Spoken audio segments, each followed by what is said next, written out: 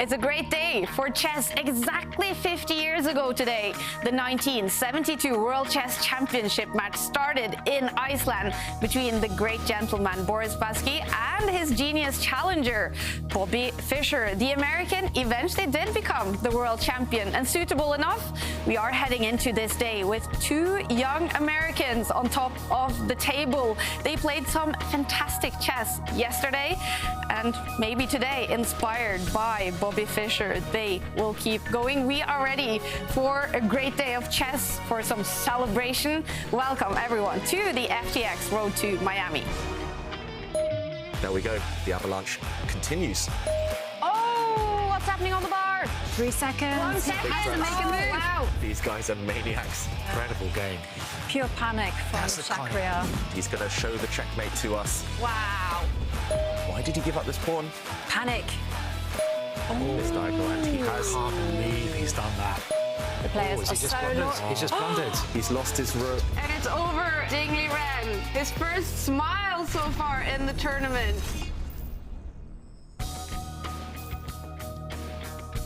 I've been looking forward for this day for a long time. It's been in my calendar. July 11th, the big 50th anniversary, and also a great day in the Meltwater Champions Chess Tour. And to guide us through all the great games today, as always, International Master Jovanka and Grandmaster David Howell. And David, you've been to Iceland now. You've been to where the games were played. You've been to Bobby Fischer's grave.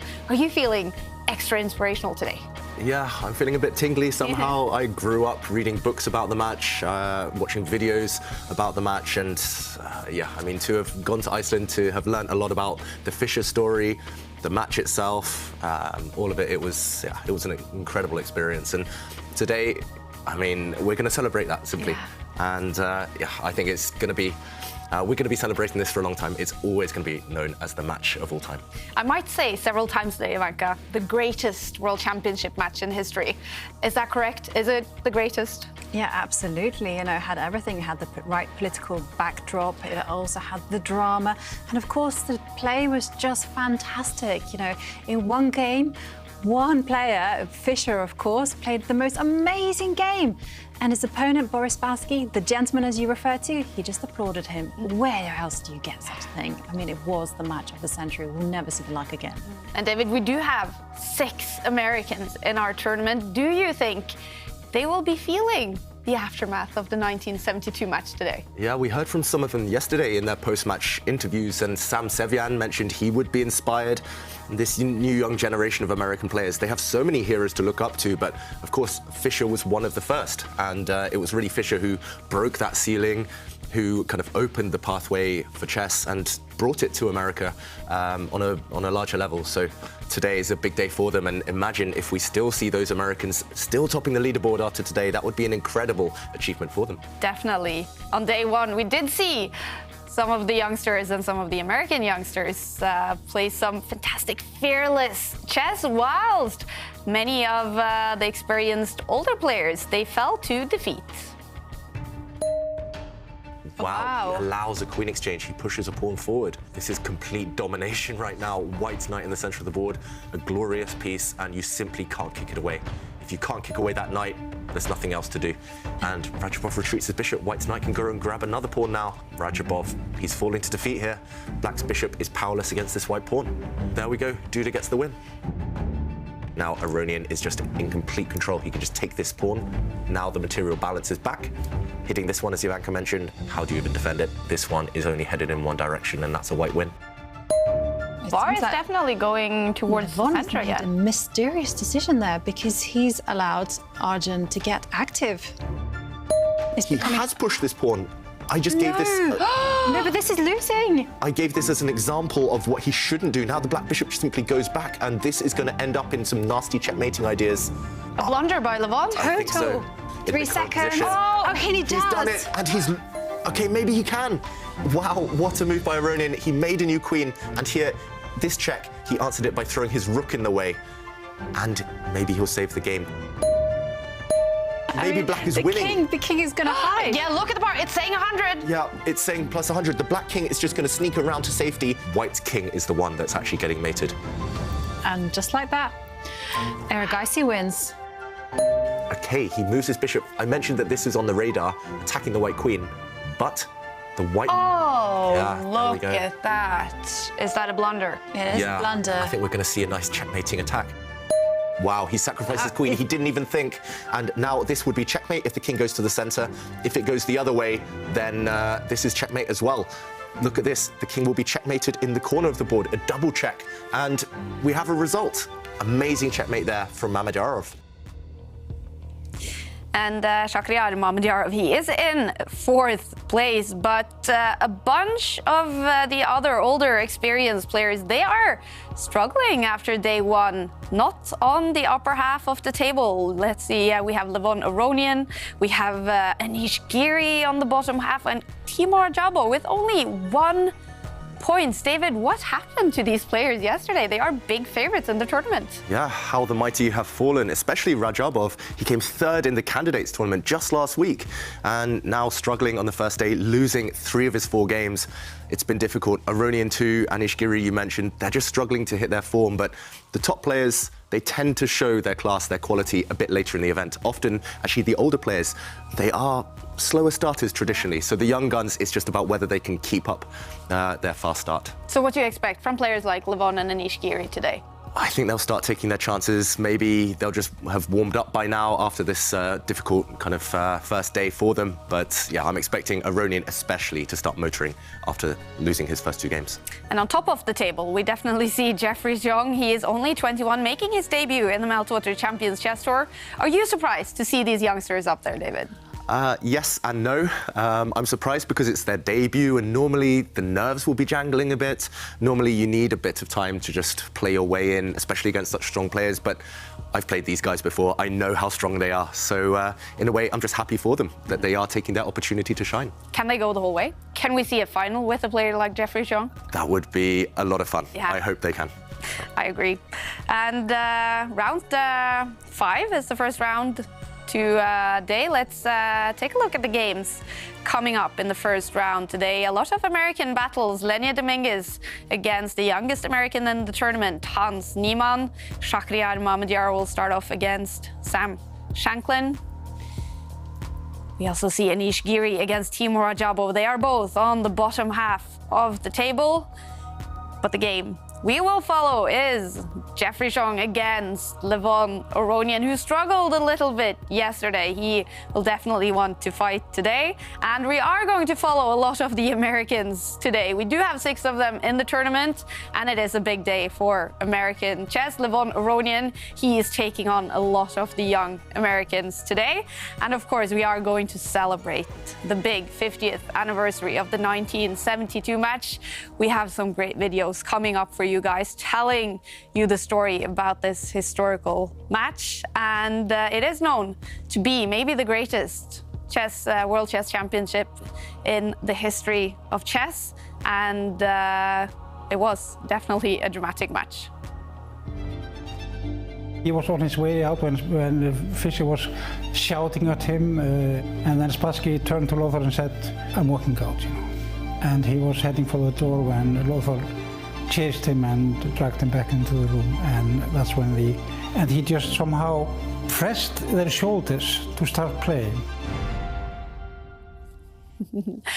We are going to have so much fun celebrate this anniversary today. David Howell and Askild Bryn, they went to Iceland. They've been walking in the footsteps of Boris Spassky and Bobby Fischer, who eventually moved to Iceland and lived the final years of his life in Iceland. And this is also where he, in 1972, became the world champion. And we do have all those Americans in this tournament. They should be feeling inspired today. So before the tournament, we did ask the 2 Sams in the tournament to talk about the 1972 match.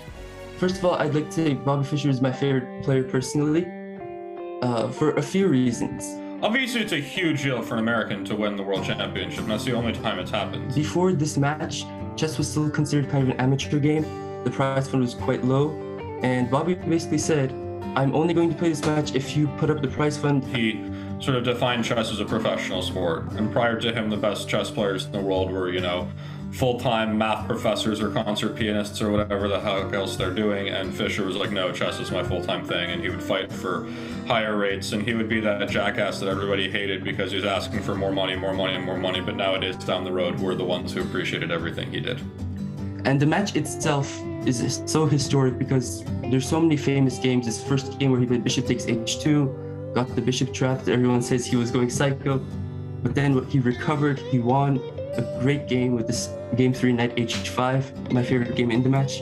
You know, Fischer was also so far ahead of his time and was so much better than everyone else that he was a huge inspiration. Nowadays, every player has seconds, has training teams. Bobby was alone, which is just incredible. It saddens me the degree to which he deteriorated after the match. I know he said some pretty outrageous things and he clearly completely lost his mind. I've chosen to forgive him for all of his shortcomings in life and just, you know, accept him for his brilliance at the chessboard. There's probably going to be an American in every candidate from now on. So I would say in the next 10-15 years, there's very high likelihood that there will be an American world champion. That would be exciting, definitely.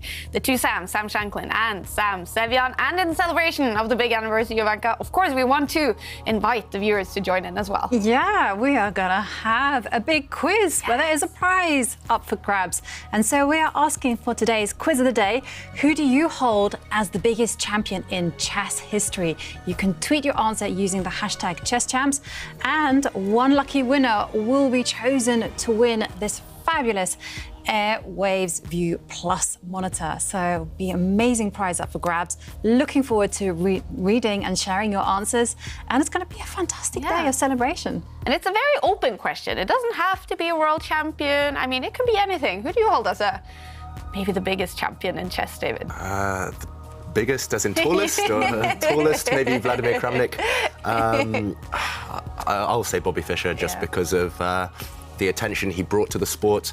As Sam Shanklin there said, he made chess a profession, and we may not be here if it wasn't for Bobby Fischer. But there are other candidates, Kasparov, Carlsen, there's a whole bunch.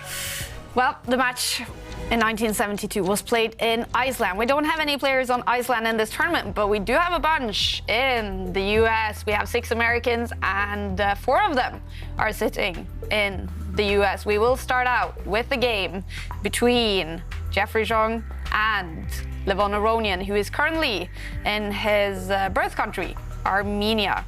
And I bet he's going to be a favorite in this game. But what do you expect from it, David? Yeah, Aronian still a favourite, but I'm expecting actually Jeffrey Xiong to continue his great form from yesterday. Jeffrey won the first 3 games yesterday. Yes, he ended on a loss, but he played some fantastic chess. And with white, he's especially good. He's really, really well prepared. So I think Levon's first task is to just survive the opening. If we reach a middle game where it's balanced, maybe the greater experience will tell. And great success for Jeffrey yesterday. He started out with 3 straight wins in his debut in the Meltwater Champions Chess Tour. Obviously, it was a great day. Definitely couldn't have asked for better, starting with 2 blacks, and then was able to get some chances and convert those. So yeah, obviously last game was maybe shouldn't have lost that, but that's how it goes.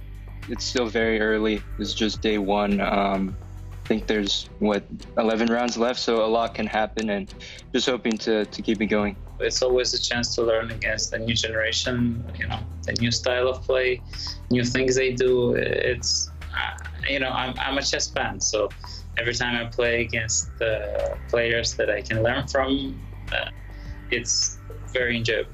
Yeah, I think I haven't played online, you know, serious rapid with increment for quite some time. I think the last one was, you know, also from the same Champions Tour. So this is quite a break, and it will take some time to get in shape, of course. Levon Aronian, he lost 2 games yesterday, and he's got a big challenge in front of him in the first game on day 2. the man on top of the table, Jeffrey Xiong. And what kind of a player is Jeffrey, Jovanka? What is his style? He has a very natural, organic style, and also it's also marked by precision. I mean, yesterday's games just flowed. You know, he just got a nice position out of the opening, put a little bit of pressure, and his opponents just seemed to stumble because of the difficulties that they faced. Levon, on the other hand, he's a little bit more dynamic these days. He likes to complicate, and both these players, one is very confident, the other one has quiet confidence. Should we predict an entertaining game when these two are up against each other, David? Definitely. I can't see this one being boring. Jeffrey won't want to shut this game down. He won't want to just, make it very quiet and go for a draw. And wow, we do see the Reti opening, so White doesn't even occupy the centre with a pawn yet. We do see maybe a transposition potentially to a Queen's Gambit, and okay, it's actually a kind of reversed Queen's Gambit. Levon Aronian is the one offering the Gambit this time, so offering White the chance to capture a pawn. This last move is very rare as far as I know. It has forced Jeffrey to start thinking at an early stage, and look at this, it's a mutual Gambit there, both sides offering up pawns in the centre, and Levon Aronian. He has chosen this rare line. Is he well prepared? That is the big question for me. Jeffrey, as Jovanka mentioned, he likes to have a really smooth transition from the opening to the middle game. He normally wants to pick up an advantage, just kind of grind that advantage out, transform it maybe later on. Here, he's already forced to think on just move 4. Yeah, he has a choice. Is he going to support the pawn that's under attack? Is he going to push that D pawn 1 square forward? He can also play even more aggressively and actually pick up the pawn in front of the king and move it 2 squares. I mean, so much choice, and I guess he's going to take the decision, actually. It was a very stylistic decision right now, already on move 4. First critical moment of the game, yeah. And maybe we can jump in. You mentioned a few moves there, Jovanka. So in the current position, White has just given up a pawn on this square. What should he play? And you mentioned 3-4 moves there? So number 1, top choice, is actually a solid choice, just to pick up the pawn in front of the king, move it 1 square. And he's gone for a different option. He's instead pushed that pawn forward, which is a little bit more maximalistic, because White is saying, hey, I'm going to take the space I can. And that is why Levon Aronian is like, no, I'm not going to let that pawn live that easy life, and instead challenges it.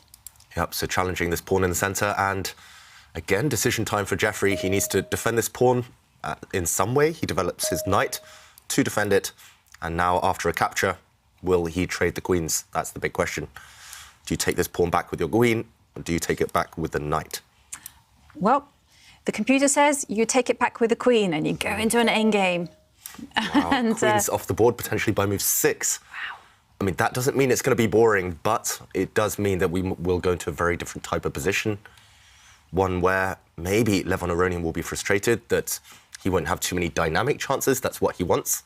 Then again, it's all about concrete factors right now. Can Jeffrey win his pawn back? Black still has this 1 extra pawn, and if he can win it back, will he have an advantage? I like White's pieces, though. Look at these knights. Really, really strong in the centre of the board. This one threatening to jump in. That will be a knight fork. Winning material. And I was, I got a bit excited there because I suddenly had a glitch. What was No, it was just my glitch. About? Well, I thought Levon had played a new move, but he hadn't. It was totally mainstream. Okay. So this was the big threat. If Black, for example, had ignored it, then this is a knight fork. Devastating, winning the rook in the corner. So Levon played not a new move, developing his bishop to cover this square. Yeah. And I'm expecting now Jeffrey to play the most natural move in the position, push your king's pawn forward, try to win this pawn back, maybe try and push this pawn forward to destabilise, kick away the black bishop. Lots of choice. Yep, that would be the maximalist approach, actually, to push the pawn forward. There is one other tiny move that Jeffrey can play, which is a bit more subtle, but it's just aiming to recapture the pawn, and that's just to retreat the knight to the square that David highlighted, and then planning to play knight takes pawn. Yep, going for the pawn and maybe the bishop afterwards. Wow, I actually really like it for White. I'm surprised that Levon Aronian has gone into this willingly.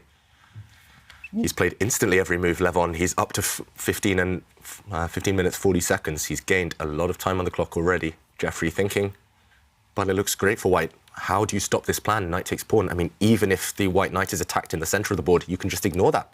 Just play knight takes pawn, give away your knight in the centre, but you counterattack against the black bishop, and suddenly it's knights versus bishops in the center, but white's knights are doing really, really well. I think this gives an advantage to white. It looks very strange to me. I mean, we don't see this often, do we? On the analysis board, we do see both knights and 2 black bishops. Yeah, it's in the center, hardly any pawns. very rare, yeah. I mean, it's completely just knights against bishops right now. And I think the knights are winning. Also, it's so rare to see, after just 8 moves, only the queens have been traded off. Normally, knights disappear first, or bishops. This time it's the queens. Ah. Absolutely. No, I'm also appreciative of the pattern there, Kaja. It is a very unusual situation that the knights are doing damages against the bishop, because we often say a pair of knights are not that great, but in that particular situation, it was good. And now the decision is in Jeffrey's hands. You know, is he going to try to expand in the centre, move the knight? It's a pleasant choice. I mean, I have to say, taking a look at the statistics, it's not a popular opening choice by Levon. I mean, he has to have some new idea cooked up somewhere, because the last time a top grandmaster played this opening was in 2007. Huh, really? Yeah. Yes. That long ago. And it was Grishuk against Ivanchuk. And Jeffrey Xiong at that time, how old was he? Well, let's not go into that, Kaja. 6 years old, I think. 6 years old, yeah. So the question is, has he seen that game? Maybe not. Well, the question is, what does Aronian bring to the table? Because, okay, he's developed his knight. Yeah, he's bringing to the table a bunch of bishop retreats as well. Black's bishop now has gone to the b8 square. It's not a great square, but it does keep control over the white knights. The white knights can't jump further forward. That's the key right now. And I mean, this opening, the reason it's so rare is it does have a dodgy reputation. But sometimes with the help of computers, we've discovered that actually old openings, long forgotten openings like this one, which hasn't been played for 15 years at the top level, sometimes they are viable. The computer might say, oh, it's only a tiny advantage for white anyway. So top grandmasters, they say, OK, it's fine. I'll survive, even if it's just plus 0.7 for white. It's not the biggest deal in the world. And Aronian, he thinks he's OK. And he definitely is having Jeffrey think here. And in sort of the honor of Bobby Fischer, who was not all that big of a fan of openings, he invented 960 chess to get just out of opening prep.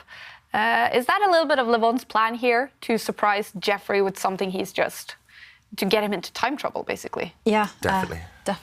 And talking about delving into the past and finding little explored ideas, this was actually Bobby Fischer's speciality. You know, he didn't have a team behind him. He just loved to look at chess books, the old history books, and just think about those ideas. You know, he revitalized so many openings because of his approach, and he was a real maverick. And Maybe, I'm sure Levon knows that it's 50th anniversary. Yeah. And this is perhaps, no, maybe it's too much. It might be some little tribute. Well, maybe we will see the players today sort of take it out of opening prep in the games in honor of Bobby Fischer. That would be very cool. Yeah, it's definitely a trend anyway, I think, to take things out of opening preparation. Maybe we'll see some cool games won with white's light squared bishop. That was Bobby Fischer's favourite piece. Maybe we'll see more Najdorfs today.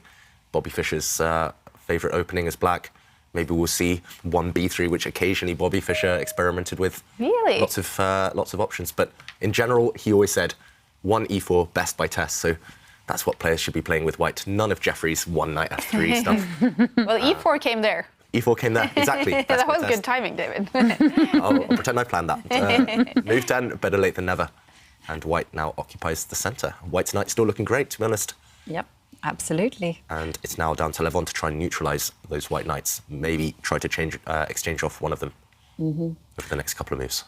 Yes, absolutely. And what I really like about Bobby Fischer's best by test quote is that, yeah, he always opened up with his king's pawn.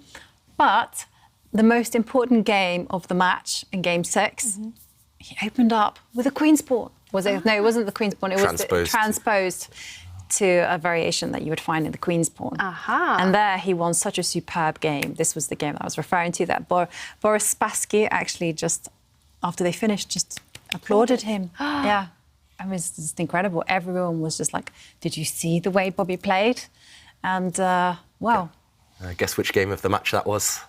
Game six. Game six. Yeah. Always game six. Yep. And we're going to dig deeper into that game tomorrow, actually. David, in Iceland, in a replica of the board they played on, is going to take us in detail through that game.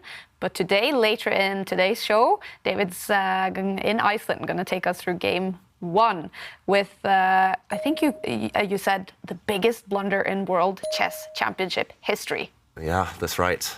It's commonly known now as kind of what not to do in an endgame, what not to do with your bishops. Don't go and grab any poison pawns. But there's a lot to learn from that one moment. And someone as great as Bobby Fischer could make that kind of blunder, then anyone can. So a lot to learn from that one game. And I think that's what maybe added to the drama. Game one of the match, Bobby blundered horribly and lost. So what a start to that, historic moment. That's coming after game two today. Straight after game two, we're going to dig into game one in the 72 match. Yeah, and this one is actually heating up, despite the fact that queens are off the board.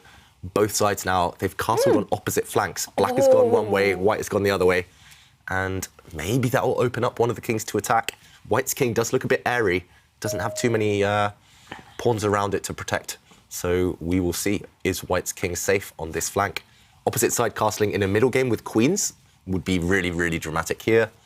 Maybe slightly less so, but still ambitious from Jeffrey Xiong. And it still looks, you know, a little strange with the kings on opposite sides. I feel we need a rhyme for this. We have rhymes for so many things. I want a rhyme for opposite side castling, because it's always dramatic. Well, we're going to have to ask everyone on Twitter. These are our geniuses that we constantly refer to. I mean, do you guys, can you think of a rhyme to do with opposite castling? Tweet us using the hashtag #ChessChamps, and we will feature them. We'll definitely mention them on the show. And OK, we do have a move. Levon has moved his rook to just enhance the support on the e7 knight. Yeah, I think Black's one big problem here, and the reason the evaluation bar is so far in White's favour, is because, for example, if White just improves his worst placed piece, say this rook, I mean, maybe there are better moves, more active moves, but say he swings it to the centre, then how is Black ever going to deal with this bishop? The problem is this bishop has no safe squares. There's nowhere it can really jump to. The one move you don't want to play is bishop takes pawn here on h2. This would be very, very similar to something we'll see a bit later on. This is very similar to the blunder that Fischer made in game one of the match, exactly 50 years ago, taking a pawn. But after the pawn steps forward, the g-pawn, then this black bishop is trapped. It's in no man's land. White will simply go and pick it up later with his rook. This is actually the exact same blunder that Fischer made. Different position, but the same theme. So the one thing Levon Aronian shouldn't do is go and grab a pawn with his bishop. But if he can't do that, then his bishop is stuck, and therefore the rook in the corner is also stuck. And that is where Levon Aronian's problems lie, in those two pieces. He's never going to be able to develop them in the near future, at least. So Jeffrey, if I were him, I would just look for an improving move. OK, he doesn't want to just maintain the tension. I'm not such a fan of this knight exchange, because after... I mean, you could take back with the black knight, but for example, if you take back with the black rook, this is a bit scary. It looks like you've abandoned the back rank, but at the moment, the black knight defends this square, so the white rook cannot zoom up to the top of the board to give a check. But the reason I'm not such a big fan for white is that now this bishop does have a safe square. It can move on the next go. Not a great square, maybe, but at least it gets off the back rank. And once this bishop moves, black can start untangling his pieces. Yeah. You've been praising those knights, David. Why would Jeffrey get it off the board? Yeah, it's the modern school of chess, Kaja. Younger players, they're very, very direct. I've noticed younger players, they don't want to keep the tension too much. And here, look at what Jeffrey's doing. He's actually sacrificing a pawn. He's hoping this pawn is captured, but in order to free up this light square bishop, he has had to push this pawn forward. Now the idea is to swing this bishop across and onto this diagonal. I talked about this rook in the corner being the problem piece, and actually it's a big, big target right now. So I think that's where the generations differ. An older, well, slightly older player like me in the previous position, I would just be thinking, oh, let's just improve a piece, get all my pieces into the battle first, and then look for action later. Young players, they're like, no, no, no, action now, and you have the problem to solve. How do you stop my bishop coming to this diagonal? If you can solve it, then great, well done. If you can't, I'm going to win a quick game. So that's what Jeffrey is thinking. This is a big threat to move his bishop to this diagonal. I think Levon here has to just develop as quickly as possible, get these bishops into the game. He could start by maybe bringing his bishop forward and meeting this bishop move with another bishop move of his own. This still looks very scary, to be honest. White's knight jumping in, attacking this bishop. Looks very, very scary for Levon Aronian. This is what Jeffrey's planning. Yeah, definitely. I mean, this position that you've got up on the analysis board, I would be terrified. I mean, there's so much pressure, and it's a very concrete play, actually, from Jeffrey. You know, he's saying, you know, there's something fundamentally wrong with this position that you have, and I'm going to prove it directly. And it's difficult, isn't it? Yeah, it's very difficult. I mean, anything that black plays, there's going to be some concession. Yeah, I mean, you would love to, at some point, move your knight out the way, for example, developing your bishop, and then maybe moving your knight. But the problem is you can never do this. This would end up in checkmate, the back rank checkmate. So it's two problems, dual problems here. As Jovanka mentioned, in the current position, it's not just the fact that the king is potentially trapped, but also this diagonal very vulnerable. So I said it's the modern school of chess, going direct, trying to pose immediate problems to your opponent before they're ready. But maybe it's just very good chess. Maybe it's just very strong. This direct threat. I'm struggling to see an immediate way to parry this. I mentioned developing black's bishops. OK, he develops this one first. Maybe his idea after the white bishop moves. OK, the white bishop didn't move. But I was going to say maybe his idea is to somehow protect his back rank. Instead, if we go back, Jeffrey decides, OK, he's going to solidify this pawn chain, solidify in the center. And next move, this bishop is coming. Yeah. And black still has the problem of that dark square bishop. It's not a great piece. I mean, it doesn't have any long diagonals to look at. And at the minute, it's just stuck there on the 8th row. So Levon will have to do some repair work there. And meanwhile, white, very nice position. You know, a lot of flexibility with the bishops. That light square bishop pointing to a fantastic diagonal. I'm also looking at the other dark square bishop can also move if it needs to. Yeah, this bishop can come round, right, and start attacking this black rook. Yeah, and of course, the knight can just hop in. I mean, so many good possibilities available to Jeffrey. Yeah. Wow. We're spotting a lot of ideas for white, fewer ideas for black. So that's the situation right now. Let's go back to the players. Jeffrey, he spent a bit more time than Levon, but he has a very pleasant position. And Levon, he is spending his time now. This is what top players do, right? They realise their position is difficult, and then they invest the time. Yeah. And he does get his bishop finally off the back rank. So that rook in the corner can breathe. It can breathe once more. Yep. And very tense position here. And, well, it's an exciting day, isn't it? I mean, it was absolutely fascinating yesterday and very thrilling to watch all those youngsters win. Yeah. But of course, you know, we really like it when everyone shares with us where they're watching the show from. And we do have a selfie from... Ooh. Hang on a second. Abhishek, who says, oh, my computer, another chess day at school, and this is what gets him going. Though at 5 years old, he is still learning the names of the chess pieces. So there's Abhishek and his child. And it's not just Abhishek sharing with us a selfie. Akhil is also sharing, saying, hopefully my boss doesn't watch the stream too. Well, then the boss should also send a selfie, and then, you know, even Stevens. Yeah. That would be good. Yeah, I mean... Chess is good for the brain anyway. Exactly. And you need a lunch break anyway, right? Exactly. So why don't you have like a 45-minute break while the games are going on, and then you can work a little bit in between. Yeah. And, you know, we did ask for a rhyme to do with opposite side castling. I actually thought of one immediately after I tweeted. But, OK, Daniel, first of all, Daniel Dayro says, opposite side castling guarantees fighting and can be exciting. Oh, I like it. Yeah, it's very good. My opposite side casting, this was my one, guarantees singing and dancing. Oh, I like that one too. Yeah. I don't normally come up with rhymes. My brain is a bit slow. You always do good with that. David always has a lot of them as well. David is I'm still trying to work one out. It's taking me a little bit longer today.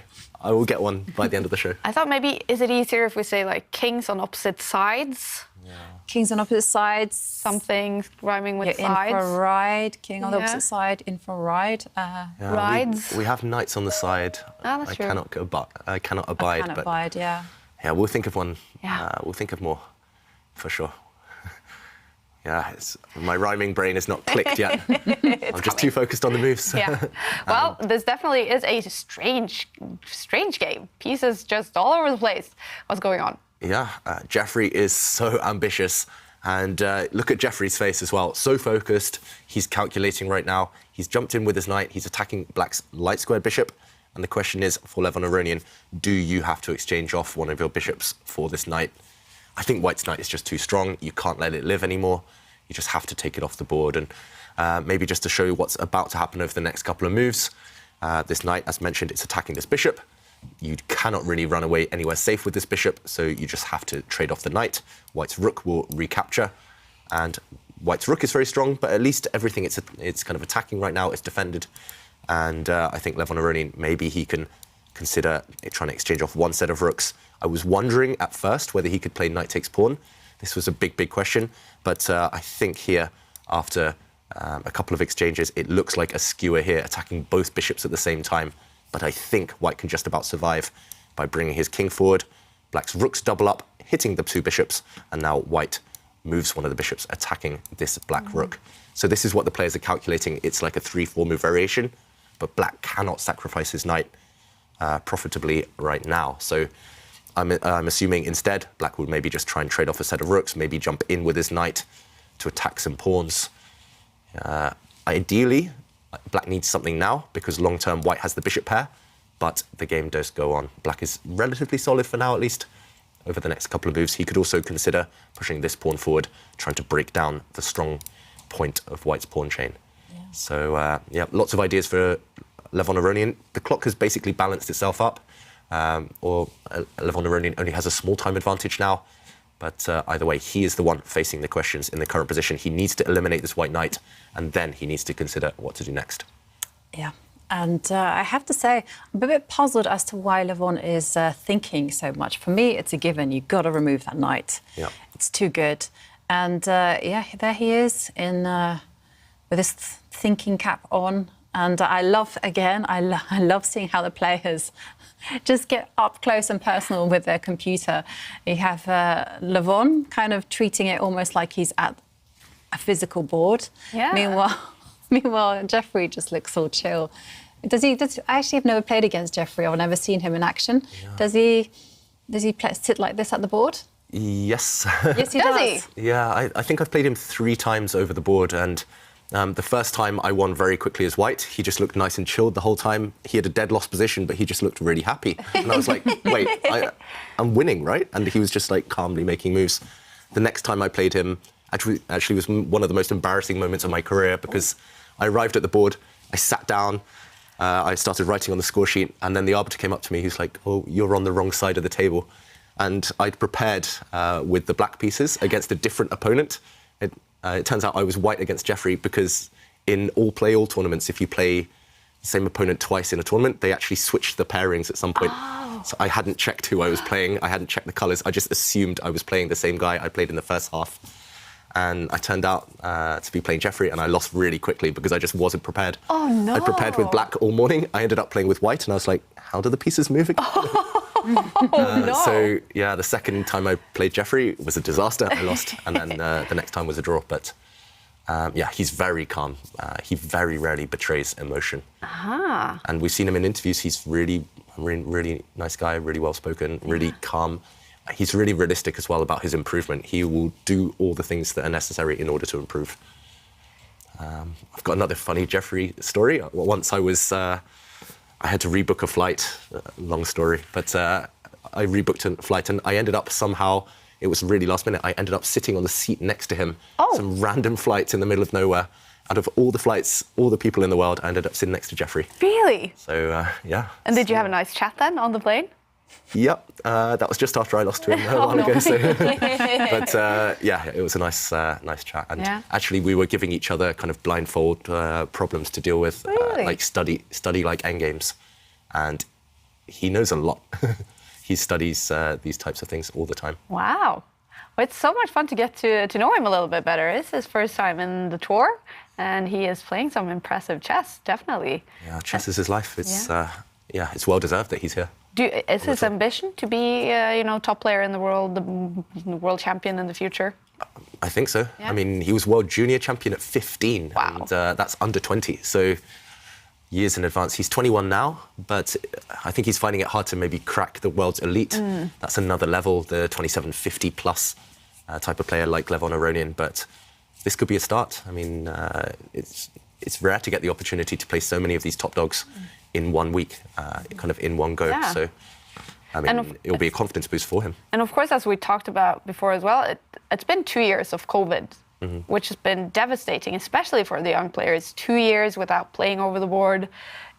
You know, confidence has gone down for many of them. It's very exciting to follow them now as they get to play more again in competitions. Yeah, definitely. And we're seeing the kind of the reward for the work they've done during COVID, during lockdown. And actually, we didn't see the move we expected, Jovanka. We saw a bit of a flashy sequence there. The Knights have left the board. Yeah, I was surprised by the order of it. I had seen this idea of jumping in with the knight, but not at this particular time. And now we have, 4 rooks and 4 bishops on the board.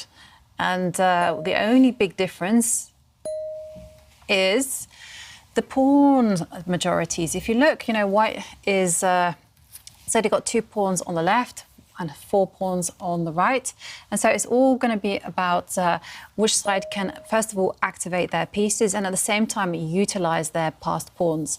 And it's, like, once again, it looks like Jeffrey is making all the right moves. Yeah, look at this. He's putting so much pressure on Black's position. He just gave a really nasty check. And Black's king has been forced towards the centre. And I think we have to jump in. Maybe we can keep an eye on the players because it's actually going to be a very dramatic moment right now.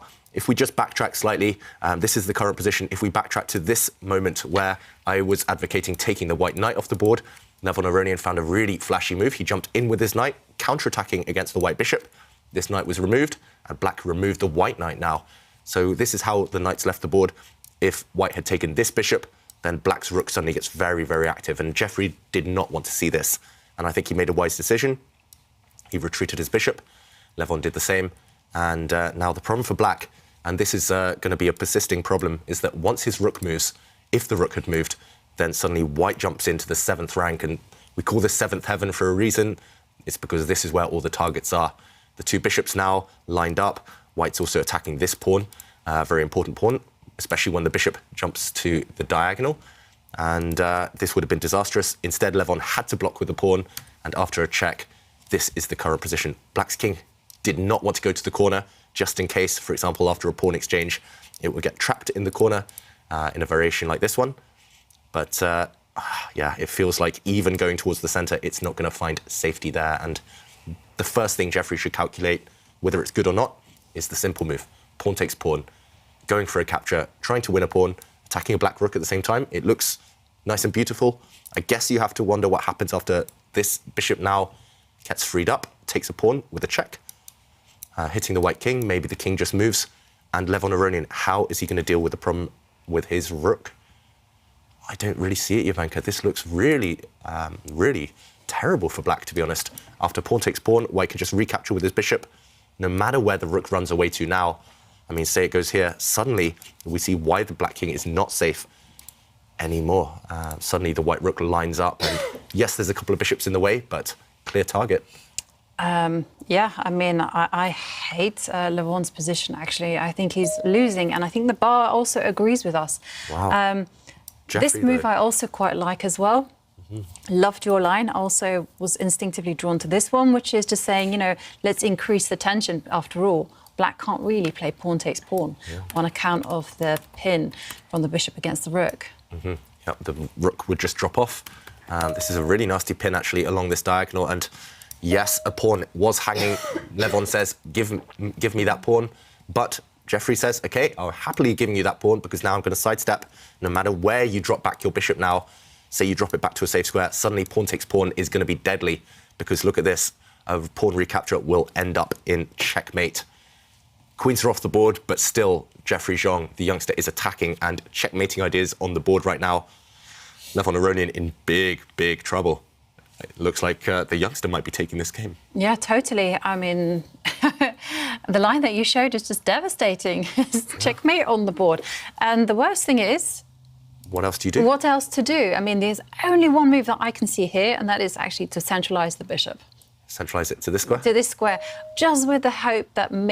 OK, I forgot. The golden rule, look for counterattacks. Counterattacks. I think here, Jovanka, there would have been a really flashy move. Bishop takes pawn as well.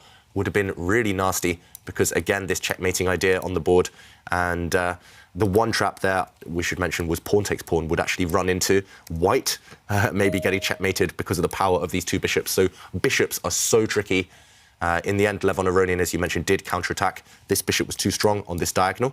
So he pushed a pawn forward, distracting it. And after bishop takes pawn, same problem for Levon Aronian, where to run away with this bishop. If he runs away back to the centre, then maybe, OK, he has done so. Maybe Jeffrey's just going to... He has just retreated his bishop and put it back on the diagonal it came from. In the process, he's won a pawn. Yeah, exactly. I mean, and you still reignite the threat of bishop takes pawn. I mean, it's just... I mean, look at the crisscross effect of these bishops, and they're all pointing towards this black king. And, whoa, Levon Aronian, when in trouble, he loves to muddy the waters. He's pushed a pawn forward. I mean, everything's hanging here. For example, black isn't even threatening anything. If white just takes a quiet time out, black is not threatening to win this bishop because, once again, checkmate, the same pattern again, the king trapped. And if white, however, gets greedy and doesn't wait, then suddenly, after pawn takes pawn, white is the one in big, big trouble along these two diagonals. Suddenly, the white king is the one perishing, simply. So both kings now under heavy fire. The evaluation bar says plus 3.5. That means a winning advantage. But what is the killer move? I don't see it right now. Maybe it is a waiting move. I just want to get this king to safety to stop this bishop coming and giving a check. Yeah, I mean, a waiting move appeals to me. Also, just to bring the rook across. I was going to say introduce another player into the party, you know. Bring the rook across. I like that move a lot. Yeah, I mean, for example, you could bring the rook across and suddenly white's rooks are lining up against the black king. If the position opens up, if black touches this pawn, or this bishop, then lines are just going to open up against the black king. It looks like the black king is in mortal danger right now. OK, he just retreats his bishop, Jeffrey. He's going for a different angle, going for this angle towards the black king. You Beautiful. Like it, I love it. No, I mean, it's so unexpected. I was just looking in terms of up and down. I did not look behind those backward moves with the bishop. Switching focus. It's brilliant. It's brilliant, and it should be winning no matter what black does now. Bishop takes pawn is a killer threat. Wow. Yeah. Jeffrey Xiong at 21. He beat Anish Giri yesterday. And now he's going to beat Levon in only, well, it's going to be under 30 moves. I don't see a way that Levon can actually survive this for much longer. It's too many threats. If you defend this pawn that's attacked by the white bishop, for example, by moving your bishop to a passive square, then white just simply plays pawn takes pawn, says, thank you very much, I'm attacking your rook. When the rook moves, I'll take another pawn. You could take it with your rook as well, but 2 pawns, it's going to be an easy, easy win here for Jeffrey. And you can tell on Levon's body language, he looks devastated. It's going to be a win for white this game. Mm-hmm. And wow, crushing, absolutely crushing. There's nothing to do. Yeah, I mean, I don't see a move here, simply. Well, the youngsters played fantastic yesterday, and they are keeping it going today. It's looking great for Jeffrey. Hans Niemann, the youngest American in the tournament, has gotten 3 points against Lenia Dominguez. Jan-Krzysztof Duda won his game against Wei, and Anish Giri, not one of the youngsters, but he's younger than Timur Rajabov. And Giri starting the day with 3 very important points. The nightmare continues for Timur Rajabov.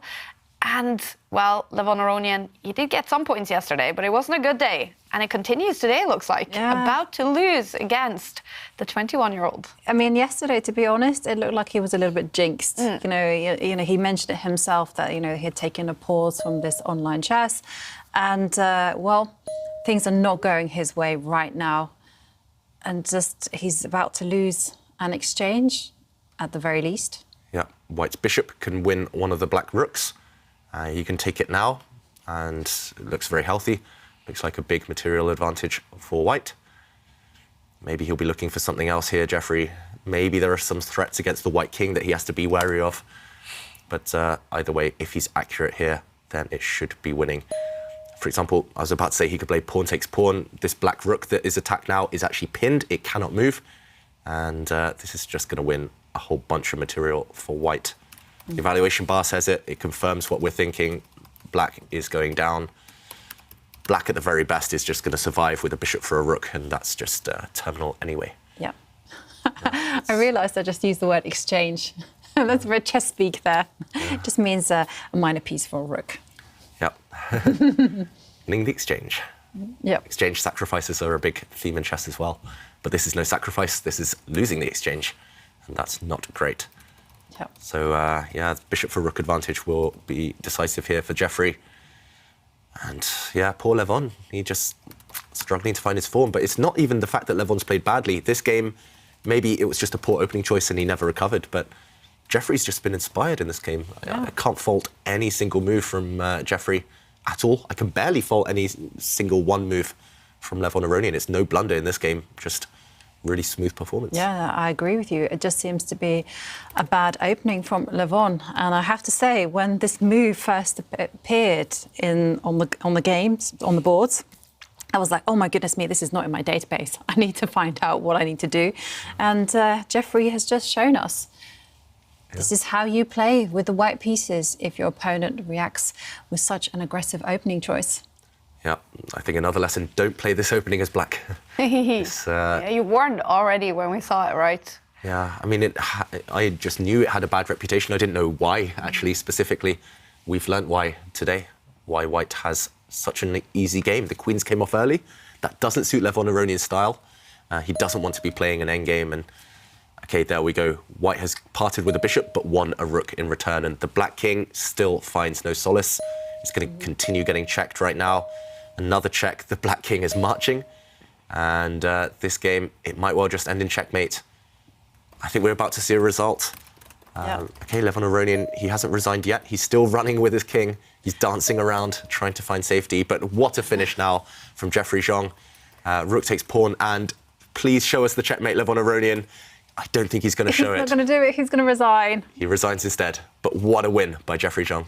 What a win by Jeffrey Xiong. Levon Aronian, the top dog in the tournament, the big favourite. He loses to the 21-year-old who is now on top of the table still with that 12 points. Incredible start for Jeffrey. And this game, wow, what a start to the day, David. What happened in this one? What a start to the day. I just want to show the last kind of stretch of this game, the last few moves, because there were 5 checks in a row. And in the end, Levon Aronian resigned with checkmate about to happen on that 6th move. And it all started here. We talked about this pin being devastating, this pin being decisive. Black can't get out of it. And instead of cashing in on the material, I think this might have been a small mistake by Jeffrey taking this rook immediately, because suddenly this rook is attacked. Suddenly black is the one threatening some counterattacks against the white king. But instead of this, he found a really nice move. Just played pawn takes pawn. And after bishop takes bishop, this is where the check started. He won a rook, first of all, with a check. The black rook recaptured. He gave another check with white, hitting the black king. The king moved. He gave another check, improving the white bishop. He gave another check with his rook. And when the king finally ran away, one final check won the game. The reason Levon Aronian resigned here is because the king can actually run, but no matter where it goes, it gets trapped. If it takes the rook, then suddenly a really nice checkmate using the white bishop and the white rook together. If it had run to the side of the board, actually, it's not checkmate here, but white could, for example, give a check, and when the bishop blocks, just take this black bishop. A rook up for free, and that is why Levon Aronian resigned. Very cool start to the day. The youngsters, they keep on impressing us. And we're jumping into this game between the only female player in the tournament, Ju and-jun, against Richard Rapport. Ju, she finished off with a win against Timur Rajabov yesterday. And here, the bar all the way over to her side in a game against the second highest rated player in the tournament. Is she winning? She's the only one who can win, unless there's a big blunder. But it's unclear because pawns are disappearing, and Jovanka, it's that exchange situation right now. White is the exchange up, as we would say in chess. White has a rook for bishop advantage. But some pawns are disappearing from the board. If all 4 pawns that are remaining, the white and black pawns, disappear, it should be a draw. So some small chances for Richard Rapport, but he's very much on the defensive. He's trying to survive this one. Also, white's f-pawn looks very, very strong. Yeah. What do you think? Estimate the chances here for black to hold. For black to hold, I would put it at a 50% chance to hold. It's not that high. But then again, you know, it's not that much time. You know, yes, he has 8 minutes on the clock to think of a defence, but is still very uncomfortable. Meanwhile, Ju Wenjun can just simply make small improving moves. Okay, she just does go for pushing the pawn forward. Okay, so this one, it's either a great move because it's causing some immediate problems for black. This white pawn is only two squares away from promoting. At the same time, however, this pawn could just drop. It is within touching distance of the black king. So that remaining white pawn, now that this pawn has fallen, can Ju Wenjun keep it intact? I'm not so sure anymore. The problem is black's A pawn now is very dangerous. You have to eliminate it soon before it starts running. Okay, she doesn't. She's really trying to play for the win here. She's taking this pawn with her rook. But can black's king just step towards the remaining white pawn? Can black start pushing his own pawn? Lots of questions. Richard has a massive time advantage, we should mention. 7.5 minutes against 30 seconds. And he's going for it with his own pawn, but I love this last move by Ju Wenjun, defending her own pawn, but also controlling the promotion square of black's remaining pawn. That bishop centralized is a great piece. Yeah. Still some chances, still decent chances for white, maybe. Yeah, definitely some chances because of that bishop move. But the question for white is how are they going to mobilize the king and get it into the game? Every time they go onto a light square, they'll just be checked out of the way. Yeah, tricky. And Richard, well, he's a trickster by name. Tricky Ricky. Yeah, he is. He tricks me. You've played him a few times? Once. Okay. Once, and well, he tricked me once. I tricked him in return, and then we had the wildest position ever, and I had no time, and then he tricked me for the last and final time, and that was it. Game over. Yeah, I think I've got a 0 score against him as well. I think I've lost 2 games against him. One time in the European Team Championship, after 45 minutes, he still hadn't arrived. And it was a 1-hour default time. And I was really annoyed because someone ran to go and get him to wake him up from the tournament hall. And I don't think that should have been allowed. One of his teammates went to wake him up. I was thinking, you know, that's helping. That you shouldn't be allowed to leave the tournament hall once you've started your game. I agree. And he came with 5 minutes to spare, and then he crushed me. No. I say crushed. I was just, I think, psychologically, I was a bit, whoa, okay, big move here from Ju Wenjun. She's just given a check, and it's a winner. Is this just winning? What? Suddenly, okay, the black king had to run. If that pawn was captured, white's rook would have gone to the top of the board. That was a fantastic move by Ju Wenjun, and she's forced the black king away now. I think she's in time to just... Is she in time to trade off this black dark squared bishop and win the game? Big moment here. She's got 30 seconds to calculate. All she needs to do is get rid of black's dark squared bishop and promote her pawn, or at least win one of black's bishops in the process. She has time, right? How can she get rid of that bishop? I think she has time. Go and trade it off. This is what she's doing. Wow, what a move now by Ju Wenjun. She checked away the black king, and now she's trying to eliminate this black piece. And I think she's winning. If the black bishop trades itself off, then suddenly white is promoting first. White promotes with check. The key detail is that if black's bishop gives itself up, then suddenly this black pawn is about to promote, but white is just in time, one move in time to stop the pawn. If we catch up with the game, wow, she's about to win. She just gave a check and she's making a new queen. We have a result. The queen, the chess queen, wins by making a new queen. Fantastic. What a result for Ju Wenjun, the only female player and the lowest rated player in the tournament. But she is actually now 2-0 up against 2 of the candidates, Richard Reward and Timur Rajabov. 2 games in a row that she is winning in fantastic style. This game, David. Yeah, I mean, fantastic style. We showed just the end moments there, but maybe we can go in a bit more detail because the way she won it, it was so sudden, it was so abrupt. We were assuming it would be a long grind. You still have to maybe improve the white king. But Ju Wenjun showed why she's the women's world champion, showed why she's in this field competing with the world's best. Here, she, I mean, surprised me at least, surprised us here in the studio by pushing her pawn forward with a check. It looks like this pawn is covered, but a bishop taking this pawn would suddenly lose control over this key square. And a rook check now actually skewers the black king and the black bishop. If the king steps forward, for example, another skewer, and next move, the black bishop simply drops off. And this meant that black's king had to start running away, but it had to run in the wrong direction. She forced the king away again with another check, and this was the killer move, as we showed, eliminating this black bishop so that the white pawn could promote. And just to show the finishing moves, Richard Rapport, he tried to counterattack against White's rook, but Zhu Wenjun had seen further, seen deeper. She took the black bishop, and the key thing is here, just before the white pawn is eliminated, she can jump out the way with her bishop with a check, and this is the key. She checks the black king. When the king moves, she makes a new queen, and a fitting way to end a great game.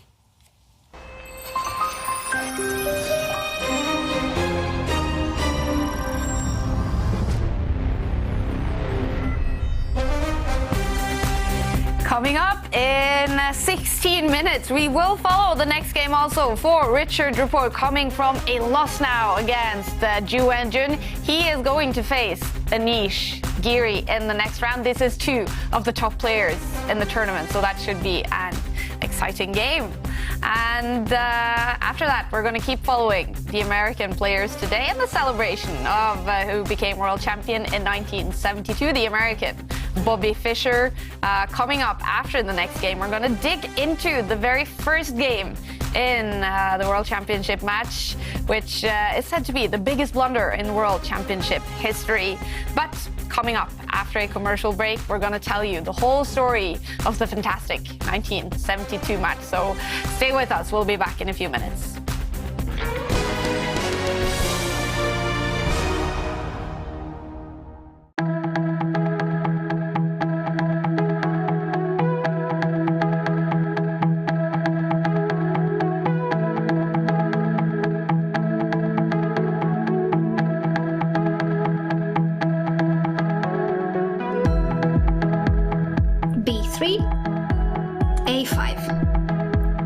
What do you think about this opening?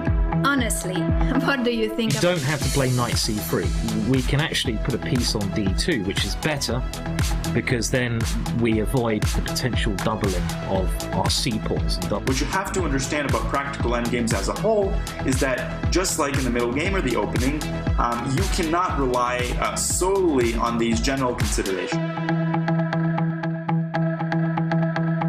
I love sports. So that's how I train. I do football. I've started playing paddle recently. I also do some exercises with a personal trainer, but he always tries to make it about competition because that is what motivates me. I do not know if it's essential to be in good shape to be a good player, but I know that I play a lot better when I do feel well and that I'm at my best physically, for sure.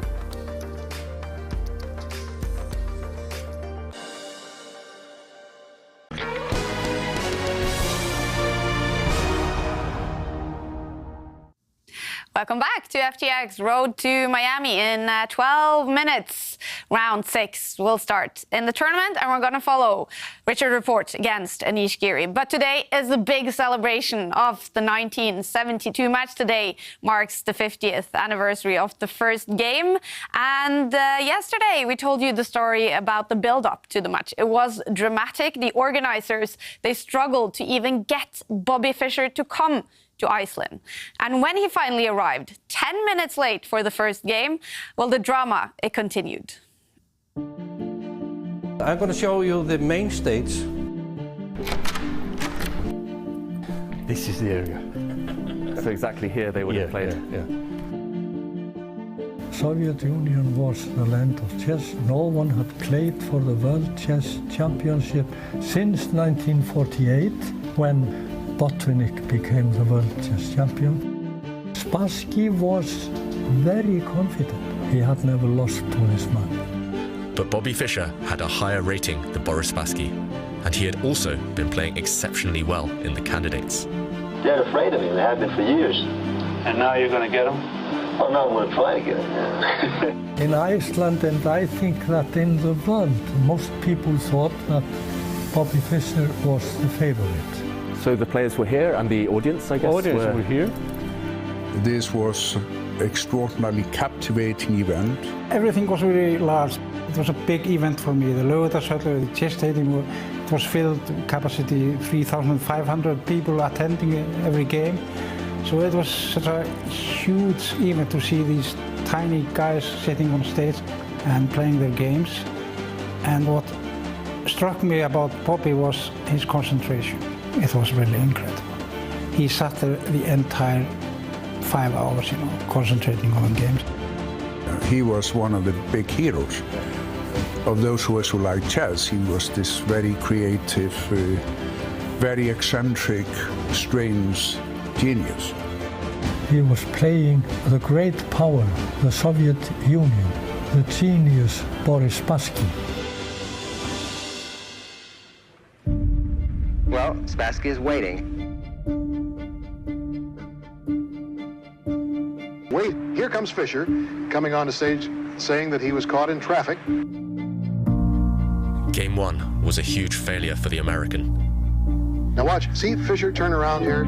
He's checking to see that camera location. Fischer protested, saying the television cameras distracted him. Then he demanded that all the cameras would be removed during the second game. That if he didn't have a guarantee for the cameras to be removed, he would not show up. And that's what happened. He lost it by forfeit.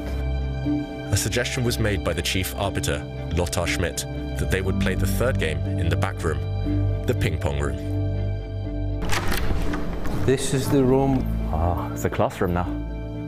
He got an agreement to play the third game there, else it was over. Fischer had ordered a ticket to fly to the States.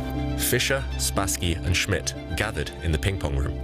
Fischer was still not happy, and then they started arguing. He was on his way out when Fischer was shouting at him and shouting at Lothar Schmidt, telling him to shut up, for instance. And then Spassky turned to Lothar and said, I'm walking out, you know. And he was heading for the door when Lothar chased him and dragged him back into the room. And that's when and he just somehow pressed their shoulders to start playing. In the middle of the game, Fischer made a crucial move that seemed like a blunder. This is completely a turning point in the match. Fischer had played right here. All the best chess players stood up and said, it's over. He can't do this. No one can play this against the world chess champion. But it was a good move. He sacrificed his knight, and he was rewarded for it. He won. Fischer was closing the gap. In Game 6, he played astonishingly well and took the lead for the first time. Spassky was unable to stop him, and Fischer went on to win the match. Tell us how you feel about it. They played 21 games, but it was Game 3, Spassky said, that broke him. When I lost the third game, I lost the match.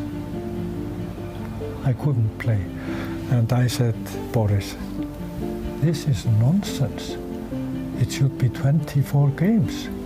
And it stood after the third game 2-1 for you. How could it be lost? I'm telling the truth, he said, I lost.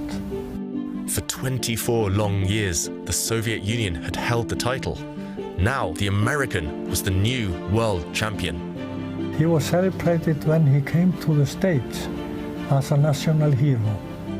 50 years after the match, it is still considered one of the most famous matches in history. This will never ever be repeated. Never you will have in a world chess champion two competitors that are so much unlike each other.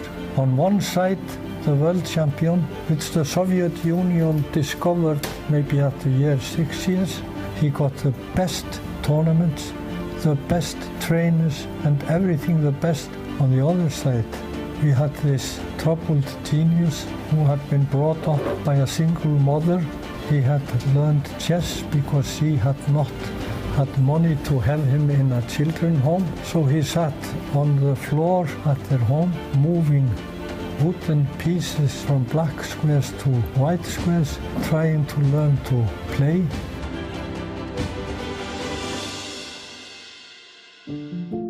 All the contrasts, all the adversaries that you can think of in the world, they were there.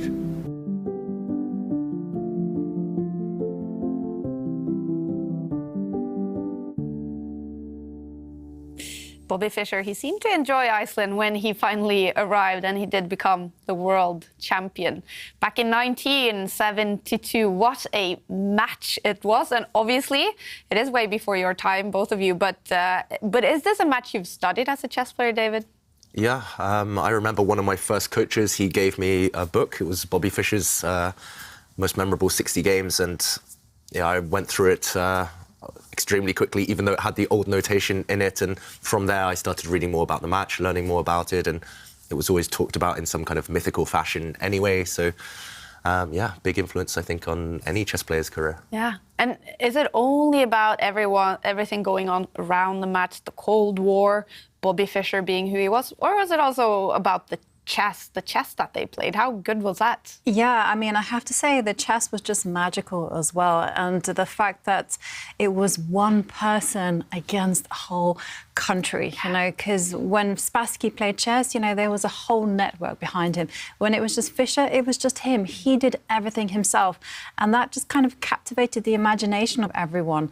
And, you know, it has such a tremendous amount of importance on today's legacy. I know I've played for teams that have been named after him, like King Fischer. and there you see him arriving, you know, what a presence. 9 minutes late for the 9 first minutes late, yeah. And and there you can see him with he had very big hands. Yeah. And he liked to drink a lot of milk. And there he's kind of, he's disturbed by the cameras, and he goes to talk to the arbiter, Lothar Schmidt, and just to make some complaints. Because, yeah, you know, it does seem a little bit petty, but we have to remember in that day and age, you know, he was thinking all the time about the convenience of the players. Yeah. Maybe cameras were super noisy in the 70s. I don't know, I wasn't around. Sorry. It was a lot of drama, and it was 21 games. That's insane. I think we also actually have the results in A graphics coming up. 21 games. Remember, Magnus Carlsen and Jan Nepomniachtchi in December. That was best out of 14 games. Here we're talking 21 games, and Bobby Fischer was down 2-0. Is that a comeback in champion chess history? I think so. And it was best of 24 games. So he actually won with 3 games to spare, Bobby Fischer. But imagine starting 2 games down and then winning with 3 games to spare. That's just, I mean, that's unheard of almost. And there we see Bobby Fischer, after losing those 2 first games, he did start to recover in the first half of the event. And towards the end, Bobby just kind of coasted. He just drew several games, ending on a win. And yeah, I mean, he deserved it in the end. He was clearly the strongest player in the world at that time, but it was just the manner, the fashion of which he finally got that title, which I think was so dramatic. Yeah, definitely. All right, well, we have to take a look at results in our tournament as well. Results from round 5, and there was a bunch of decided games in that round. We did see Ju Wenjun win against Richard Duport, Hans Niemann winning against fellow American Lenya Dominguez, Duda, a great win against Wei Yi. Arjun Ergaisi, another win for the young Indian against Wojtaszek and Anish Giri. An important win for him against Timur Ajabov. Samuel Sevian winning, gaining all 3 points against Aryan Tari. And as we saw, Jeffrey Xiong, a great win for him against the strongest player in the tournament, Levon Aronian. So standings right now, you guys, is still the young American Jeffrey Xiong on top of the table with 12 points, 1 point ahead of Samuel Sevian and Jan-Krzysztof Duda. The youngsters are doing fantastic. In bottom of the table, we see Timur Ajabov, 1 point for him. And we actually have some news for you guys. I am going to walk over here to meet tour director Arne Horvei, because news just come in. Timur Ajabov is pulling out of the tournament. That is correct. Unfortunately, he has to withdraw due to health issues. So that means that he will not be continuing to play in the tournament, and all his games he has played will be nullified. Okay. And all games he was supposed to play in the rest of the preliminaries will be won by walkover by his opponents. Okay, so that means, so he's played 5 games so far. So the 5 players who have faced him will also gain 3 points against him. Yes. All right. We've had altogether 14 tournaments, more than 100 days of chess. This is the first player we see pull out. It had to happen eventually, I guess. It had to happen at some point. Unfortunately for him, he was not able to participate. We wish him all the best. But for the tournament, it's incredible that we haven't had this type of issue before.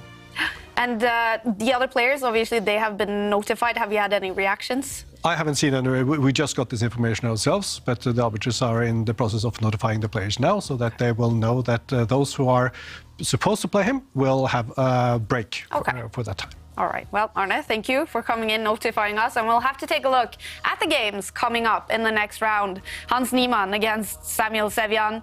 All-American battle again. Levon Aronian now up against Arjan Tari. Timur Rajabov should be playing Jeffrey Xiong, but it's going to be a break for Jeffrey then. He's going to gain another 3 points. Timur Rajabov has pulled out of the tournament. Wojtaszek against Ju Wenjun coming from that great win. Sam Shanklin now against Arjun Nergaisi. And we will follow the game between Richard Rapport and Anish Giri. And what do you expect from this one, David? I think both players are going to go for it. They both really, really need to win in order to improve their standings in the prelim phase, in order to try and get to those magical 8 qualification spots. And so far, neither player has been at their best. Rapport still seems a bit tired maybe from the candidates, a bit of a hangover effect there. We saw him lose that kind of heartbreaking game to Ju Wenjun a few moments ago. And Anish, meanwhile, not in the flow. When he's at his best, wow, I was just about to say, when Anish is at his best, he can punish anyone, but will he punish Richard Rapport? Because Rapport's played a really weird knight move. Look at that white knight on the edge of the board. What is it doing there? I think this is called the Zvagintsev Sicilian. I'm not sure on the pronunciation there. Never heard of. Yeah, it's very rare line, named after a very strong Russian player. But either way, that white knight can be misplaced in some of these variations. In Giri, look at Giri. What's he doing with his face right now? He does not look amused at all. He's not reacted to the surprise. He's just playing his move, played instantly as well. So right now, Black needs to get castled. White is the first one to complete development. And has Giri frozen? No, he's just continuing to... He just not look amused at all. This opening idea from Rapport, it is very rare. We should mention putting a knight on the edge of the board kind of goes against all wisdom we're taught when we're young. And I think Giri, he's a traditionalist, he's a classicist. He wants to punish opponents when they do weird, wacky things against him. No, I mean, it's so rare. It's actually never been played before. I mean, just this position, total new ground. And that's kind of explains Anish's face. He did remind me of Laurel and Hardy, Stan Laurel. He would always go, wonder what's happening there. And it is actually kind of natural when you're faced with a surprise. And it is a little bit orthodox because Rapport has kind of played this knight move to the edge of the board, but he hasn't backed it up by the usual plans. Instead, he's kind of relocated his pieces to unorthodox squares, and it becomes like, how am I going to make sense of what White is doing? Yeah. How is he going to make sense of that knight? He decides, nope, he's not going to keep it on the edge of the board any longer. He's going to try and re-centralise it. But this knight could have maybe found a better square, a more active square, if it hadn't gone to the side of the board in the first place. So definitely don't follow this one too much at home. But Richard Rapport, he's a creative genius. He needs to get those juices flowing. And this, I think, is the way that he tries to motivate himself. He loves to play weird stuff, get out of the opening. And by surprising his opponents with small little ideas here and there, I think that's how he often gets his victories. He normally makes them think, or normally kind of provokes them into a mistake. And look at what he's doing, putting all his pawns on light squares. It's as if he wants to trap his own light squared bishop.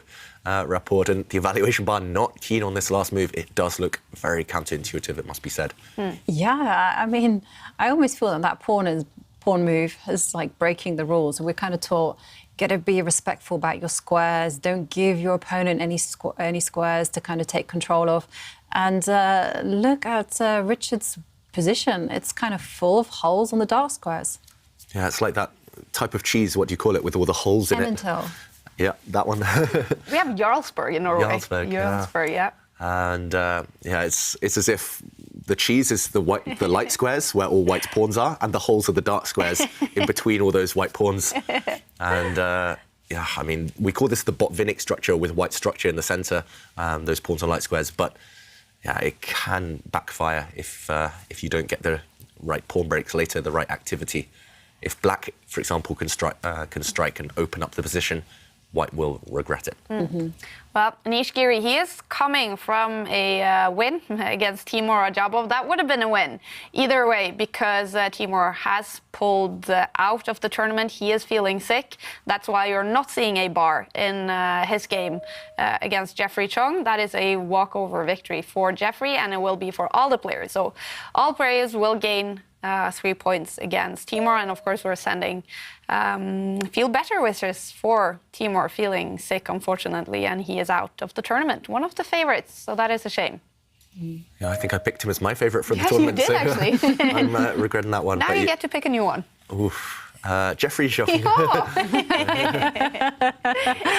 Fancy that. No, but yeah, I mean, a lot of warm wishes to Timur. Absolutely, yeah. For getting better. Yeah. And okay, meanwhile, the first en passant that I've seen today, and maybe even in this tournament, Black's pawn moved 2 squares, the Black B pawn, but White captured it as if it just moved 1 square. And suddenly, change in pawn structure means that actually White's pawn structure that we were kind of really a bit critical of there, the cheesy pawn structure, is superior to Black's structure, because Black is the one with the isolated pawn. If you look on the A file, that Black A6 pawn has no mates, no other pawns around it. And long-term, maybe an issue there for Anish Giri. Giri does have the bishop pair, however. So if the position, if the centre especially opens up, then Black will be in charge. Richard's idea here is just keep it locked down. Those 2 white knights actually combine quite well. So I was critical earlier, but Richard, he did weird stuff, and now he's kind of trying to make amends for all those rules he broke a few years ago. That's his trademark, right? You know, he does incredibly bizarre things at the opening, but then in the middle game, totally normal position. Maybe he has a little bit of a pull, and back to normal, back to business. And I have to say, I really do like Richard's position.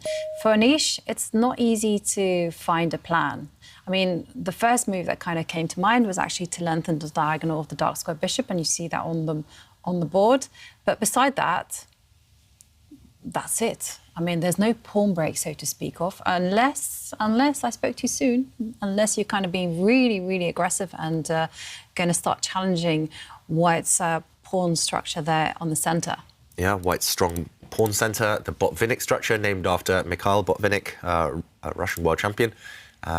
Yeah, it's very, very strong at the moment, that centre. It really blocks out this bishop especially. You're just staring at this kind of concrete statue right now on e4, so undermining it would make a lot of sense. And Jovanka, you mentioned no real pawn breaks apart from this, so maybe it's Black's only real plan to try and undermine the stronghold in the centre. If you can open things up, for example, if White just makes a move, actually this move maybe prevents this pawn move, so let's say White just plays a slow move here, then suddenly Black's bishops look fantastic along these 2 diagonals, the 2 longest diagonals in chess. And actually this is possible right now. Black's rook also becomes pretty active. Black's knight can jump into the centre of the board. Black's queen can slide back, line up with her bishop on this diagonal. So this would be ideal for Anish Giri if he can make it happen. And the question is, after this last move that's played in the game, White's rook stepping forward 1 square. Oh, I was going to say, is Anish going to seize the moment and push his pawn, try and open things up, go for glory? No, he's just playing a passive rook move. And the evaluation bar, not liking this. Maybe that was the one moment he had. And now, because this rook went to a passive square, not really clear what it's doing there, Rapport is the first one to push. And look at these white pawns, suddenly they're dominant. White may be trying to go forward on the attack. And Anish Giri saying, okay, this pawn push is maybe on your mind, so I'm going to try and slow it down. Black's pawns now just really solid. They're going to react to whatever White does. It's as if both sides are saying, okay, you come to me first. I don't want to make the first move. I don't think Rapport should be pushing pawns forward anymore. If he does push forward, if the position just becomes open, then the bishops are the pieces that profit. And basically, White has done Black's dirty work for him, so don't want to be doing that. But then this begs the question, what is Richard's plan? If he's not going to go forward, I mean, I'm just looking at that tangle of pieces on the left. I mean, they don't have a purpose. That's true. Especially this bishop right now. I was going to say it needs to be improved. It's not clear which square. I was going to say maybe use this square. Just stare down at the black queen along this diagonal. But instead he defends his knight. He moves his bishop. in this position after black pushed a pawn. He defends his knight. Yeah, you're right, Jovanka. It's a bit of a tangle, these pieces. Maybe at some point he wants to relocate this knight, wants to centralize it. Maybe eventually, at some point, he'll swing his queen across, go for this weak pawn, this isolated pawn. It's unclear at the moment, but very much both sides just treading around and waiting for the other to make their move. And I just want to mention one thing. Clock is now local in Iceland, 5:09. And exactly 50 years ago, right at this minute, Bobby Fischer walked in for the first game. He came 9 minutes late, and it's exactly 50 years ago, right this minute. Oh. I get goosebumps. Isn't that strange? I can always feel it. They had their handshake. The World Championship match officially started this time 50 years ago. Yeah. First move was played. Yeah. I saw some of that footage, where Spassky was waiting for Fischer to turn up, and everyone was like, will he turn up? Will he come to the board? And it was like supernatural tension. And then he just kind of casually came in. He blamed traffic jam, I think. Yeah, I was in like... Iceland. A dog ate his homework. So. Yeah. This minute, 50 years ago, the 1972 World Chess Championship match started with a disaster for Bobby Fischer in the first game, a huge blunder. And after this game, David is going to teach us all about that game. We're going to go through it in detail. It's going to be fun. Yeah, huge blunder in that game. Actually, it was headed towards a draw. Everyone thought, a draw, that's a good way to start a World Championship. It's fair, both players will be happy. But one moment of madness cost Bobby that game. Wow. Yeah, arriving late, never a good start. Exactly. All right, well, these two players, Richard Report, he played in the candidates. Anish Giri didn't make it to the candidates. He really hoped to make it, but he didn't. But Richard Report, he ended last place in the candidates. He didn't have a good tournament. But here he is against Anish Giri. What do you think about this game? Will it be a winner? Will it be a draw? What does it look like? I'm hoping there's enough imbalance in the position that we will see a winner. It's not clear who that winner will be. But despite the fact the queens are off now, despite the fact we're heading towards an endgame, I can't see this one being drawn anytime soon. There are enough imbalances. As we mentioned, black has this weak A-pawn. Black's bishop pair, however, do look pretty good right now. And there's a lot of life left in this position. The one thing I want to say about Report as well is that in the candidates, yes, he struggled, but the games he lost, Report, it's because he was trying to play normal chess. And that's not him. Every time he played normal chess, it seemed to backfire. Every time he played a bit weird, he got decent positions. And this game, he's definitely been trying to do weird stuff. So that's a good sign for him, I think, in this one. Anish Giri, I think he's reacted pretty well in general to the surprises. The evaluation bars on black's side. He's got a lot of time left on the clock, Giri, but yeah, it's just about who kind of feels this position now the queens are off, who feels it better, who can put their piece on better squares, who can create the first threats. Yeah, and I think we, talking about Richard Report in the candidates, I think we have some footage of Richard Report playing the candidates. So on the chessboard, he didn't do too well, but when it came to his style, I would say he's a definite winner. He came every day with like a new fresh suit, different colors. He seemed, look at that.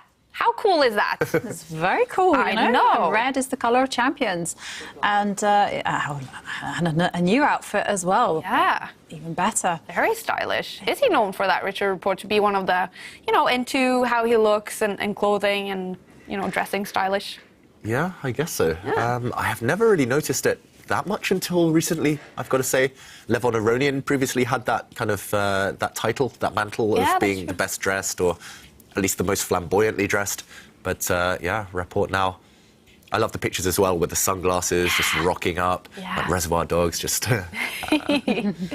yeah. Dress for success. Yeah, exactly. Bit of a rock star in a way. Mm-hmm. And one of the things about Richard's style is that he does capture the hearts and imaginations of everyone watching, because it's so maverick and it's so unique to him that we love this type of chess player, and we love this creativity and this just quirkiness. Yeah. And he has a big fan base out there. And he's changed federations lately as well, from Hungary, where he's from, to Romania, is it? That's right. So I think that's going under process at the moment. It's not official, but he will be changing his federation at some point. I think he's had issues with the Hungarian Chess Federation in the past, some disputes there, some disagreements. And I know he and his wife, who's from Serbia, they've spent a lot of time in Romania in the past. They've played tournaments there, and I think he feels he'll get more support from a new federation for his career. So it makes sense, I guess. And I'm not sure where exactly he's living right now. I know he was living in Serbia, in Belgrade, for a long, long time. But either way, maybe that switch of federation would just take a burden off his mind. Maybe if he does get some more support. He's tended to work mostly alone for a long time, occasionally working with others. But if he does maybe build a team around him, do all the right things like Nepomniachtchi's doing, for example, then yeah, I could definitely see him coming back, getting back into the candidates one day, giving it a better shot. He's one of the most talented players out there, that's for sure. Yeah. Yeah, certainly a champion. And it's a special day of chess. And it's also, of course, a special day because we're celebrating Bobby Fischer versus Boris Spassky, match of the century, 50 years since that happened. And we are asking for our quiz of the day, who do you hold as the biggest champion in chess history? And Abhishek says that the biggest champion in chess history for them has to be Vishy Anand. His match against Topalov in 2008 in Sofia in a hostile environment was a classic. The volcano, the long road travel, and the no draws chess made up for a nerve-wracking match. Also went on to win the last game. Yeah, that one was a very, very tense match. And Mike D says he doesn't have an answer to our quiz of the day, but just has a comment, just wants to share with us. His 7-year-old son decided to make a chessboard in Minecraft. Oh! We designed the pieces together. And I like it when the viewers and the audience just, well, they tweet us their selfies, their pictures of all the unusual chess things that they're doing. And of course, we do have our quiz of the day. You can answer that by tweeting us using the hashtag #ChessChamps. And remember, great prize up for grabs. Absolutely. And talking about that great virtual chess set, remember that in every tournament, we do have an NFT giveaway. So you can actually collect chess pieces, different chess pieces in every tournament. And actually this tournament, it's a mystery chess piece, but that must mean it is a cool chess piece. So just head into chesschamps.io/giveaways and you can claim your free mystery chess piece that at some point you can actually use in a game, I think. I mean, it's very cool. NFTs, it's the future, you guys. It is the future. And you can use it in a game. Yeah. Oh. And it's free. And it's free. What's not to love? Exactly. And we do have the pawn move that we highlighted quite a few moves ago, finally on the board. Well, Anish wants to do one thing and one thing only. He wants to blast away, break down White's blockade on the light squares. Yeah, he wants to open lines up for the black bishops. Makes a lot of sense. And one thing that isn't free, in this position at least, is the black pawn on a6. And this pawn looks like it's up for grabs, but if White takes it, then he has to do a lot of calculation because suddenly after a rook trade, black's rook can pounce. This pawn is no longer protected and black can counterattack, ignoring his own bishop. He can counterattack against White's bishop. And here we might see a whole massive exchanges. We would see rook takes bishop, but the key here is that at the very end, black is attacking this white knight. Black's rook also extremely active. And, well, instead we've seen maybe a strange decision from Rapport after black did indeed push this pawn and try to explode open the position. Rapport just said, yeah, you do what you want. I'm going to let you do it. And after a pawn exchange, suddenly black has a reversed bathtub structure. We call this the bathtub, but it's reversed. It's kind of upside down. And here, White just said, OK, I'm going to ignore you, move the king.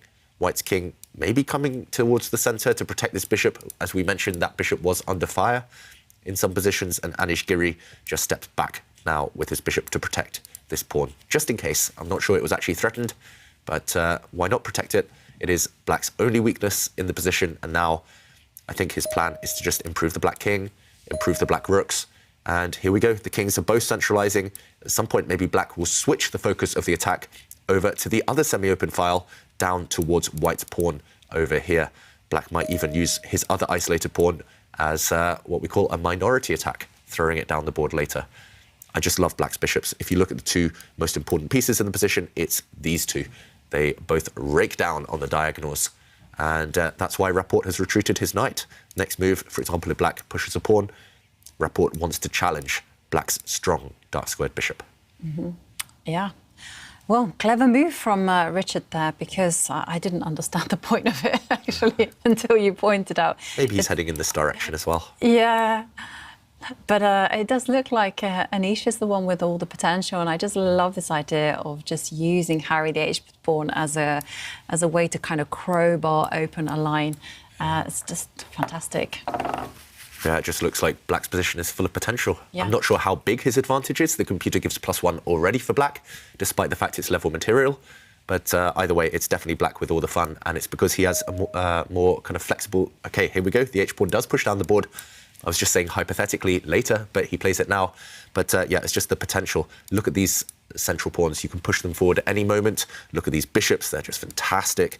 And yeah, it's just, I think it's all about White trying to neutralise Black at this point. Rapport has no dreams of doing anything active. Well, I say that, and then he tries to get active with his knight, maybe. But yeah, it's definitely White on the back foot. Black is the one with all the hope in this position. I must admit, I thought Anish is maybe a little bit too committal with his by pushing the H pawn. But OK, we will see the players are in full focus mode, and Richard has to find a role for his knights and at the same time probably trade off the dark square bishop. And of course, keep an eye on Black's activity. 3 things to do, not easy. And Anish switching focus. And now the heat is going to be on the right side of the board. And the one piece that Anish doesn't have really working that could be improved is the knight. Yeah. Knight's not doing anything. And in Dreamland, I would plonk it in the middle of the board and give a check to the white king. So I wonder whether the knight will find its way there. Yeah, to the d4 square. Yeah, if he can get there, it takes a few moves. But if Black, maybe just when it comes to planning, when you're thinking long term, you just imagine a dream square for your pieces. The knight's ideal square, it might be 1 square, and then you just track a route for that knight. And this position is a bit of a slow maneuvering position, so you do have that luxury of 2 or 3 moves here or there to just improve pieces. So White's knight is looking towards the Black king. It wants to jump forward and maybe check the Black king over the next few moves. Will Giri stop that?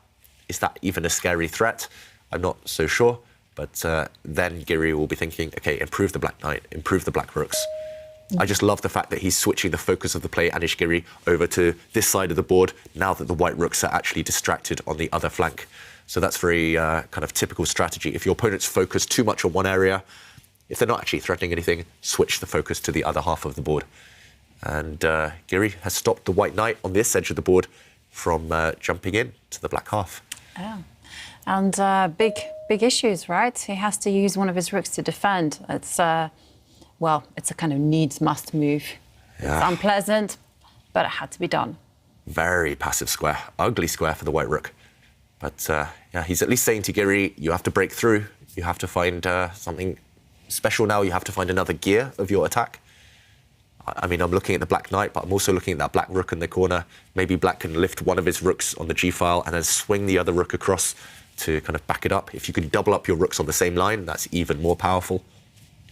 That makes a lot of sense. That's one plan, at least. Yeah. So Anish in a very comfortable situation.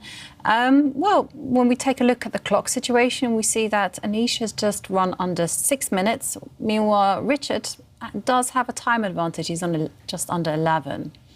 What is White doing, though, with all his knights on the edge of the board? He put a knight on the edge of the board on move 2. Now he's stuck with a knight on the other edge of the board and just breaking all the rules, Richard.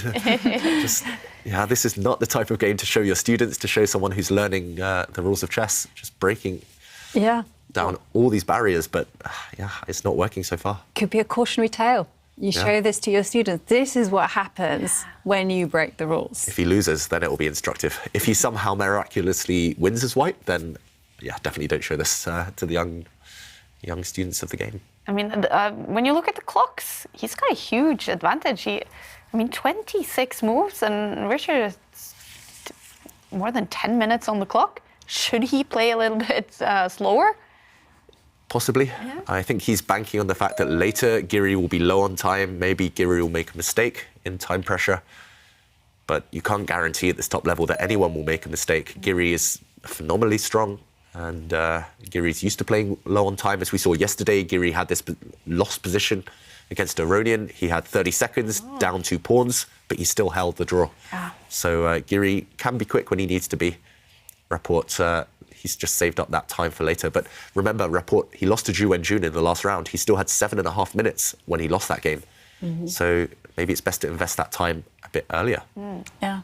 Do you think that this is tiredness? Because obviously he's just played the candidates. On top of that, he also played the Bundesliga this weekend. Oh, yeah. So, and now we see him playing another high-intensity tournament. And One of the most busy men in chess. yeah.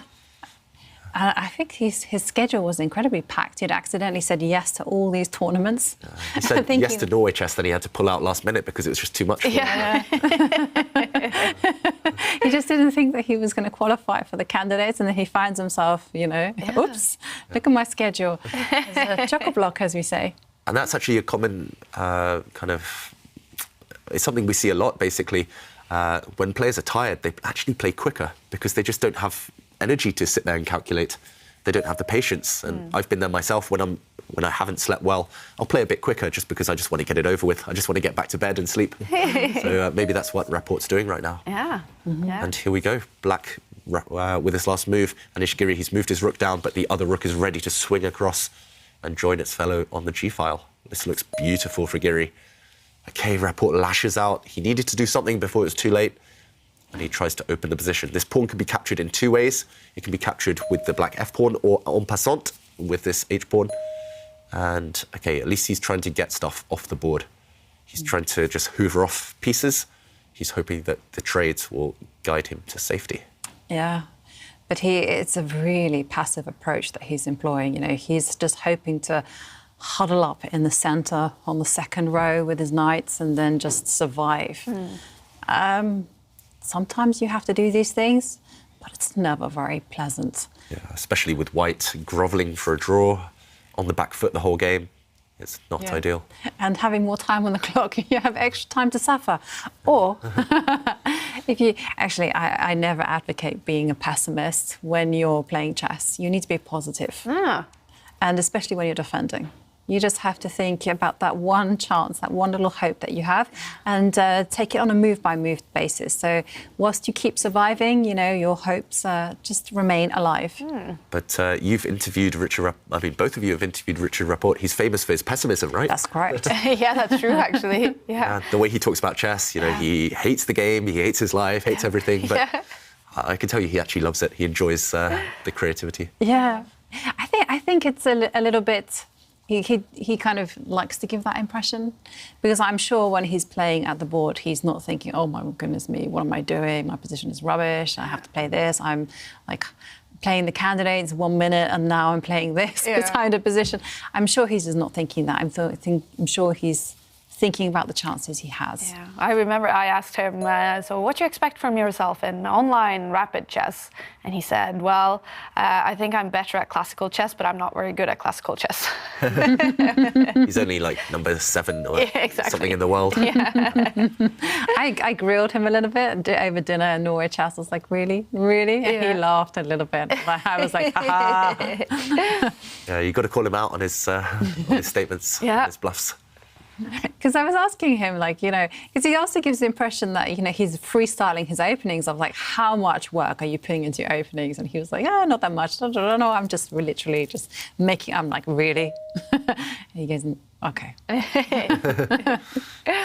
Well, I'm looking at 4 rooks on the same line. Yes. That's interesting. Standoff time. Standoff, and I think you've called the right moment to mention that, Kaja, because all the 4 rooks might just disappear on this next move.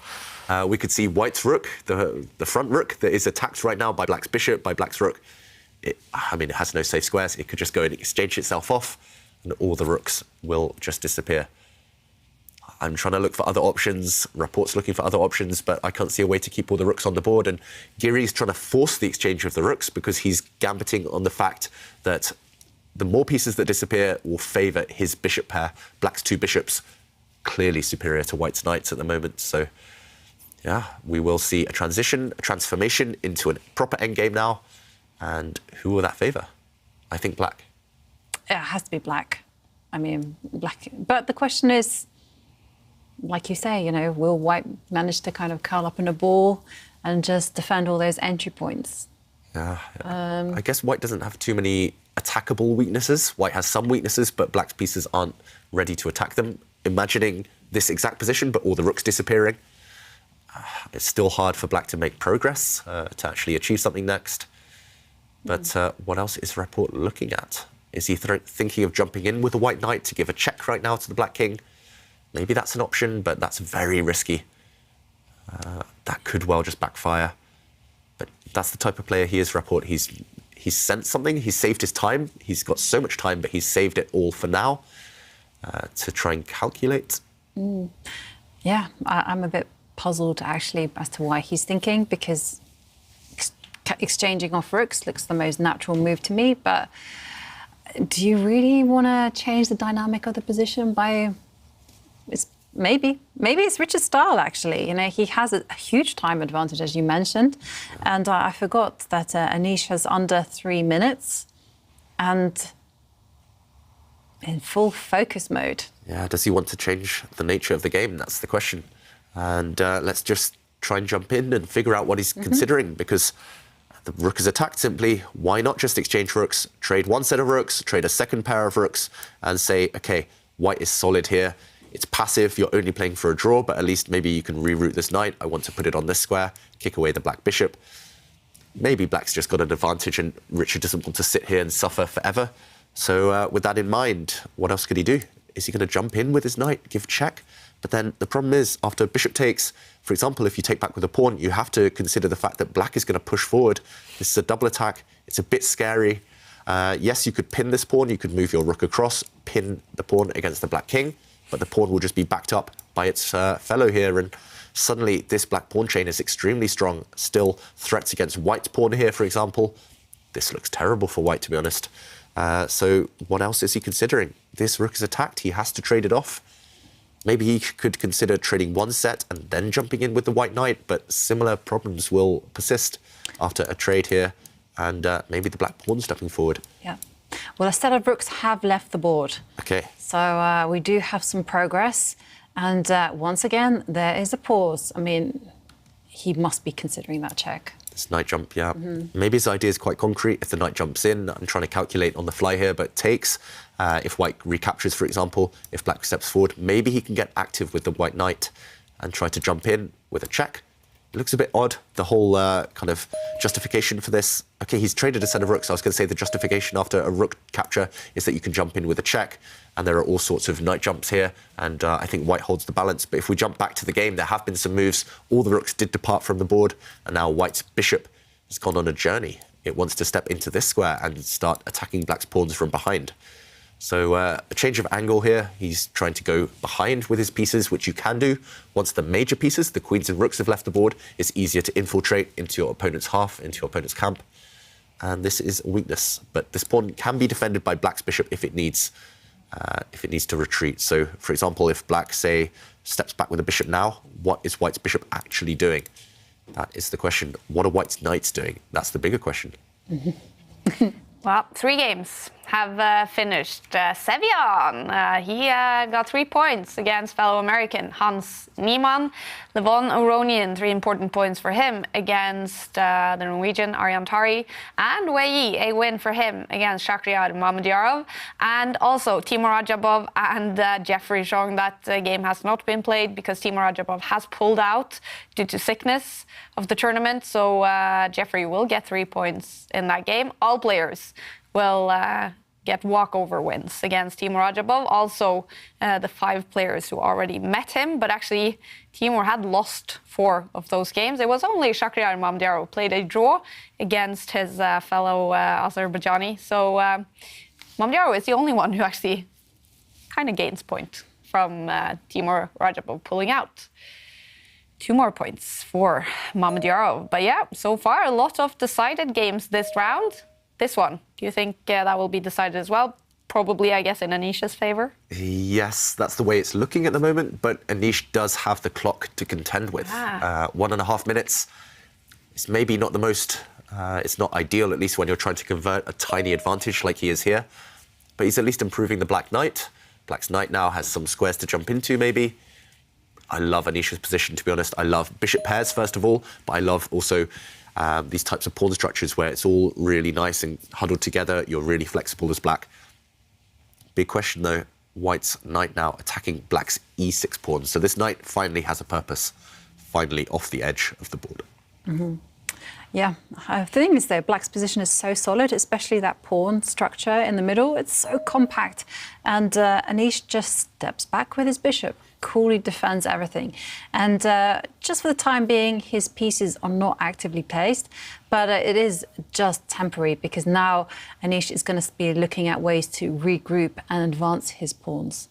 Yeah, Anish needs to advance the pawns eventually, but it's just finding the right moment. And recently I've been studying a lot of grindy type of positions, grinding out these positions in the endgame, and that's this type of position. It's not going to be quick, it's not going to be easy, but just looking for these small advantages here and there, biding your time, not making the same mistake that Levon Aronian made yesterday against Anish Giri of rushing, pushing your pawns forward too quickly, prematurely. You need to find and pick the right moments, and that's what Anish is normally quite good at doing.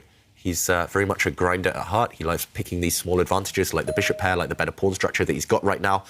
And later, long term, he'll try and convert that into something bigger or transform that advantage into maybe winning a pawn or maybe creating a passed pawn into something a bit more direct. But right now, the Black King's just stepping back. I have a feeling the Black King wants to kind of switch over to go and attack this White Bishop, kick the White Bishop out of the Black half. Meanwhile, White is dancing with his knights. Not sure where that knight is going. But he loves putting knights on the edge of the board, Rapport.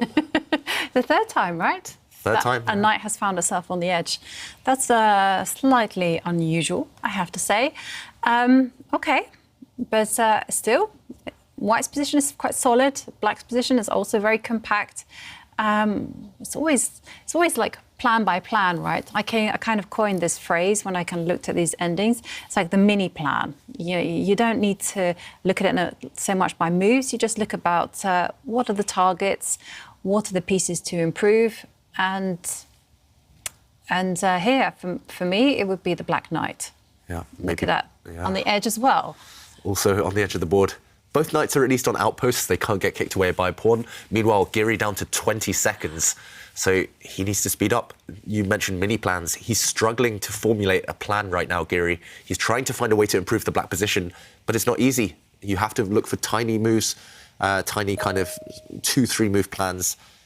When in doubt, just move a king. Don't commit, just move a bishop, improve a piece. Evaluation bar really, really doesn't like that one, though.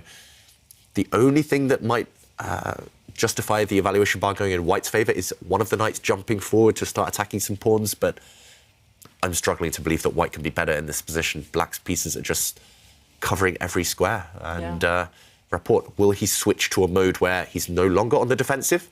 Will he suddenly get ambitious, Rapport, try and cause some problems for Giri? Because 20 seconds is not a lot. And there's still chances for the momentum to change. White does have some pawn pushers. White can push a pawn in the centre. White can jump around with the knights a bit. It's not 100% out of the danger zone for Black at the moment. Yeah, and he does. Yeah, the knights do jump. We saw a couple of very quick moves there. Now Black's king stepping forward. So Black is still protecting everything with his bishops. Mm-hmm.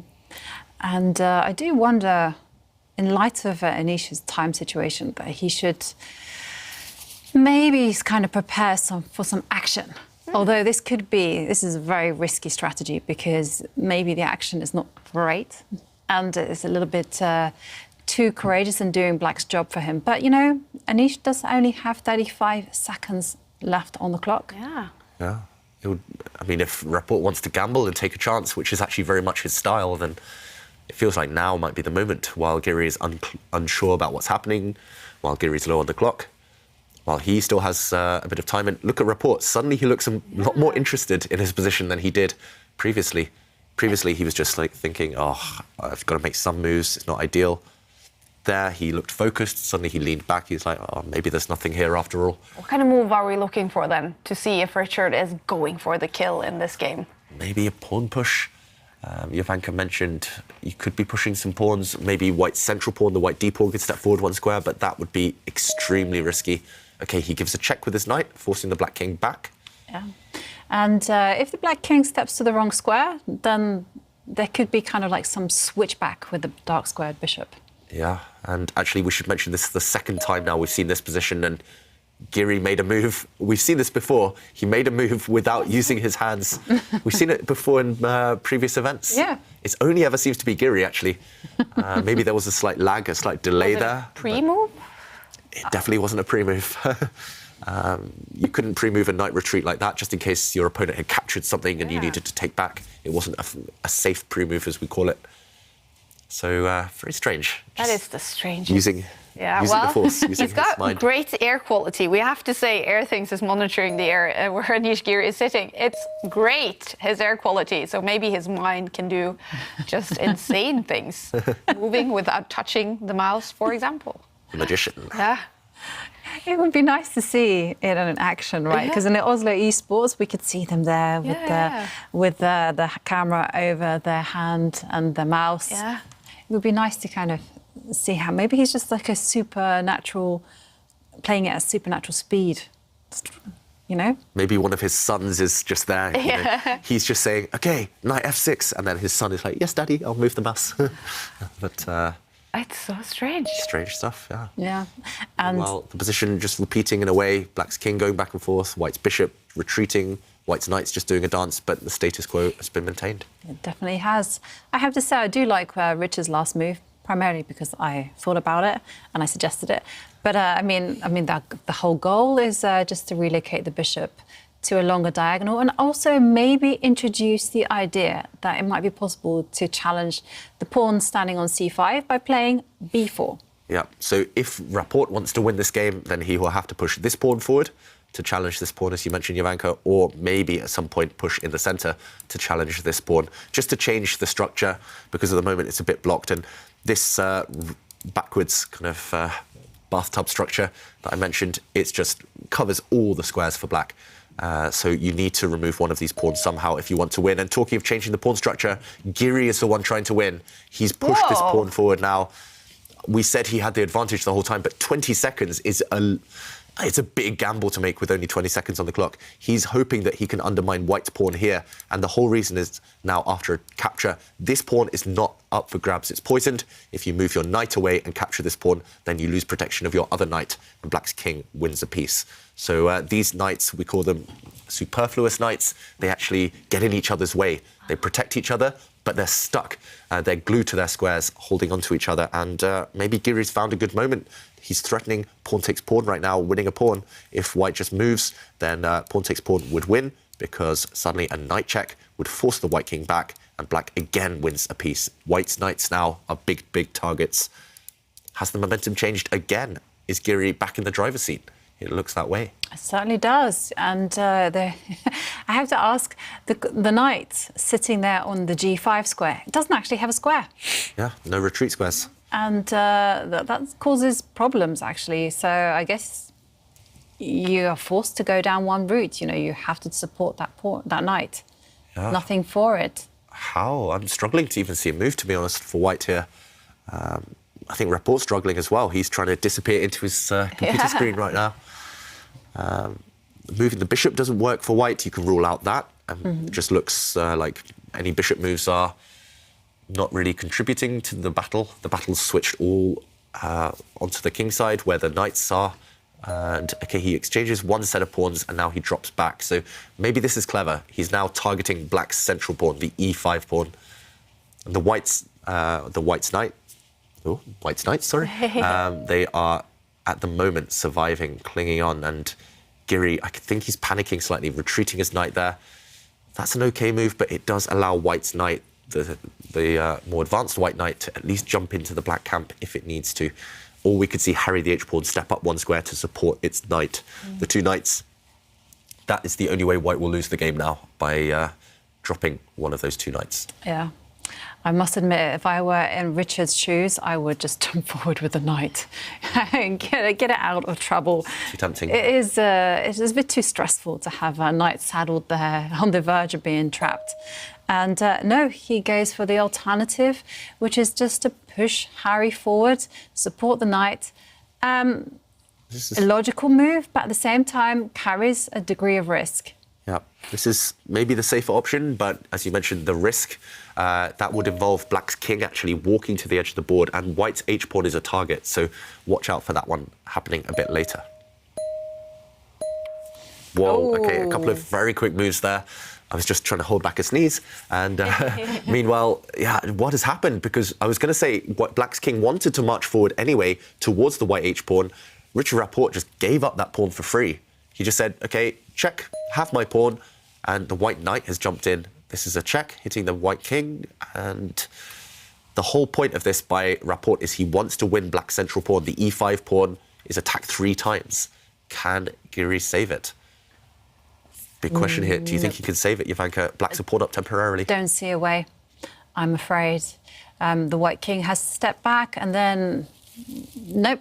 I mean, the light square bishop can't come to the aid of the pawn in the middle, and the black king is stuck there on the rim. Yeah, black's king is actually temporarily on a very bad square, and Giri gave back his pawn. He advanced a pawn. Bishops have left the board. Ooh, I really don't like this transition for Rapport. Look at black's a pawn now. Black's a pawn could start running down the board. What's to stop it? Nothing. Get going. Yeah, get going. Start pushing. Yeah, 15 seconds, Anish, and you have a pawn. Yeah. Push it. Easy plan. Okay, he doesn't go for it yet. He's maybe trying to keep that up his sleeve for later. Also, knights are notoriously bad at stopping corner pawns, these rook's pawns, like black's a pawn right now, because knights can only stop it from one side. Knights, because they are short-range pieces, they want 2 sides to stop one pawn. So, for example, a central pawn they can stop from anywhere, but corner pawns they're very bad against. So, yeah, Giri, the only one who can win this game for sure. But he is running out of pawns, so if Rapport can eliminate all the remaining pawns, it will be a draw. Yeah, it certainly will. But, you know, what a task Richard has ahead of him. And, OK, he's relocating the knight. Well, I guess now is the time for Anish to step forward with the king. Just overprotect the f-pawn, and at the same time keep in the pocket the fact that the black pawn on a6 is going to push forward. Yep, and if we count the passed pawns here, black has 2 passed pawns. The black a pawn, as we mentioned, it's going to start running very shortly, but also the black f pawn. That has no pawns in front of it to stop it. And in return, white does have 1 passed pawn of his own, the e4 pawn. And yeah, those 2 doubled on the c file, those are very weak. Those will drop at some point. Rapport, it's all about fighting for the draw here for him. The dream scenario is giving up one of his white knights for 2 of black's remaining pawns. Ideally, he wants to swap off at 1 set of knights. And if you note black's a pawn, it promotes on a dark square. So if white's king can run across and hide in that corner later on, then it doesn't matter what else happens. He can even give up the white knights. Yeah. We'll show that. Maybe it will happen later. But first, he's going after some of those black pawns. And now Anish has 20 seconds to calculate whether he should get greedy and grab a pawn. It will just involve being a trade, but at the same time, it looks so good. Yeah, it's very tempting right now. Black can... There we go. He goes to grab a pawn. He takes it with his bishop. Rapport looked a bit surprised there. And the question is, does white use his knight and go back to capture a pawn? Does he trade off a set of pieces first? Either way, it just feels like that black pawn, the a6 pawn, it's like an ace up his sleeve. He's going to save it for the right moment and start pushing it when white is least ready for it. Yeah, to be honest, I'm not so sure about this exchange. Why did black give up one of his own pawns for one of white's doubled pawns? He could have kept his pawn intact. But black is still the only one who can win. Now he's dancing around with his knights, Rapport. And is there some threats on the board, like the knight coming in to give a check to the black king? Yeah. And the problem is you're facing knights and you only have 10 seconds on the clock for Giri. Knights are so tricky to deal with. There's going to be all sorts of knight forks that he has to avoid. Okay, that's a good idea. Step your pieces as far away from your own king as possible, meaning you're not within checking distance. So you won't get forked by a white knight if one of your pieces is on one side and the king's on the other side. If your pieces are too close together, you'll get forked, you'll get double attacked. So that's a good strategy. So with knights on the board, keep your pieces far away from your king. When you're facing the knights, yeah. Okay. Yeah, you have a look at those circuits that the knights will travel on and try to keep your piece as far away as possible from that. And Anish still has the threat of pushing his a-pawn. Alice, she's going to get marching. And again, it's very unpleasant for Richard to defend. And he gives a check, king steps back. And how, I mean, presumably he just wants to... I mean, I'm trying to think of ways to try to give up a knight and at the same time win the black f4 pawn. But that's not possible, so he gives a check. Yep, makes sense. When in doubt, give some checks. And at some point, you're right, Jovanka, white will try and get rid of black's pawns at any cost, even at the cost of some knights. So, yeah, the knight attacking the black bishop right now. The bishop retreats very far away, but white's knight's actually very well centralized right now. You could imagine the white king stepping forward. Yeah. He's going to save this game, Rapport, definitely. Black's pieces are just too passive. The black king, the black bishop, they're just on bad squares. And right now, this check is actually very annoying. White's central pawn looks very dangerous all of a sudden. Yeah, things suddenly, just like that, they've turned. Black's king's been forced from the white half all the way back to the back rank. Yeah. And, OK, I like your idea of just stepping forward with the white king. Also, if he wants to get really ambitious, maybe he can even start thinking about pushing his own pawns. And he has extra time in the bank to think about things. What are you going to go for? King forward? Yeah, when in doubt, just advance your king, get rid of black's pawns, easy draw. But knowing Rapport, yeah, he wants to win this game. He's sensing a bit of weakness maybe in Anish Giri, but it's a bit risky what he's done. So he's won one of black's pawns, but he's completely abandoned this guy. Alice the a-pawn. It's 3 squares away from promotion, and the white knights are very, very far away. So he's playing with fire here, Rapport. I said he wanted to win, but is he trying to find a way to lose suddenly? And also, both sides at 1 minute. Rapport, for the first time in this game, is lower on the clock. OK, he gives another check. And how is he getting his knights back? He needs to really hurry now. That black pawn is so close. And some of the squares the white knights want to use to retreat, they are covered. I guess he has to use the f4 knight and plunk it on the b4 square or the c1 square. And that way he has the past Alice, the a-pawn, under control. And he gives a check. Richard, the problem with him is we can never guess his moves. He's always going to do what we least expect, always what the opponent least expects. And right now, where is Giri going to try and hide the black king?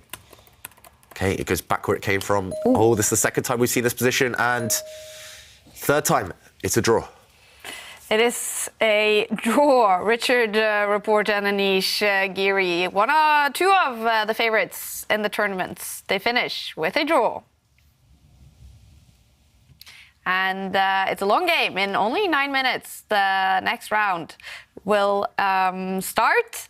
And in that round, we're going to follow 2 of the Americans, Sam Sevian and Levon Aronian. We still have some fun chess to go, and we're going to keep talking about the 1972 World Chess Championship match. And right now, I'm looking forward to this. We're going to dig into the very first game, the game that it is exactly 50 years ago today that was played. Now, it was a lot of drama building up to the 72 match. And in the first game, well, we did have the biggest blunder in World Chess Championship history.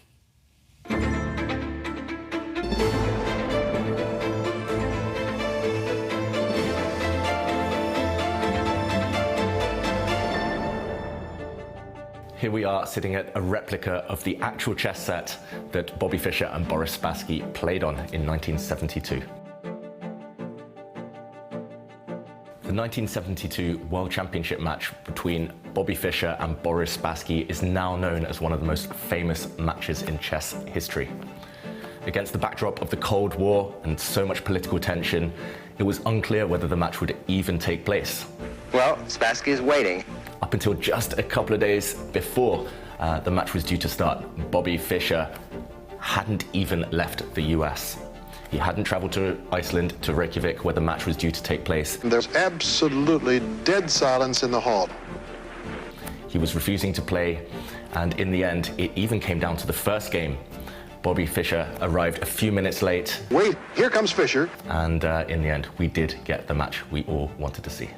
Game 1 is now regarded as one of the most famous games in chess history because of a big blunder, the biggest blunder in World Championship matches. In this position, Boris Spassky had white in the first game, Bobby Fischer had black. Having arrived late to the game, Bobby did take a bit of time on his moves. It looked like the game was heading towards a draw, but here in this position, he decided to gamble. It was a big mistake in the end, and it was regarded as a beginner's mistake. In this position, black to play, Bobby Fischer, he decided to play bishop takes pawn on h2. And the reason this is regarded as such a beginner's blunder, a beginner's mistake, is because the black bishop simply gets trapped. The black bishop has no escape route after white pushes the pawn to g3. This bishop now is stuck behind enemy lines, and as we saw in the game, it was lost. What Fischer had missed here is that after black tries to push a pawn forward, to offer the pawn as bait to extricate his own bishop, the white king now makes a march towards that black bishop. The white king goes towards it, the black pawn steps forward, but rather than capture this pawn, allowing the bishop out of its prison, here Boris Spassky simply moved his king towards the bishop again. And what Bobby Fischer had missed is this nice sequence, the pawn pushing forward, going closer to its promotion square, the white king chasing this pawn, and after the bishop does try to make its bid for freedom, this final move at the end of the variation. The bishop only has one escape square, it's this one, the e1 square, aiming to get out, and Boris Spassky could now have closed the door by bringing his bishop forward, caging its counterpart. We did see in the end Bobby Fischer lose his bishop, and he lost the first game as well.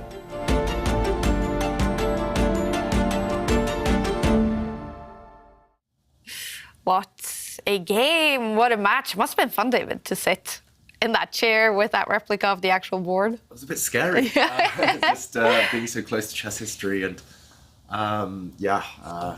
what a game it was. What a game it was. And Boris Spassky, he took the lead in the 72 match, and many actually urged the Russian to just walk away and claim the victory after he also won Game 2. Bobby Fischer didn't turn up for Game 2, but Boris Spassky, he will always be known for being one of the greatest gentlemen in chess. I am really afraid when I talk to you. When I talk to all these newspapermen that come, all these filmmakers, and that they forget Spassky. Because the world always remembers and honors the one that wins and forgets the one that is number 2. I think that the life for me will be better after this match. He was a better player? Yes, he's a better player. He was a true gentleman, and he was a very, very good chess player, a genius. He was very much loved by the public in Iceland. I think most of the Icelanders wanted him to win. The public look at Fischer as a strange guy, maybe some mad guy. These two chess players were not so unlike each other. They are both brought up by single mothers. Neither of them knew their fathers very much. Spassky a little more than Fischer, who I think never met his father. And both of them were in very much dispute with the authorities. You know how Bobby Fischer talked about America, how he talked about 9/11, how he talked about the Jews. Like a typical Jewish snake. And he was not very fond of his country, America. A lot of things that the government is concealing, you know. But when you look through this, Spassky was not, he was probably nearly one of the masters that was not a member of the Communist Party. He even criticized the Soviet Union, questioning its first leader, Vladimir Lenin. Isn't it true that Lenin had syphilis? And many things like this, that for every other man would have been enough to go to prison. but they did not dare to touch him because he was so popular. Both these players became fugitives of their countries. It is very strange when you go through it. Wow, Boris Spassky, I have to say I didn't know his story very well, but he seems to be one of the great in chess history. Yeah, absolutely. And I can say that his games are absolutely worth studying. You know, if you want to know more about how to handle pieces, activity, here's your man. Really? What is the legacy of Boris Spassky, would you say, David? Because we do talk a lot about Bobby Fischer. Yeah, a lot of attacking chess, as Jovanka mentioned, romantic chess, especially in his youth, Boris Spassky, when he was a bit older, a bit more maturity, solidity, but nobody has a single bad word to say about him. I think he's still going strong these days, and during his chess playing career at least, he was much loved and rightly the world champion for a while. Yeah. I actually talked to Levon Aronian about Boris Spassky, and he said the greatest compliment he ever got, Levon Aronian, was from Boris Spassky complimenting Levon on a game he played in the early 2000s. A very respected man, I guess, in chess, Boris Spassky. Yeah, absolutely. And he's still alive. Still alive. I don't think he's in great health, but still alive. And when I met him a few years ago, still very much in love with the game. Oh, fantastic. Big shout out to Boris Spassky as well, a great champion. These are the games coming up in round 7. Timur Rajabov has pulled out. He is 6, so that's a walkover win for Aryan Tari. We are going to follow the game between two great Americans, Samuel Sevian and Levon Aronian, representing now the US. And here we go, the game just started. The game has just started, and it's the 4 knights variation. As you can see, all 4 knights coming out, but it's the 4 knights variation of the English opening. And after a set of exchanges, both sides are just going to develop very nicely now. This last bishop move is very trendy, very fashionable. And it has caused Sam Sevian, however, to think. And we should mention a bit of backstory to this game. Both players have Armenian roots. I think both players born in Armenia, or at least Levon Aronian represented Armenia for a long time. Sam Sevian, after being born in Armenia, did move over to the US with his family. And Sam, the one thing I'm impressed by him, maybe the most impressive thing for me at least, is that he plays correspondence chess, which means, which means you can use books, you can use computers, you can do what you want, but you have a certain amount of time, and then you send your move to your opponent. Then they have maybe a few days to think of their move, and you play maybe one move every day or two. He's one of the best players in the world there as well. And how long will those games go on for then? Like months, years even? They used to. I was going to say that. Before it was by post and sometimes by fax in those good old days. And you used to have these world correspondence matches, and they would go on for years. Wow. But now I guess would be a month. Email, maybe? Yeah, I think maybe up to weeks, maybe a month, yeah. I think as well, for example, on Chess24, you can play a move and then you just leave it there, and then your opponent will come back a couple of days later, they'll play the move, you just see it being updated, you get a notification, and I don't have the patience for it, but that's why I'm so impressed by Sam Sevian, and that also shows that he works well with books, he knows how to work well with computers, because imagine all of your opponents have access to computers, you all have access to the best moves, you all see that everything should be a draw, but you find ways to trick your opponent, you find small advantages here and there. And how is it possible to win if both sides can use computers? There would never be blunders. There will never be big blunders, but that's where I think you have to really understand how to use computers, and also you use the human touch. You look for positions where you can dominate. You might see that a computer might say, oh, it's roughly level, but you dominate your opponent's army, and long term you win using that type of domination. And a draw is a very common result, we should say, in correspondence chess nowadays, but it's definitely an art form. How cool. Mm-hmm. And well, Sam Sevian, great at correspondence chess, but he's also great at online rapid chess. We see him with 14 points. And we didn't have a chance to look at results from previous round 6. So we're going to take a look at results and standings now, because both Sam Sevian and Levon Aronian, they are coming from wins. We had a lot of decided games in the previous round. Jeffrey Xiong did get a walkover win against Timur Rajabov. Sam, as we mentioned, a win against fellow American Hans Niemann. Levon Aronian, he beat Aryan Tari. And a win for Radoslav Wojtacek against Ju Wen-jun, a win for the youngest player in the tournament, Arjun Erigaisi, against Sam Shanklin, and Wei Yi, he won his game against Shakhriyar Mamdiarov. So now let's take a look at the standings, because look at that. We still have those two young Americans on top of the table. Jeffrey with 15 out of 18 possible points. Sam with 14, impressive. And Erigaisi, only 18 years old. He is in third place. Jan-Krzysztof Duda, 24, in fourth place. Wei Yi, I think he's only 23. I mean, the youngsters, you have Shakhriyar Mamdiarov, you know, the only one sort of protecting the honor of the older group. He is, isn't he? He's the only one. And Levon is climbing. On the other half, you only have Aronian actually, who's there with the oldies. But I mean, the oldies, they're not really very old. They're not old. They're just older. Yes, than exactly. The very young group of players on top of the table. Yeah. How cool. The top 5, they're all between 18 and, 23, 24? Yeah. So, it's scary how good these guys are at such a young age. And Sam Sevian, we should mention, he's on a roll. I think he's won 3 games in a row now. Yesterday, beating Jeffrey Xiong in the last game and then winning the first 2 games today. So he definitely won't be scared of his now compatriot, Levon Aronian. Yeah. And, well, let's dive into the game. What are we looking at here? They played very fast, first 13 moves. Yeah, we haven't commented too much on the moves because most of it's been seen before. At least until the last couple of moves, I'd seen everything in analysis and in games over the board.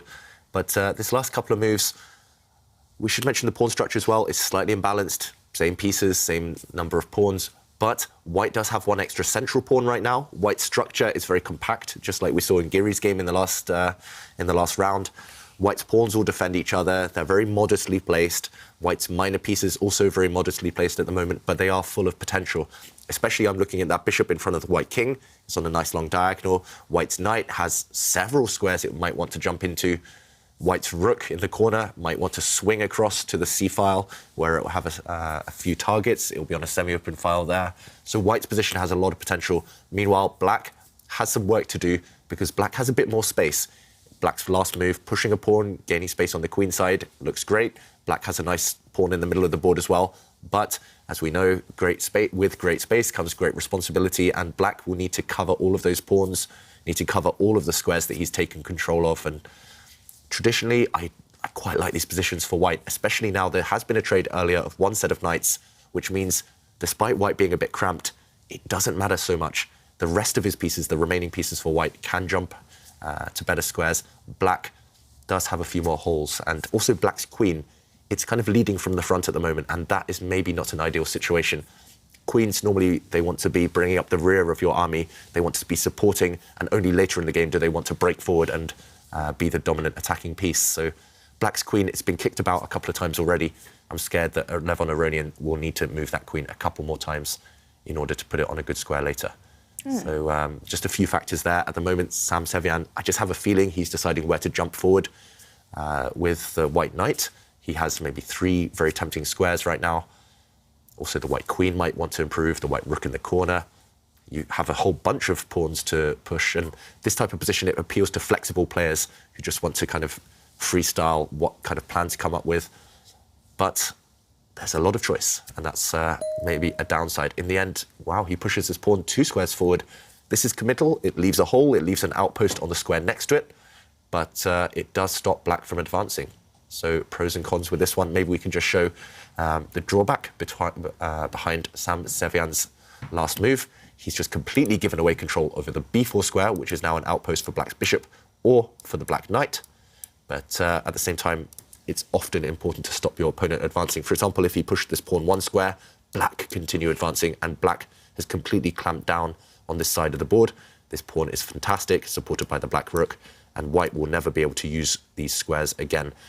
For example, now, after pushing this pawn forward, yes, he's given away 1 square, but he wins the square next to that. Now, this knight can never be kicked away by a Black pawn. Yeah, ups and downs. It's all about these small kind of strategic factors right now. It's not about tactics, it's not about an attack. White would love to place a knight on this square, and what is Black doing in the meantime? That's the question. For example, Black's queen might want to move out the way in order to get this bishop out into the action. Maybe the queen will move and this bishop might develop. Jovanka, any preferences here? Whose side would you pick in the current position? White. White. White, because, I mean, you kind of called it there. I just like the value of the light squared bishop. It's on a fantastic diagonal. And also, you know, White has a also relatively straightforward plan of just putting a rook on the half-open line and exerting some pressure. You know, White's knight, like you mentioned, there's so many flexible options. Meanwhile, the only plan that I could see for Black was to simply go for checkmate, so to speak. You know, move the queen to the h5 square and then follow that up with bishop bishop h3, stopping. Oh, look at that! You spotted the future. you really should buy a lottery ticket, Jovanka. You always guess the players' moves. I always worry for the players when they play my moves. Yeah, I mean, this was the only thing that I could see actually. Yeah. To trade off White's best minor piece. This is the best minor piece for sure. It keeps the White king safe. It's actually the only defender of White's king. And, of course, it just has so much influence long-term on this diagonal. So maybe attacking the White king, but more importantly, for example, if White just improves a piece, Black is just going to eliminate the best piece in White's camp. And once you trade this off, now protected by the Black queen, then Black has decent chances. It's all about whether White can stop this idea of the bishop coming forward. One thing you definitely don't want to do as White is get greedy here. You can get greedy and win a pawn by playing bishop takes knight, ruining the Black pawn structure, actually. And you can win this pawn on the a5 square, but suddenly look how bereft of defenders the White king is. The White king has no protection around it. Black's bishop is going to come into the attack. I could definitely imagine the Black queen somehow sneaking in to the g2 square, and this would be checkmate eventually. Yeah, Definite no-no. You know, don't be tempted to swap off your light squared bishop that protects the king. I mean, I've seen many people get greedy, not just for a pawn, but for a rook, for instance. They grab it and they're like, yes, yes, yes, got my material. And I'm like, but look at your poor king. It's all alone. And unfortunately, yeah, you don't want to do that. Don't be greedy. Greedy's not good here. Yeah. It's all about whether White can keep this bishop on the board. If he can, he has the advantage. If he can't, then Black is doing okay. Yeah. Well, we should urge all our viewers to be greedy because there is a free FTX key up for grabs for everyone. So we're not only giving you guys the FTX road to Miami, it's actually going to be a whole summer of chess. This tournament is leading up to the big major coming in August. It's going to take place in Miami. 8 players will be on site to fight it out in that major, and that's going to be the FTX Crypto Cup. And FTX, they want to give out these free keys that unlock this really, really cool community. And if you join that community, you can win amazing prizes, actually up to $100,000 up for grabs. There's going to be exclusive content. And what you do is you scan this QR code or you go to ftxcryptocup.com. You sign up for your free key. You become a member of this Discord community. And you can just participate in all the action taking place both in the tournament, but also behind the scenes with a bunch of prizes, for example. I really urge you guys to get your free key. It's going to be fun. It's going to be a fun summer of chess. Yeah, it's a great way to just join a community, support the show, you know, also exchange ideas with fellow like-minded chess players. Yeah. And of course, like you said, prizes. Who wants prizes? I want prizes. I know. That's why these guys play chess, for prizes. Yeah. All you have to do is sign up for your free key. And FTX, it is one of the world's leading providers in crypto industry and trading cryptocurrencies. Future, that as well. Yeah, meanwhile, look at the players. They're basically mimicking each other's poses, both of them with their hands on their head. Oh, Sam Sevian just changed his posture there, but both of them super determined to win this game. It's maybe more important for Levon Aronian. He's around the magical 8th spot right now. I think he's occupying that 8th spot. He needs to start winning more games. And Sam Sevian just on fire this tournament, lifting his queen up 1 square, attacking Black's A pawn now. And what is Levon Aronian going to do? Is he going to use that bishop maneuver we mentioned? Is he going to attack a few pawns with his bishop instead? He needs to find a move. He definitely does need to find a move. And, well, he's in thinking mode. And whilst he's about to take a decision over the board, well, we talked about prizes earlier. We do have a quiz of the day to celebrate the great match between Boris Spassky and Bobby Fischer, where we're asking, who do you hold as the biggest champion in chess history? And Carlengo Simikoko says that their biggest champion is Magnus Carlsen. His brilliance exceeds chess, proving his memory, IQ and resilience goes head-to-head with the estimated best out there with doctors, engineers, lawyers, teachers, name them. His involvement in soccer and all-knows just shows he's an all-round. And recently he was in Las Vegas playing poker, as if that's not enough. And he's been in the lead in fantasy football as well. Yeah. Very talented, Magnus Carlsen. Great mind there. Yeah. And, OK, we do see Levon actually develop the light square bishop and challenge Sevian's light square.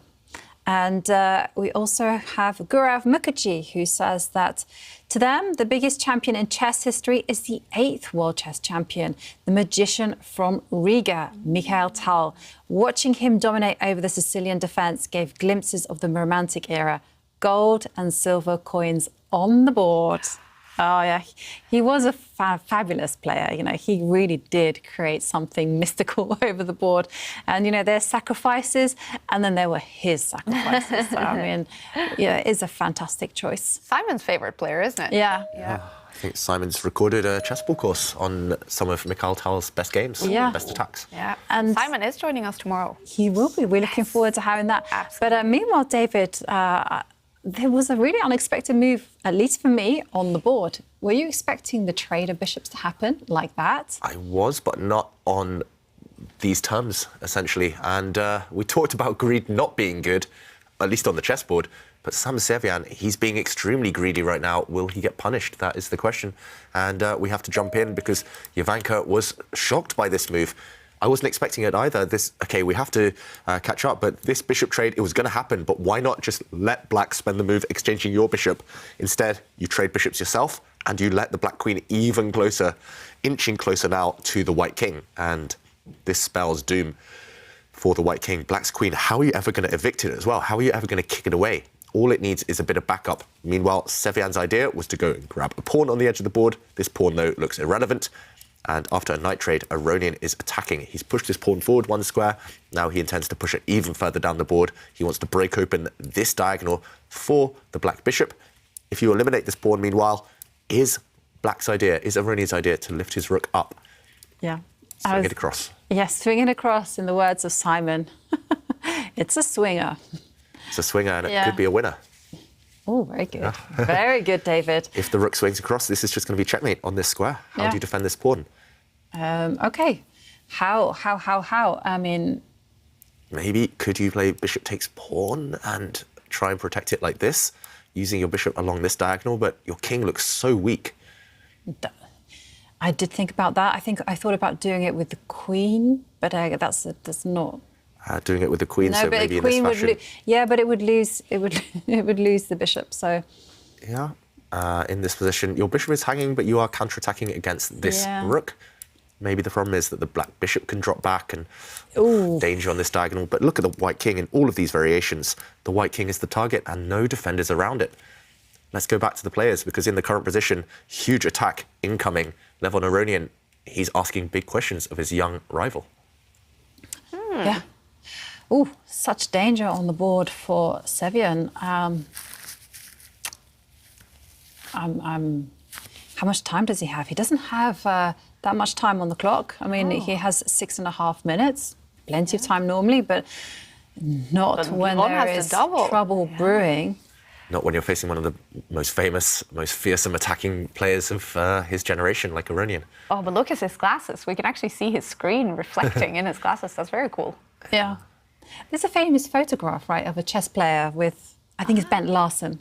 Okay, possibly. With his chessboard reflected in his glasses. It's very, very cool. Look, they actually look very much the same, both from Armenia. Kind of the same glasses and the same posture right there. Yeah, just like earlier, the same pose. Yeah. There is an Armenian school of chess, actually. And they have a certain way of playing, which is very provocative. Oh. So, they don't make too many committal pawn moves. Actually, in fact, I'm thinking David, you could almost be an honorary Armenian. And then they just wait for the opponent to overextend themselves. And then they come forward and get you on a counter-attack. But Aronian isn't part of that school, No, then? he isn't, actually. He's very, very different. But How about Sam, then? I wouldn't say he follows that kind of school of thought. He's a bit more aggressive, Sam. Every time I play him, I've played him a few times over the board as well, and he's very direct. He's always going for me. I think the one time I think we had a couple of draws, but the one time I managed to beat him over the board, it was because I used the Armenian school of chess against him. I let him push forward. I basically just huddled on my first 2 ranks, did nothing. He came forward, I grabbed a pawn, and then I curled back up into a ball. And then I think like 80 moves later, I managed to use my extra material to win the game. But I was pretty scared the whole time. It looked like he was about to break through and attack me at any moment. And that's why I think he's uncomfortable in this position, Sam Sevian, because he wants to be the one doing the attacking. He doesn't want to be the attackee. He doesn't want to be the one who's finding only moves just to survive. And now, okay, just as expected, he couldn't tolerate that pawn any longer, so he grabbed it, and he's just praying that he can find a solution to the black rook, lifting and swinging across towards the white king. We highlighted maybe that the white bishop can come back to the defense. I think that's what he'll be left with. I think that's the only course of action right now for Sevian, finding a narrow path to survival with less than 5 minutes on his clock. Yeah. And Aronian, what will he do? Will he just capture this pawn back with the black rook? There's an argument for that one. Or will he try this rook lift, as we just showed? Yeah, and if the rook lift happens, the way to defend is capturing that pawn with the bishop, as you highlighted. That's the only way. Everything loses on the spot. So he is walking a tightrope.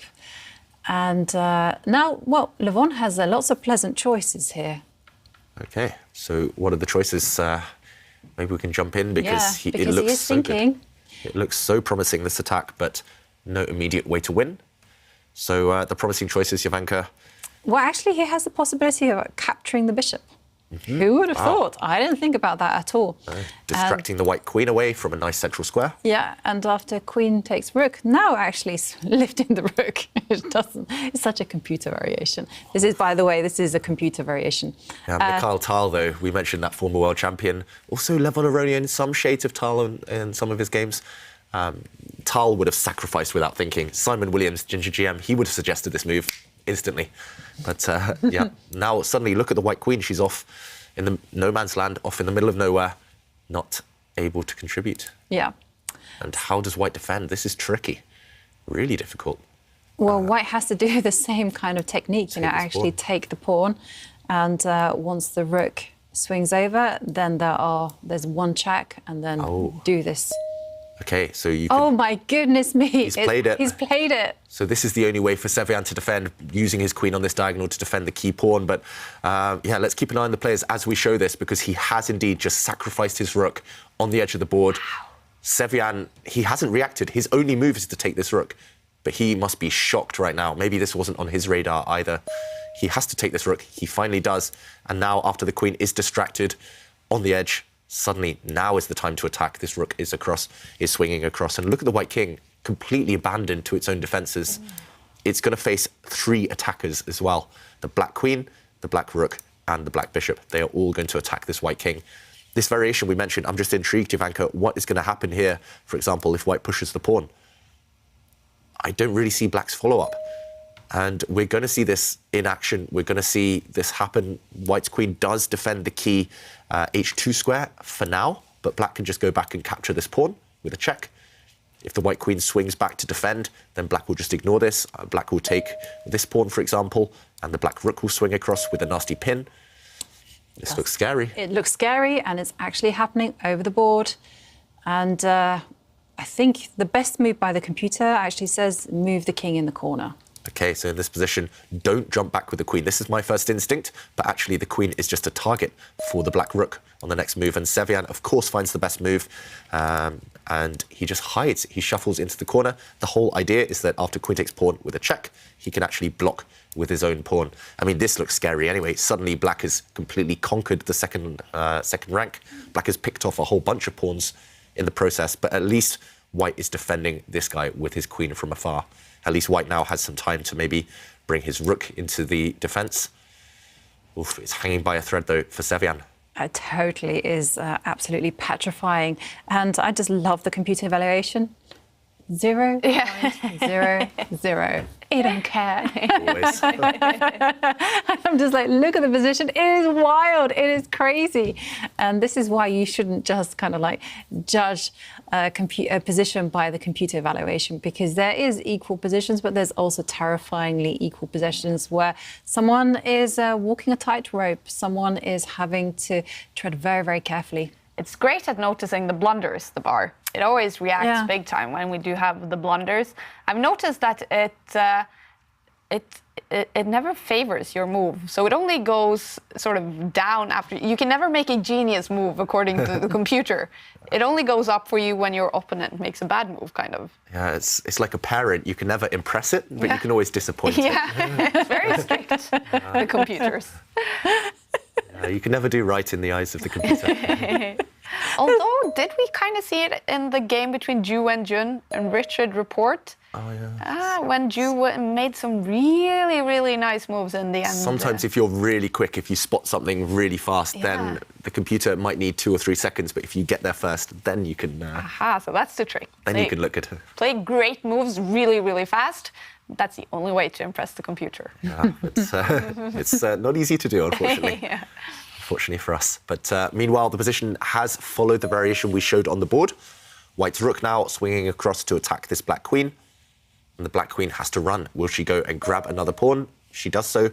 Right now, the material count, if we do a bit of maths here, white has a rook. In return, black has a bishop and a pawn. I say and a pawn because I did a quick count. But yes, black does have 1 pawn more than white right now. So white is technically a little bit of material ahead, but it's all about the white king. White's king is far more vulnerable than its counterpart. Black's king has enough pawn shelter around it to feel comfortable. And yeah, how is Sevian going to release this tension? The problem here is that although the position might be equal, how do you maintain the equality? You can't force a draw anytime soon, especially with queens on the board. If you can't force the queens off, how do you protect your king, the white king, long term? I don't really see it. OK, he gives a check, first of all, forcing the black king to the side of the board, most likely. But how about the white rooks? Are they not sort of protecting the white king? They are. They are just standing there covering some squares. I was going to say they're not at all protecting the white king. They're not protecting the key second rank. That's true, but they kind of are taking some squares away from the attackers. So basically, you don't want your rooks on the same line as the king. You want them to stop the sort of the line where the opponent pieces wants to come. I mean, for example, the ideal setup, the defensive setup for white, one would maybe protect the same line as the king, one would protect the line in front of it. So at the moment, the 2 white rooks, they're doing the exact same job as each other. So one rook is basically useless. It's like hiring 2 people to do the same job. These 2 white rooks, one of them wants to be on a better square, but one of them is kind of stuck next to its colleague there. So I'm not 100% sure what Aronian's considering here. There's only 2 legal moves. You either move the black king to the edge of the board or you move the black bishop back to block this check from the white queen.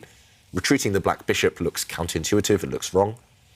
The black bishop's on such a nice square. But I guess he wants to stop something very specific.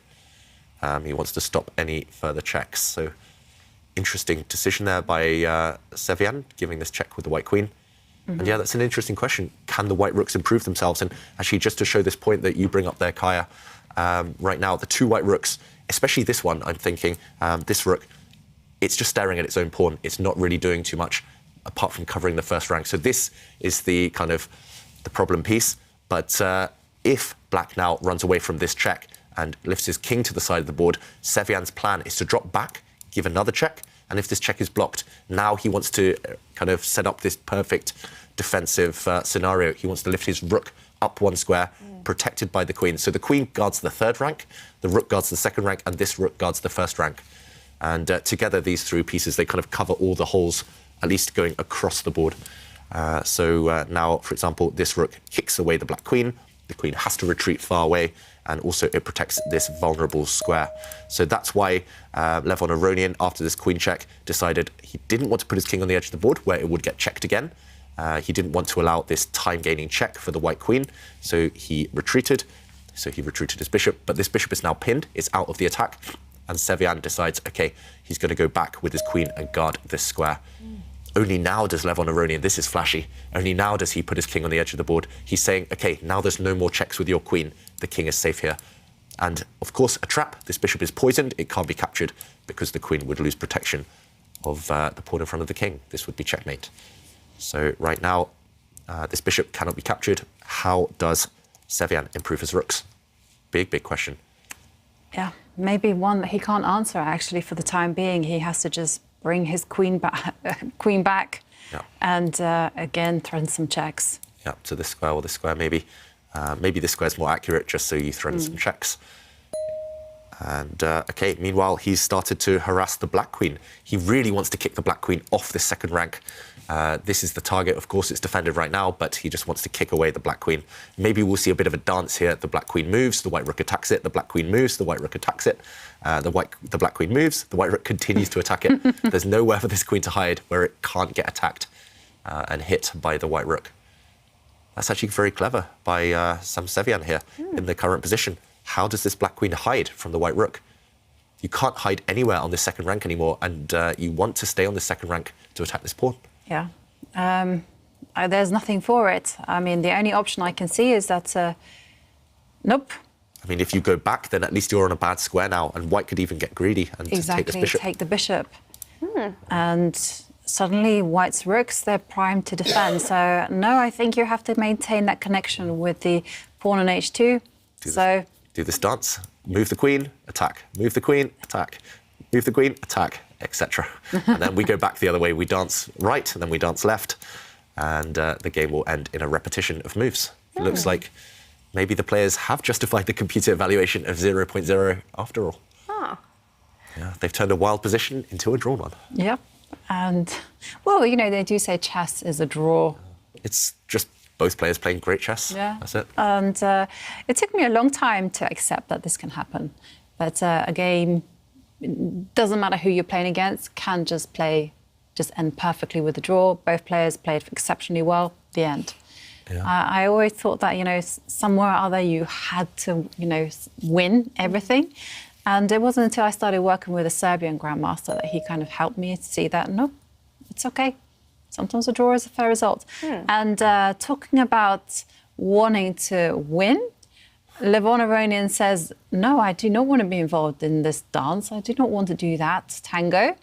And instead steps back the queen to the third row, protecting the bishop.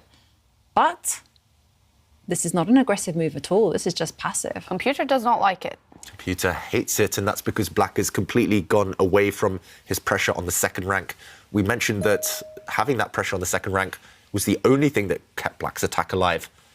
And now black's queen is no longer threatening the pawn in front of the white king, so Sam Sevian could get greedy with the white queen, and he's gone to grab a pawn. Right now, he's a rook for bishop up. That's a significant advantage. That will be decisive in any endgame. So, yeah, what is Levon Aronian's justification? I don't see it. Is he planning to maybe just, I was going to say, use the bishop now as an attacker? Yep.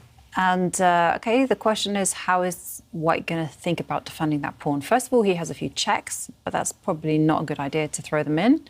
We also mentioned that using the white rooks on the second rank is the ideal defensive setup. Maybe one of the white rooks, I'm not sure which one, but one of the white rooks could step up to the second rank, defend across the board again. And there we go. Yep. Defending the pawn in front of the white king. That's the key target. That's the only target actually in white's position right now. And I think Levon Aronian, he just played a one-move trick, basically, and it's been thwarted, and it's been stopped. And I don't see it. White's queen can come back to the centre, give check anytime, as you mentioned. White's queen is also attacking one of the black pawns on the f7 square.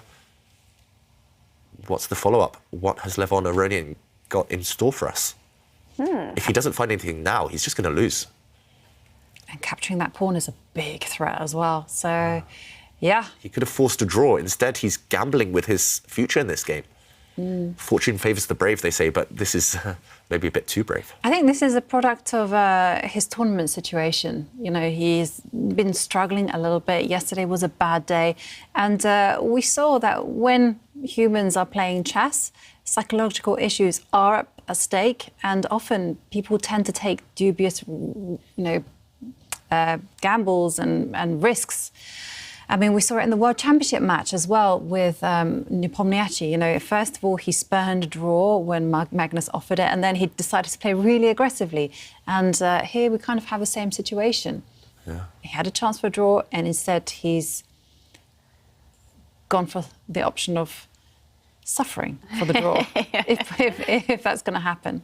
Yeah, Aronian, suddenly he's been thinking for a minute and a half now. I think he's suddenly realising that just one rush of blood to the head and he's got to fight for this result all over again. He's back to square one.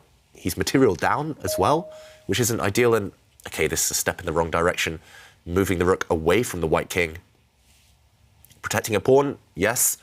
Maybe he can protect this rook next move, and he's got a nice setup, defensive setup there, but that's the key word, defensive. He's shaking his head a moment ago, Levon Aronian. I think it's a miracle if he holds this game now. Wow. He's really struggling against the youngsters. He lost yesterday to Arjun Nergaisi. He lost a game earlier today against Jeffrey Xiong.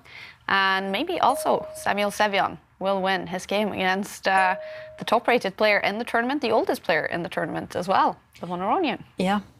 And Sevian, this is a nice move, offering a trade of queens and at the same time... Forcing a trade of queens. Yeah. You were going to say at the same time? Because that suddenly dawned on me, like you say, when you said forcing the queen, I was like, there's no other option. It's game over.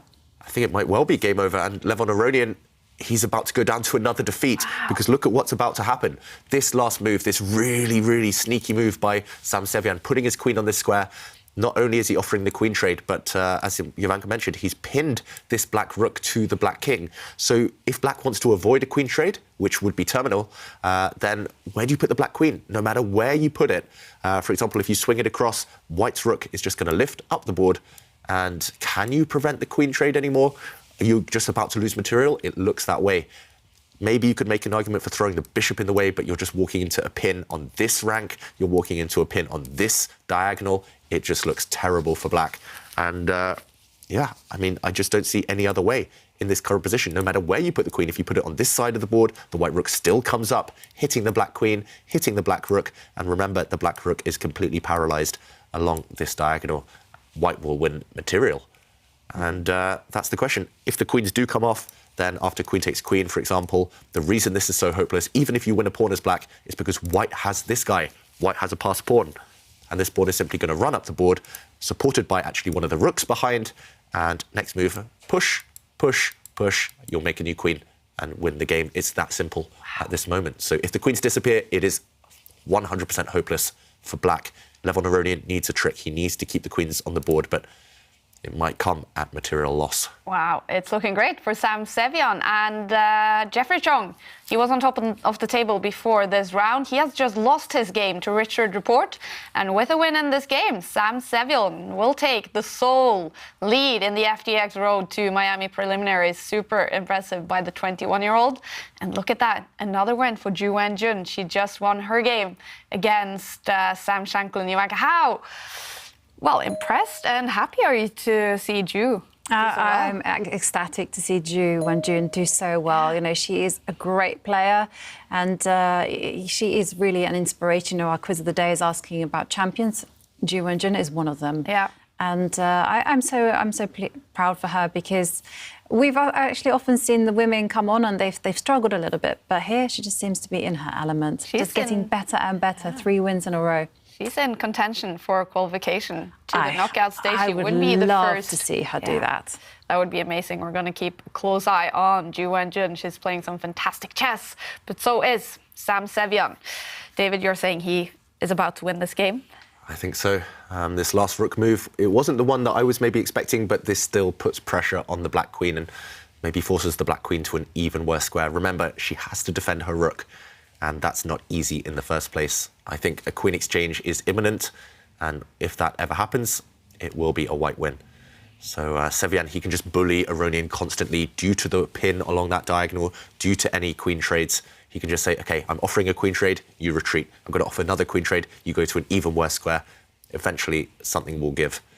And Aronian, we nearly never see him in this situation. 1 minute on the clock for Aronian. I can't remember the last time I saw him in such bad time trouble. No. He's normally so quick. So quick. Yeah, and okay, well now he's struggling over the board. The queen has to move to defend the rook. And you can just see it on his face. He's not happy, he's shaking his head. And it will be running through his mind as well that, you know, he should have just accepted the draw when it was offered to him on a plate. Why did he do this to himself? It was totally self-inflicted. But we do this in chess. Yeah. And we do love the fighting spirit. Yeah. Yes. Fighting chess index will improve due to this game, but he will regret that. It was only 5 moves ago. He could have pretty much forced a draw. 5 moves later, just suffering and down to 15 seconds on the clock. Aronian, hopeless position. I'm surprised the computer only says plus 2.5 for white. Yeah. Look at this. The queens, Sam Sevian has forced them off the board. All he needs to do now, take this one back with your pawn, swing the white rook across, support the white a-pawn and start motoring it up the board. Yeah. It's just inevitable now. It might take a while if black, for example, uses the rook to go and blockade white's passed a-pawn, as he does, but it is inevitable. Yeah. White's other rook will kick away the black rook at any moment. White's king can join the fun. It's a matter of time. It is totally a matter of time. And also, it's not that difficult for Sevian to do this because he just has to keep pushing forward with his pawns. And he has 2 rooks, basically. And the rooks are better than the bishop. And as David says, you've got to remember that endgame maxim, teamwork makes the dream work. So don't forget to use your king as well. Yep. Use every single piece. And the goal, push forward with the pawn. 2 rooks are better than 1. That's the motto here. Black's bishop as well just hits thin air. It's got no stable squares. And it's all about this pawn. Alice, the a-pawn, is going to win the game. Yeah. And, yeah, I think Levon Aronian, he's just playing out of inertia right now. He knows that he's about to lose, but it's hard to just admit defeat. Maybe he'll try and set one final trap somehow. I don't ever see that happening, to be honest, but look at this. The white rooks are just going to kick away the black pieces. And, well, if Sam Sevian wins this game, it's looking great for him right now. He's guaranteed to be on top of the table heading into day 3 because he was supposed to face Timur Ajabov in the final round today, but that will be a walkover win for Samuel Sevian.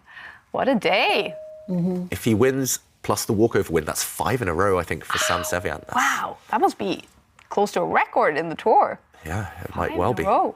And he won another one yesterday as well. So I think he'll have, after this, assuming he wins this game, it'll be 6 wins, no defeats from the first 2 days. That's a mighty score. It's a very impressive score. And suddenly it is the e-pawn that has marched its way. And the goal is very simple. That rook that black has, it needs to move. It's going to be challenged any time now. And Levon, he's just playing because he can't bring himself to resign. Yeah, he just moves his king across. White's king is going to step into the centre. White's rook first, as Jovanka mentions, is going to kick away the black rook. And this pattern is going to continue. Black's rook eventually will have to step back. It gets kicked away. Okay, now it's trying to activate. But Sevian says, no checks for you. The white rook is just going to swing across to the b file and go up to the 7th rank. And that will be game over. White's king also has a clear path towards the black rook. Nothing to do. Yeah. Yep, just stopping black's pawns from advancing. It's all very nice technique from the young American. And this is where you think, why do pawns have to make turn into queens when they get promoted all the way to the end of the board? Why are the rules of chess like that? Why can't they just stay pawns and just, I don't know what they can do. But anyway, the white rook is threatening to come. Okay, so Levon is trying to create some kind of counterplay, but Sevian is saying, no, that's it. The white king is coming forward. And again, the king can step forward or to the d5 square. The white rook can also move to b3 and again get onto the golden 7th row. That just has nothing to do. Nothing to do. 15 seconds on the clock. Yeah. Yep, hopeless. Not much else to say, unfortunately. Yeah. Definitely tough position for the Armenian. He gives a check and maybe it's time for Sevian to get tempted and switch tack, because the black king is there on the edge of the board, so might be tempting just to put the king on f5 and go for checkmate instead. Yeah, that would be a very fancy way to finish the game. Look at Aronian. He is just fidgeting. He is not comfortable. He knows he's losing this game, I guess. Another loss against a youngster. A bunch of the other games have finished a win for Anish Giri against Radoslav Wojtacek. All right, so it's looking better for Anish Giri today. He really struggled yesterday, but the Dutchman is back. And Duda also winning his game against Hans Niemann. Richard Rapport won his game against Jeffrey Xiong. That means Samuel Sevian will overtake first place. And as mentioned, Ju Wen-jun winning another game. And this one against Sam Shanklin, who is struggling a lot. Sam Shanklin, he is one of the top-rated American guys. He is ready to play in the Olympiad for the US team, but struggling in this tournament. He's also one of the most well-prepared guys, and he's the author of several chessable courses, which are amazing, I have to say. And so it's kind of surprising to see him not do so well. Yeah. But having said that, he's also one of the few grandmasters who's very honest about how he feels the pressure when he's playing the tournaments. That, you know, he enjoys studying a lot, but it's something completely different when he's sat there and he has to make those moves himself. Yeah. Yeah, he's very emotional, and that, I think that comes with pros and cons. It means you can be a very form player if you're feeling happy. When Sam's on form, he's on fire, he tends to go on winning streaks. But when things aren't going so well, that can affect you. And that seems to be the case so far for Shanklin. Meanwhile, there was a big threat on the board. White's rook was going to swing across, deliver checkmate. Levon Aronian has prevented that. The black king now has one escape square, but I don't think this is going to be a permanent solution, unfortunately. After a pawn trade now, I think White is still coasting to victory in this game. White's pawn as well, the A pawn, can step forward any moment, and black's bishop will have to give itself up for that white pawn. So the evaluation bar now ever increasing, up to nearly +8 for White. That means White is about to go even further up on material and win this game. And pawn takes pawn played. King takes pawn, the only move. Yep. Nothing to be done apart from that. The king could slide across one square maybe, but it doesn't change the evaluation of the position. This move will cost black his bishop, and Levon Aronian is gambling all of his hopes on the black H pawn. The problem is White has 2 rooks with which to stop it, and one of the white rooks will at some point swing across. Simply nothing to do, and I think we there have a result. Sam Sevian wins a really impressive game. Wow, the young American, he takes the lead in the tournament and he beats the top player in this tournament, Sam Sevian. What a great day it is for him. I did see him wearing a t-shirt. I'm wondering if it actually said 72 on it in honor of the 50th anniversary of Bobby Fischer versus Spassky. We'll ask him about that later. He is finished for the day because it's going to be a walkover victory against Timur Rajabov, who is out with sickness in the next round for Sam. But this game, David, let's take a look at it. Beating Levon Aronian. Yeah, this game, it came down to one critical moment in the end, and it was actually self-inflicted, this defeat by Levon Aronian. Here, Sam Sevian was actually happy to make a draw. White has just attacked the black queen, and it's all about kicking the black queen off the second rank. As we showed earlier, this game have ended with a repetition of moves. Black's queen should have maintained its presence on the second rank, keeping the white queen honest. Remember, the white queen is tied down to the protection of this white pawn on h2. So therefore, the best move would have been anywhere, any safe square on the second rank. The white rook would have chased the black queen, and we would have seen a repetition of moves.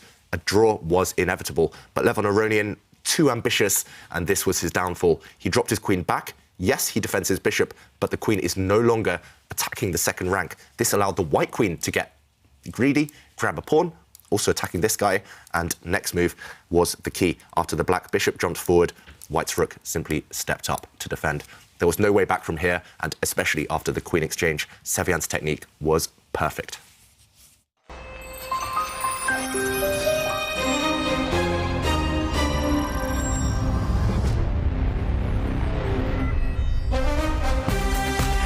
Coming up in 12 minutes, we're going to follow another game for Aronian, who is really struggling against the young Americans. And in the next round is going to be the youngest of them all, Hans Niemann. 2 Americans coming up in 12 minutes. But right now, we are joined by the leader of the tournament, Sam Sevian, because he will not play the next round. Timur Ajabov has pulled out. And Sam, first of all, congratulations on winning against Aronian. Thank you. Well, how will you sum up this day yesterday? You're winning so many games. Oh yeah, today was just an incredible day. I came into the day trying to play solid because I knew I had 3 blacks out of the 4 games, but I decided to take some risk in the first game with this dubious opening in the Spanish. It did pay off, and then, the second and third games were just better after that.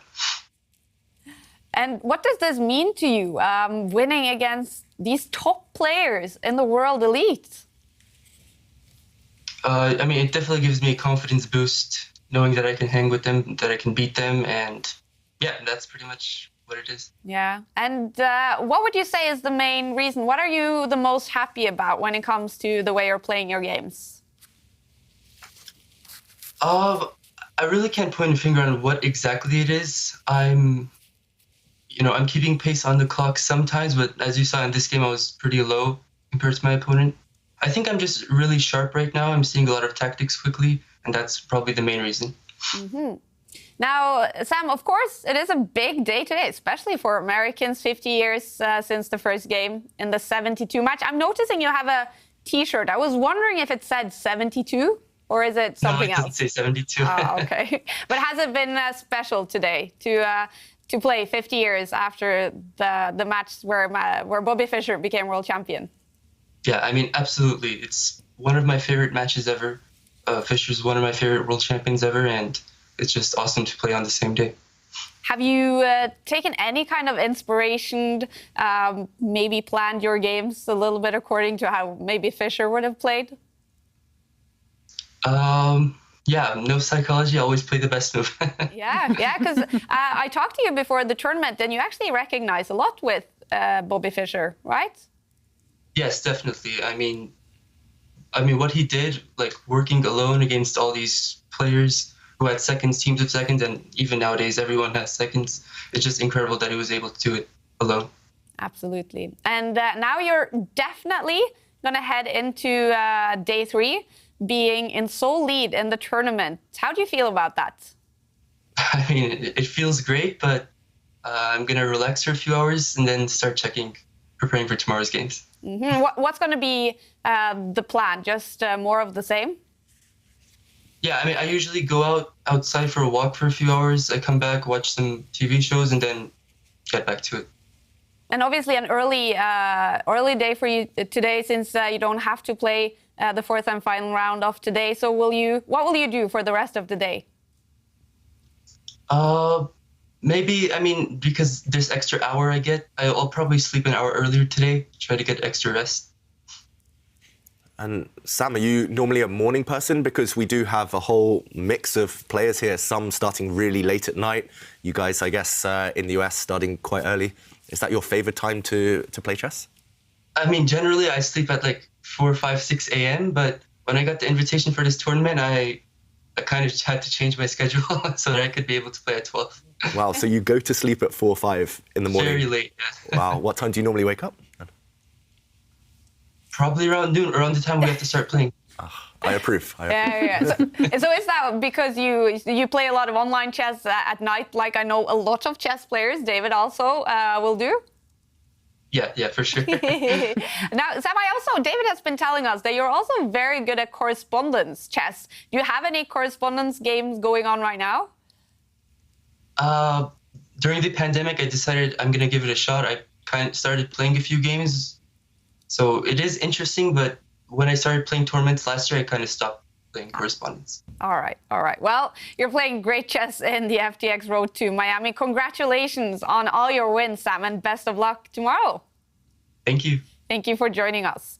Sam Sevian. He's going to be in the lead heading into day 3 in the tournament. The American, and 50 years ago, an American did become world chess champion Bobby Fischer, winning the 72 match. And it happened in Iceland. It is a country with only 350,000 inhabitants. But a lot because of the hype for the 72 match. It is now a great chess nation. The match 72 had a very large impact. There were so many young people that became grandmasters in chess after the match. It was inflating all the interest. And I think that after that, we had the most grandmasters in the world per capita. In Iceland, it's actually possible to apply for a salary when you become a grandmaster.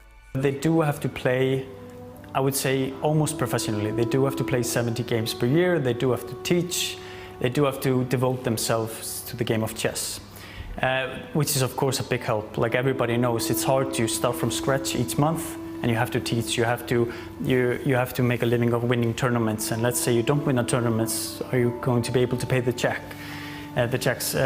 So I think it obviously helps, and especially because we have to travel a little bit more than other people. They have a bunch of grandmasters now, Iceland, and that's especially impressive when you know they only have 350,000 inhabitants. And Bobby Fischer, a big inspiration. He ended his life in Iceland, and today we have been talking a lot about the 72 match. Tomorrow we are going to dig deeper into the story of the great genius Bobby Fischer. When he has won this match, has become the world champion, he basically walks off the stage. He disappears. Bobby Fischer, known as one of the greatest chess players in history, and the players in the FTX Road to Miami, they're playing some great chess as well. And here is today's Lisoveta Learning Point.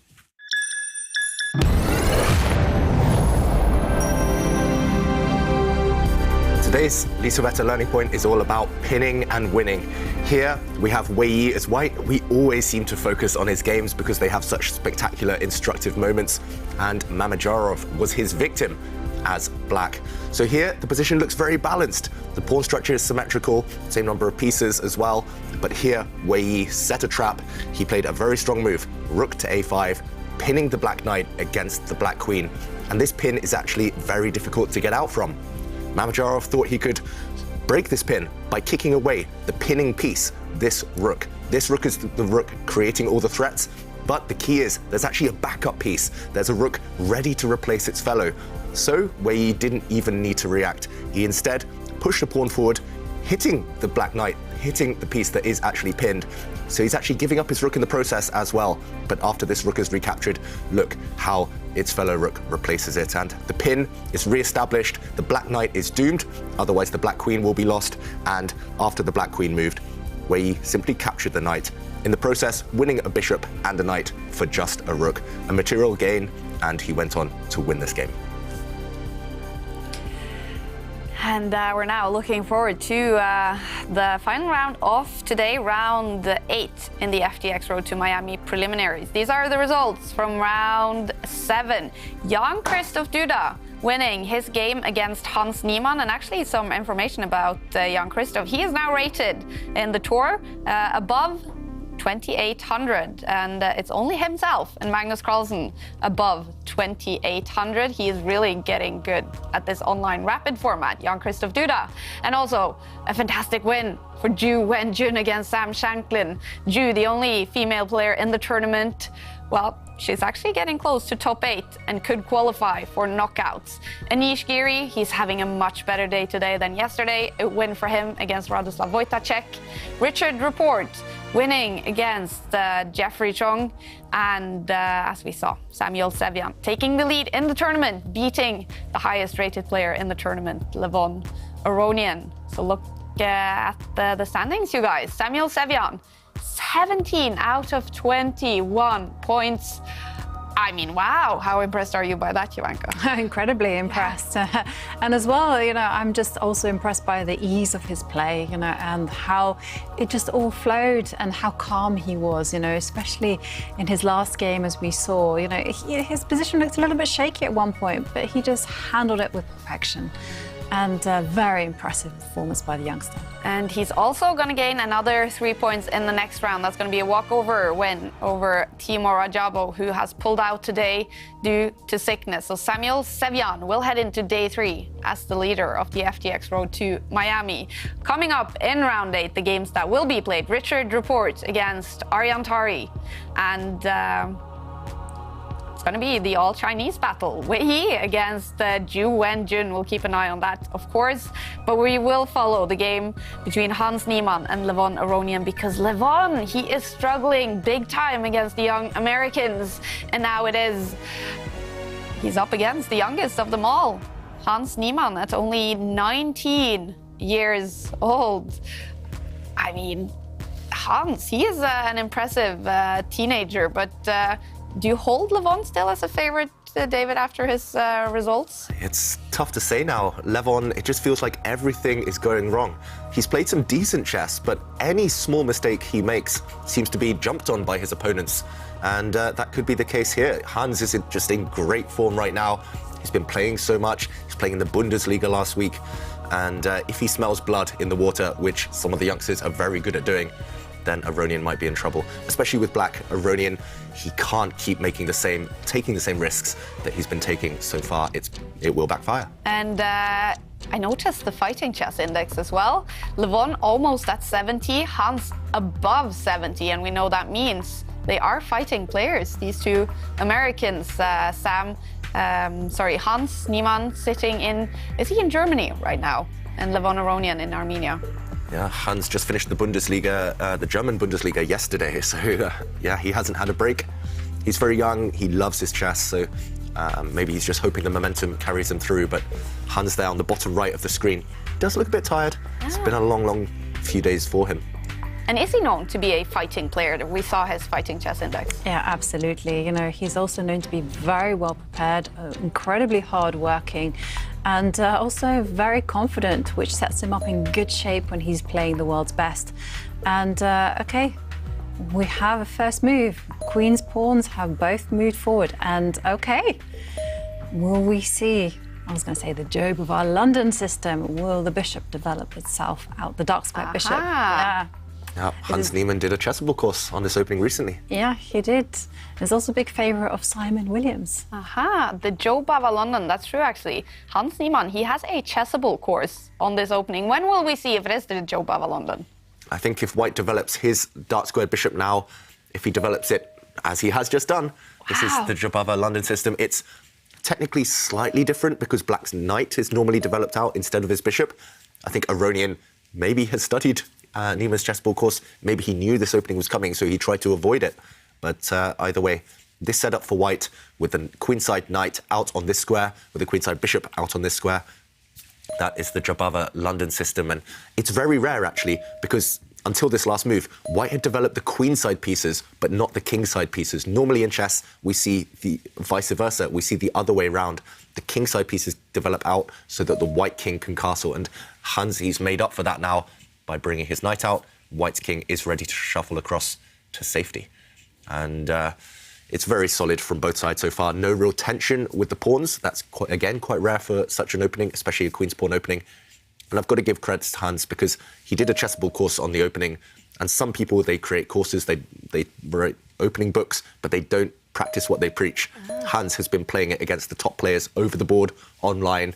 He's really testing out this opening, trying to make it into a fearsome weapon. And I remember from Chessable Masters when we talked a lot about openings, the rule was kind of find out what kind of style you have and then dig into the openings that fit that style. So what kind of players should study Hans Niemann's Joe Bava London course that is on Chessable? Yeah, I think the beauty of the Joe Bava London system is, firstly, there's not actually so much opening theory. There's not much that you have to sit there and memorize. It's more just about feel. All you need is, need to know the first 3 moves. From there, it's just about general plans. You can freestyle where do the pawns go, which pawns to push, where do the pieces belong. sometimes you've got to make a decision which side to castle. Here, he's castled on the king side. Often you actually end up castling on the other flank. So it's players who like flexibility. It's players who don't want to get too deep into the kind of the academic side of chess, where you just have to memorize, you have to note down all the moves, work out all the variations. At the end, it turns out to be a draw. Nope, there's no forcing draw variations in this one. And also, Fighting Chess Index, we talked about, it's for fighting players. And I think that's why it's so popular, that specific opening at amateur levels, at tournament player, club player levels, and all the way up to Grandmaster level, clearly. Wow. Yeah, one of the benefits of studying an opening like this is that a lot of people just don't have the time to dedicate themselves to studying all these mainline openings, which have like 20 moves of theory or something, and they're very cutting edge. And so they said, no, we don't want that. So we're going to scratch that and play something that we can learn and master in a short space of time. And as David says, it's flexible. And the big thing that I would say is just know where your pieces are going to go, know what's your typical pawn breaks, and you should be fine. In fact, it's a good rule of thumb for every single opening. Know where your pieces go, know which ones are the sharp lines, dedicate some time and energy to fixing that, and then play. Wow. With confidence. And there are different types of openings. I mean, one of your favourites, Jovanka, the Caro-Kann. That one, in some variations, you have to know 20 moves of theory. You have to memorise 25 moves deep just to get a playable position. The Jovanka London system, you know 3 moves, and you're OK. And then from there, you might not get an opening advantage, you might not win quickly, but you get a good position full of potential. So it's a stylistic thing. And we should mention 3 of the most famous grandmasters who play the opening on a regular basis, Hans Niemann, Jovanka himself, and Simon Williams. They're all very attacking players. They're all very creative. So it allows that. The flexibility gives room for creativity. Okay, so if you do like attacking, if you want a flexible opening, and if you don't want to spend too much time going 20 moves deep, if 3 moves is good for you, then the Jovanka London is the perfect opening for you, and you can study it with Hans Niemann on Chessable. I think that sounds like the opening for me. Yeah, I think so, Kaja. I think so too. You know, just something where you have a setup where you know where the pieces go, and you know your way to attack. It's important, and you're off. And Kaja, I've beaten Garry Kasparov with the Jovanka London system. It was only a blitz game, but still, I managed to beat him twice actually with the opening. You've beaten Garry Kasparov? Only in blitz, but that's not told me. It was kind of practice-friendly games, and he got really annoyed actually when I started playing the opening. He was like, don't you want to learn some proper openings? But eventually he figured it out, and then he beat me in the 3rd time, but still. Oh, wow, that's how cool. Well, talking about, David. It works best against players who rely a lot on opening preparation, and Garry Kasparov does do that. Well, Garry Kasparov, even he lost to David. Wow, very cool, David. But he is a great champion in history, and we are asking about this today. Who do you hold as the biggest champion in chess history? Yeah. Has anyone answered Garry Kasparov? Yeah, we have actually. It's like you read my my spreadsheet in front of me, and Shokan says that for them the best chess champion is Kasparov. He was competing with Karpov during the big changes in the Soviet Union and the whole world. And for many people, he was not only a talented chess player but an agent of change. He is still a fighter for democracy and freedom. Meanwhile, sorry there, Jovanka, but we have seen Hans Niemann. I think he was cursing himself a moment ago. He was talking to himself. He's look at that. Slapping his face. He has just blundered a pawn. We were praising the Jovanka London system, and the opening actually worked out very well for White until just 2 moves ago, or 3 moves ago, when he made a miscalculation. And look how much he's suffering now. Look how much kind of frustration there is in his face. And we have to show what just happened. It actually stemmed from 3 moves ago. If we backtrack to this position, White has a very healthy position here. White can play a whole bunch of moves. White can push a pawn to kick back the black bishop. This is part of the flexibility we were talking about. White can capture a pawn in the centre. White can, for example, create a pin on this diagonal. Lots of moves here. Hans, I think, relaxed a bit too early. He brought his knight forward. But after a 4 series of moves, a trade, another trade, and a capture here, he forgot that after pawn takes pawn, the white bishop cannot go and recapture this pawn now. White would have an advantage if it wasn't for this one move. Black's pawn pushing forward, hitting this bishop, and wherever the bishop goes next move, whoops, suddenly the other bishop is trapped. This bishop now is doomed. It's trapped by a pawn. and black wins material. So that's why we saw Hans just slapping his face, talking to himself, frustrated. But fair play to him, he's battled on. And if we catch up to the current game position, we saw that white couldn't take this pawn earlier. Instead, he's just had to ignore it. And black, therefore, has had the opportunity to start pushing pawns himself. And this threat is still in the air. This pawn push is really scary to deal with. And I think Hans needs to try and fight against this kind of pawn wedge that black has got going in the centre. Indeed, he pushes forward this pawn. At least now, after this pawn push, which Aronian plays instantly, at least white now can counterattack against the black knight. And I'm really shocked that Aronian is playing so quickly. Why? He could have paused. Maybe he had stronger moves. But in the end, after taking this bishop, now Hans has to decide, does he trade off a set of rooks first? Or does he go and recapture this black knight? Black will still be a pawn up in most scenarios, but at least Hans is not dead yet. He still has fighting chances. And as we see there, just a rook trade, the black knight disappears, and after a trade of pawns as well, this capture, I think white needs to break his bishop out of prison as soon as possible. He needs to push his pawn forward to break down black's pawn in the centre. One thing you can't do as white is step back with your king, because actually this pawn push would be a very famous kind of scenario with the white bishop trapped, entombed. It looks like it's on a nice diagonal, but it can never break through this pawn in the centre. And this pawn structure was made famous by former world champion Capablanca, just on the other side of the board. So, yeah, a dead piece if Hans can't break it out. Yeah. And he is going for it, absolutely needed to do it. I mean, it's such an important move that even if it cost him an extra pawn or something, it had to happen. Yeah. You don't want to be playing with a trapped piece. And, OK, but now there are consequences because the white king, well, it's sitting there exposed on an open diagonal. So the first move to calculate would be what happens if the black queen just dives in, gives a check. Yeah, gives a check. For example, white can block with a pawn. And then I guess you could make an argument for taking this guy in the centre. But at least now white, after a pawn exchange, can swing the white rook across. And this bishop is going to break out. We mentioned it needs to get back in the game. Next move, once the black queen retreats somewhere safe, the white bishop will capture a pawn in the centre. White's king's still exposed, but he'll only be a pawn down. So Aronian decided, I mean, maybe this was good for black, but Aronian decided in the end to just gain time against the white queen. And the white queen moved, the black queen leapt forward as well. And I'm slightly surprised, why is Aronian playing so quickly? He's won a pawn, he's done half the hard work, but accuracy is still required in positions like this. Black's advantage is still decent, but maybe it could have been bigger. I'm really worried about this pawn being a long-term weakness now for black. And the white bishop has hopes long-term of winning this pawn. What do you think, Jovanka? I agree with you. I'm just really shocked at how quickly he's playing. I mean, you said it before, and I'll say it again. He has like just under 15 minutes, all the time in the world to sit there and consider whether he should play with this pawn, and instead he's just playing on instincts. And I think at this level, it's too much to ask. Yeah. I mean, suddenly you see Hans Niemann now compare it to 5 minutes ago, where he was just distraught. He was devastated. He knew that he had a losing position. He blundered a pawn. Suddenly, Hans has hope. And it just feels to me as if Aronian, it's not been going his way, the tournament so far.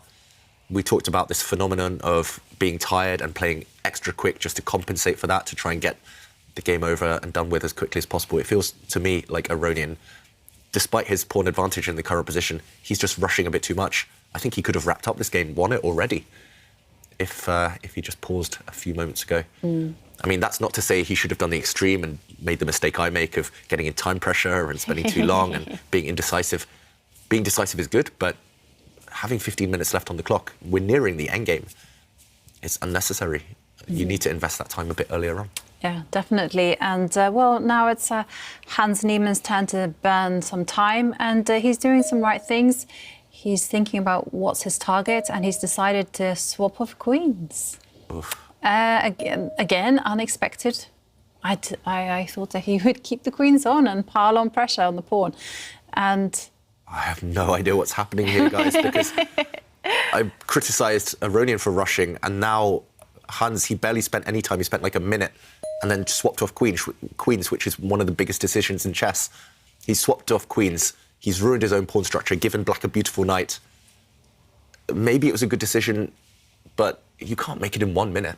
Well, also, the white king is in danger, right? This pawn structure is terrible for white. Not only are you a pawn down, but yeah, you could get checkmated. And okay, the white king is marching up the board, but just to show your point, Jovanka, there are checkmating ideas on the board. For example, if you go back with your king, whoops, the rook is just going to come round and trap you, checkmate you. This is a very common pattern with a rook and a knight trapping a white king.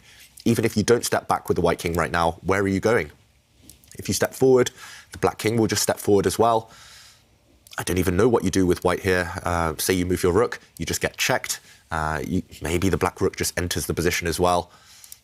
What is white even doing? The problem is, if you ever try to get active, if you ever try to open the position up for your bishop, as we advocated earlier on, then you just get left with an even weaker pawn in the centre of the board. This pawn is a potential weakness. I could see ideas such as the black knight jumping in and trying to checkmate you. This is actually a checkmate threat on the board. And look at this, Aronian, he's going for a similar idea. He's just completely ignored his central pawn because he knows that if it's captured, he can just march his king forward. This white king is actually in a mating net. How are you going to get it out? For example, if you push, this is a check, very simple check. And again, exact same pattern, coming behind and checkmating. I think this game's going to be a miniature. I think this one's going to be over in a few more moves. Whoa. Yeah. What is a miniature game? Just a quick one. Short one. Exactly. Normally, a miniature, I think it's supposed to be under 20 moves, but this one is just, I mean, under 20 minutes. Yeah, 14 minutes. Wow. Hans Niemann, what is he doing? It just reminds me of, I have to be honest here, junior chess, you know, at the low levels when you start playing and, you know, everyone's just playing very, very quickly. And I remember my father used to spend a lot of time telling me off and saying, don't play so quickly. And I tried to cheat him, tried to like just rub out most of my moves. And he was like, what is this? You finished in 20 minutes and you played 60 moves. And well, anyway, we're seeing something similar here. It's now 32 moves and Hans Niemann, his position is just dire. The white king is in big trouble. Yeah. White king is in big trouble. All of white's pawns are weak. Black's rook is about to come down into the white position. First, he knocks back the white king with a check, gaining even more time and space. I mean, they're not even thinking. Aronian, it's 34 moves in. He got surprised on move 3, and he's got more time than he started with on the clock. It feels like a blitz game, but with rapid time control with 15 minutes. I mean, this could well be a game that both players had 1 minute on the clock, like a bullet game. Yeah. The quality, these two, they're both fantastic players, but the quality has not been too high either. Yeah. Often this kind of happens when your adrenaline is pumping a little bit too much and you can't calm yourself down and you end up playing so fast. Yeah. And here we go. Yeah, I mean, earlier I was surprised Aronian was playing so quickly. Ever since that moment, he's actually played really, really well. But Hans Niemann, when you're on the defensive, rule 101, stop and think, slow down the pace of the game, find your bearings again. Yes, he blundered earlier, but he only blundered a pawn. There was still chances. Actually, his position improved after he blundered a pawn quite significantly. And look at Hans now. He's not even focused. He's looking away. Is he about to resign? It looks like it. It looks like something's just off. The focus isn't there. Well, OK, now he's coming back, but the moves, they're just continuing every second. Just you can barely pause. The rook was attacking the bishop. Now, ba-bam, and again. I mean, what are they doing? I mean, I want to sit here and enjoy the moment, explain a few things. I want to calculate myself to figure out what's going on, but they're not letting us. What is this? What is the? Are they experimenting? No, I mean, if you saw this on an over-the-board game, they would just be banging the clock, playing instantly, bang, bang, bang, and yeah, everyone would be crowding round. I mean, 38 moves, and Levon has more than 15 minutes on the clock. Yeah. That's the strangest thing. The only time I remember such a thing happening on the tour previously was Maxime Vachier-Lagrave. I think he played against Timur Radjabov, and it was like move 40. It was a dead-drawn rook endgame. He had, I think, 17, 18 minutes. He'd gained that much time, and then he blundered. So sooner or later, we might see a big mistake from one of them. Levon Aronian, though, he's tried to do some calculation there. Now he's leaning back in his chair. Is that relaxation? Is that knowing he's done the hard work? There is a trick in the position. And a very crafty trick, actually. I'm not sure whether he calculated this one in advance or just saw it kind of spur of the moment. But now we have to jump in because knights are so tricky.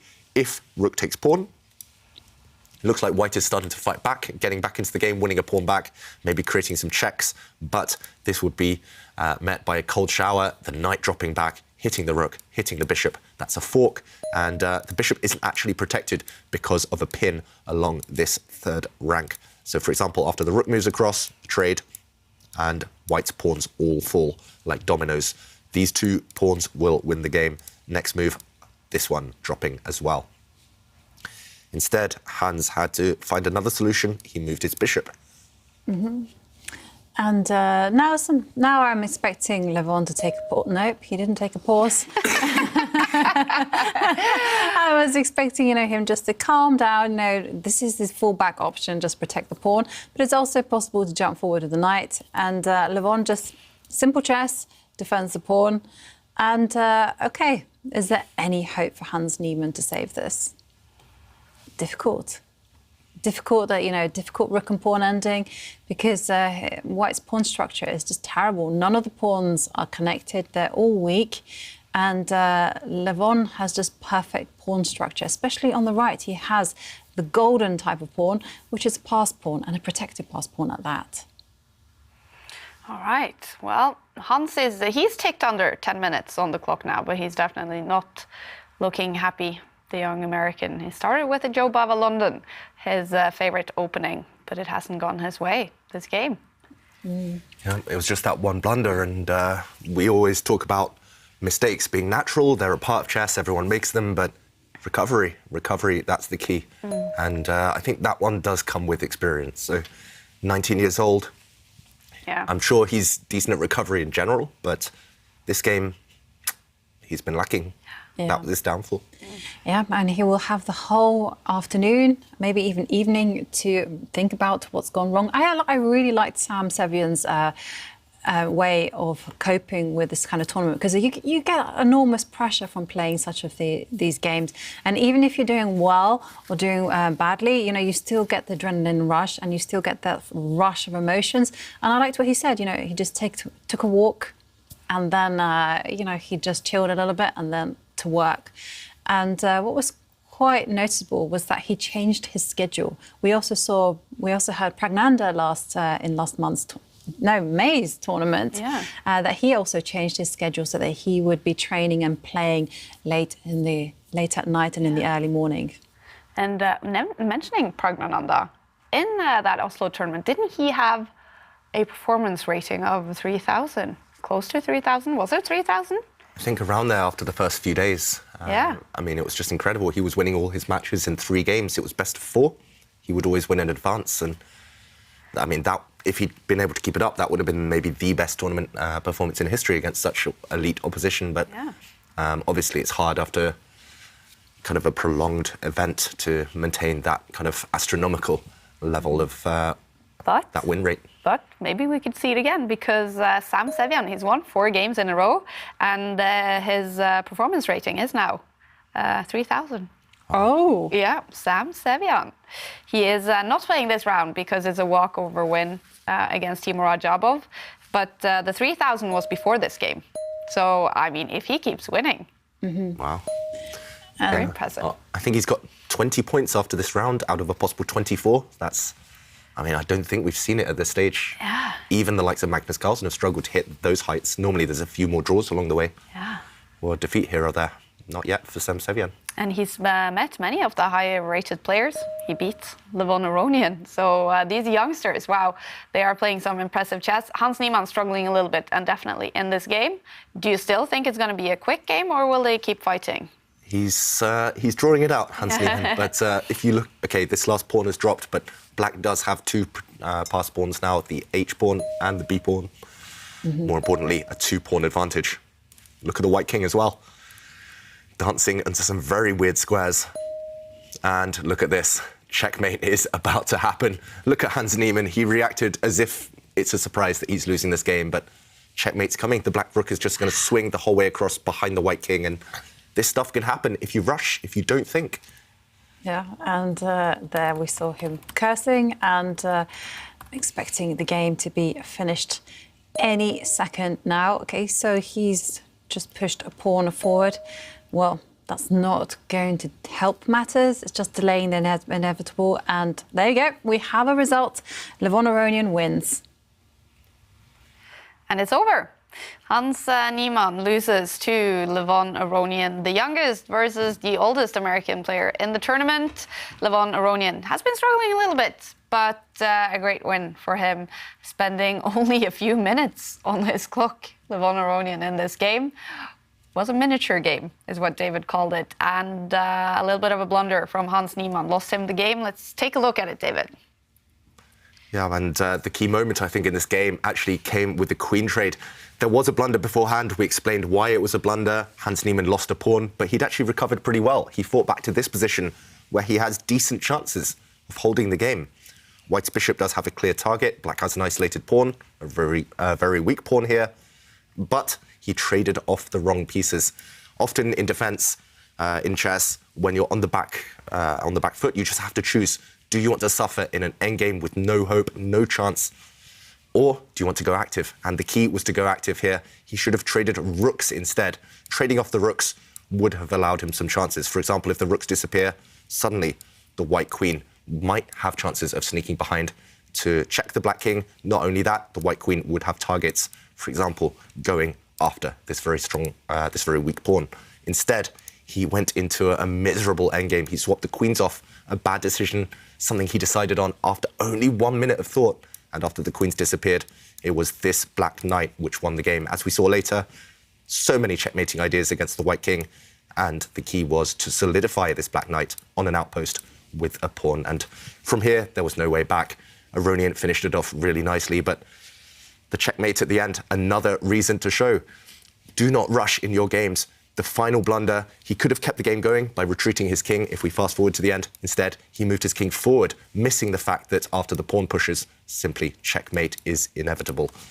So many mistakes in this game, unfortunately. Not the highest quality for either player, but an important win for Aronian. Definitely.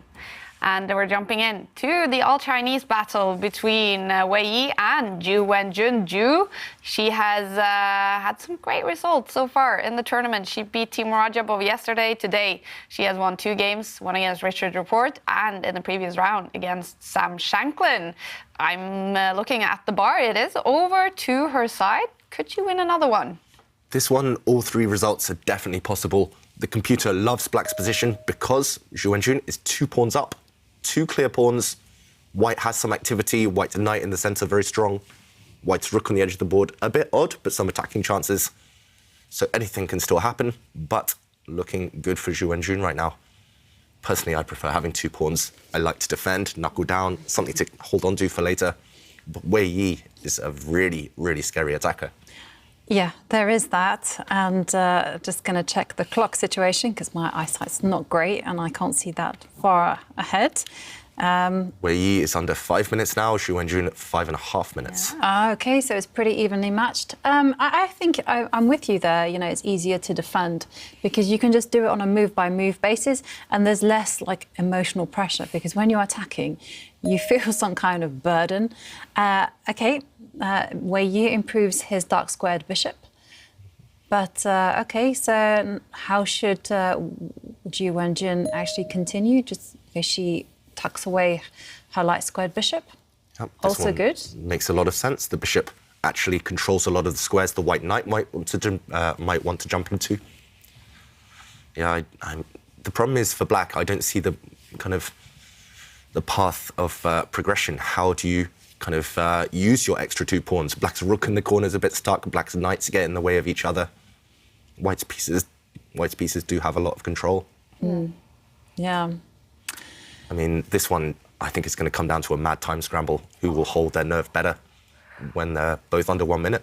Well, we do love that. And remember also, it is so late for these 2 players. It's way after midnight for both of them sitting in China. So I guess the question will be in a time scramble, who has the most energy so late at night? Yeah, absolutely. And also, you know, it is a question who can hold their nerves better, because, you know, you have the attacking side, you have the defending side, and Black's position looks solid. I mean, it's not easy to break it down. So Ju will have that benefit that with every move that she survives, every move that she improves her position, the more the chances are that she will actually win. Yeah, and look how much time Wei Yi's spending. It's 1.5 minutes now on this last move. It's not the most impressive move, just centralising his bishop. It's a decent square, but that's how much he's struggling to come up with some kind of magic, some creativity that will justify his previous 2-pawn sacrifice. I don't know. I mean, it's still hard for Black to break out, to do anything, but it does feel like Wei Yi is not entirely comfortable. And what about you, Jovanka? Who do you think has acclimatized better? Do you think both of these two players have been working on the sleep pattern? Yeah, because for them it's difficult, nearly 4 a.m. in the morning. Yeah, I mean, definitely. But then again, you heard Sam Sevian say that his bedtime was at 4 a.m. So playing at this time control, I would be fine. Because when he said it, I thought he was talking about when he woke up in the morning, because I think he even mentioned like 5 a.m. or even 6 a.m. And I was like, oh, you're an early bird. But then, oh, wait, that's when you get to bed. You're a chess player, I forgot. Sadly, that's the norm in the chess world. If you want to become a top player, those are the sacrifices you have to make. I think all like young people will now be like, oh, I'm going to be a chess player. Oh, yeah. Sorry to all the parents out there watching the show. Yeah. Chess at night, it is a thing. It is a thing, and for these two, it's definitely chess at night. Ju Wenjun, she is the second highest rated female player in China, who we found still #1. She's 31, Ju Wenjun. Is she like on the road to become the highest rated Chinese women's player? I think she is. You know, she's obviously not as high rated as Hou Yifan, but you know, she's slowly getting there. She's getting better and better. And what I do like about both Hou Yifan and Ju is that they're not afraid to play women's tournaments, and they play mixed tournaments, women's tournaments, and I really like that. And they represent China. Well, they won't be in the next Olympiad, but they usually represent China, board 1 and 2.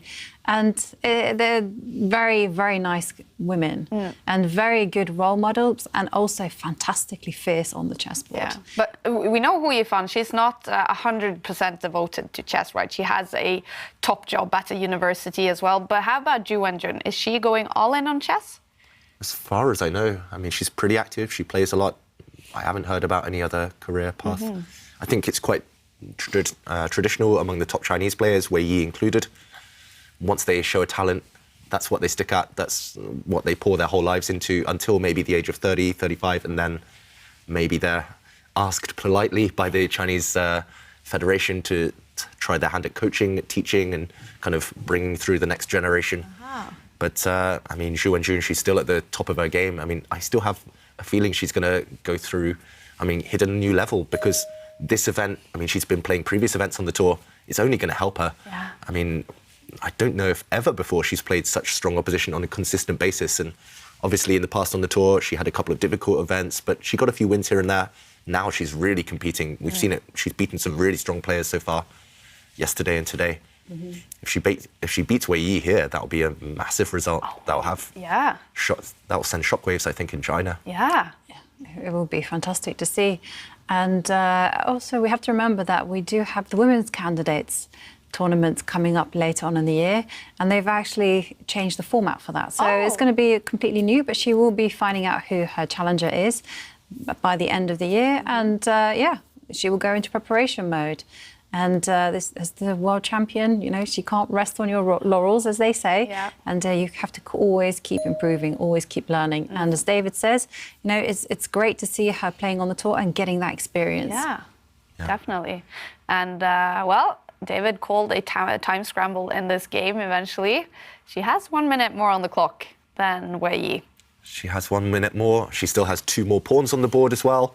And I think if she finds a couple of accurate moves here, she's doing a good job of consolidating that material advantage, protecting everything. I don't really see what Wei Yi's plan is. Maybe the white queen is attacking a pawn at the moment on the E file. Maybe it wants to switch across to the H file to go after the black king. But all of those threats can be parried by Zhu Wenjun. She can also offer a queen exchange at some point in the next few moves, even at the cost of one pawn, because she still has that extra material in her back pocket for later. The one mistake she can't make now is to go too low on the clock, because there will still be some defensive kind of maneuvers that will be required later, some defensive resources that she'll need time to find. But either way, she's done a great job and is definitely heading in that direction. Both sides are maneuvering. I have a feeling Wei Yi will embrace the fact that both sides are dropping down below 2 minutes in a moment. And yeah, still too difficult to call this game. If I were Wei Yi, I'd maybe move the black queen, shuffle her across, or maybe move the black rook. You can make an argument for retreating one of the black knights. So many options, but that's only costing her time on the clock. Yeah, she has to be quick. I mean, if I were Zhu, I probably would go for the third option that you mentioned, just retreat the knight. That's not really working. The one sitting on the b6 square, just move it just to cover some squares. This might be a key move, actually. Maybe it's one she needs to find, retreating this knight backwards. And the whole idea is, if the white queen comes across to try and attack right now, then you can just move one of your knights across as a defender, attacking the queen and defending this key square. And, okay, she moves the other knight back first.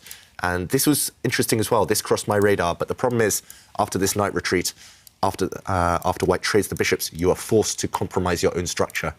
And these pawns now are very weak. This pawn is very weak. This pawn is also a backward pawn. So you might be 2 pawns up, but the quality of your remaining pawns is not that high anymore. And yeah, I was reluctant to suggest that, but Zhu Wenjun has said, you can ruin my pawn structure, I still have 2 extra pawns for later. Yeah. A bit of pressure as well on this file with a couple of pieces, a couple of targets there. A bunch of pieces on the board. That must be hard when clocks are ticking under 2 minutes now and eventually under 1 minute. Will we see a lot of trades and exchanges over the next few moves? No, not at all, because we have 2 sides wanting different things. Zhu will want trades and exchanges. Wei Yi, absolutely not. You know, the momentum is on his side. He needs to keep the initiative going.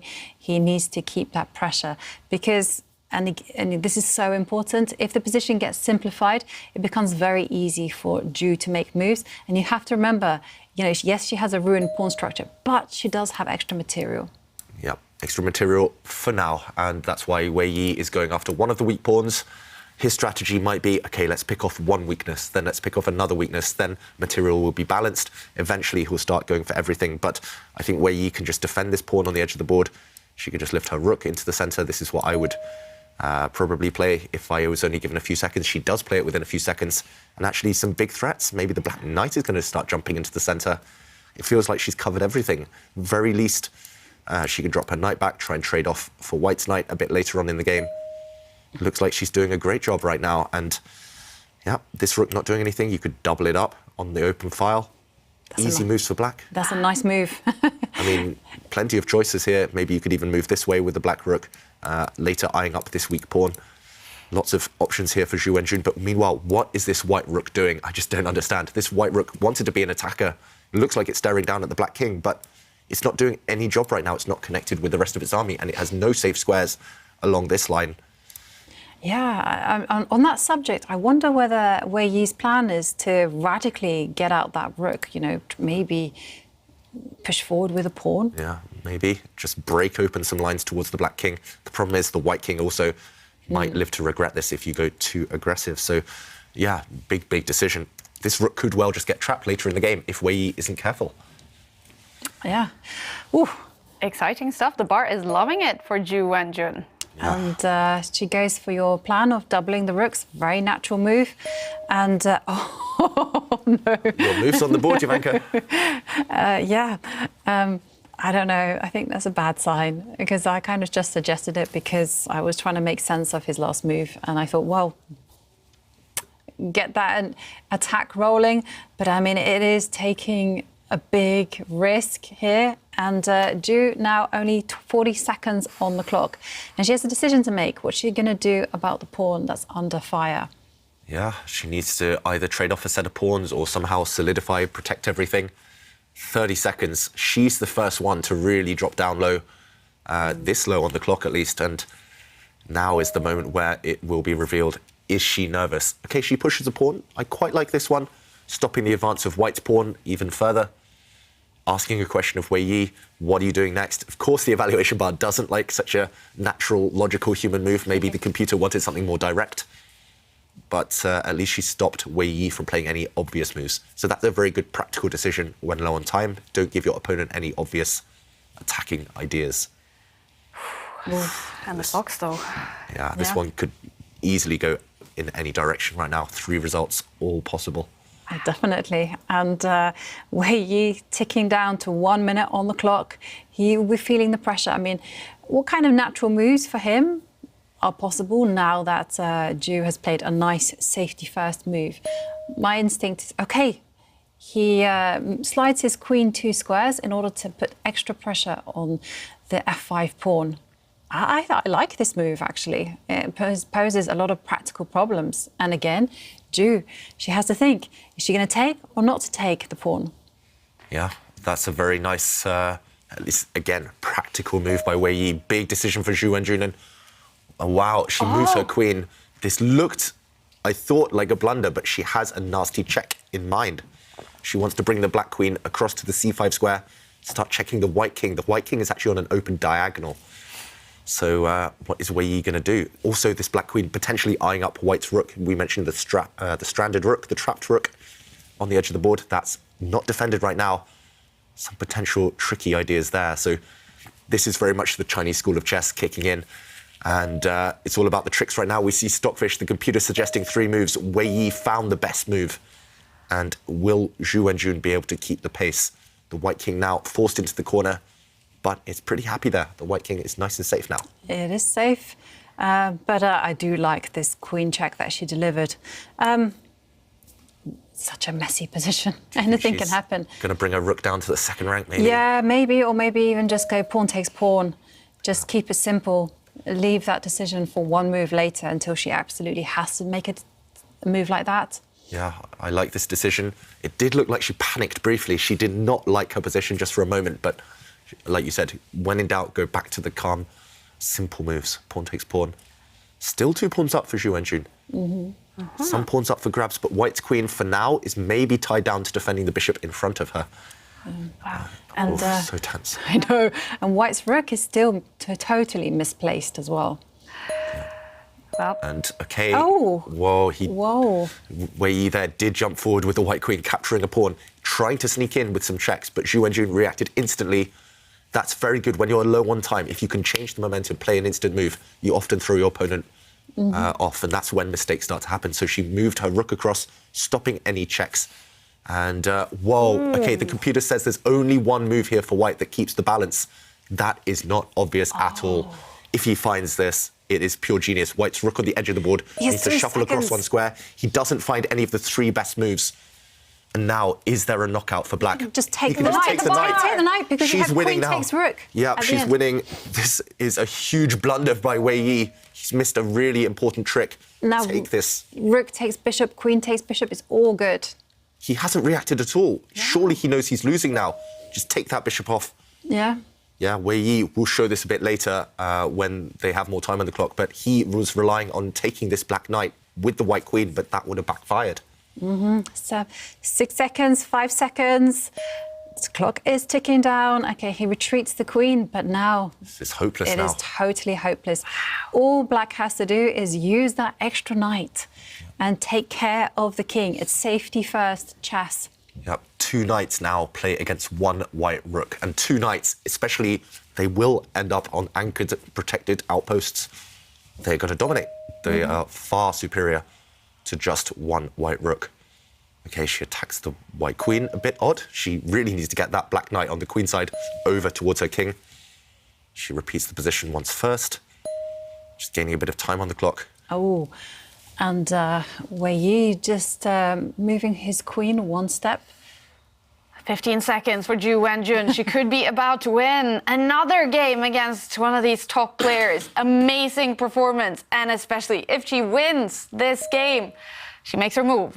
She offers a queen trade. Is that clever? Is that smart now? That's very smart. OK.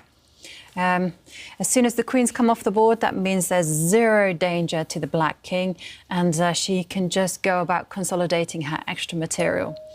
Yeah. And OK, the queens are off, And now it's going to be very, very difficult for Wei Yi.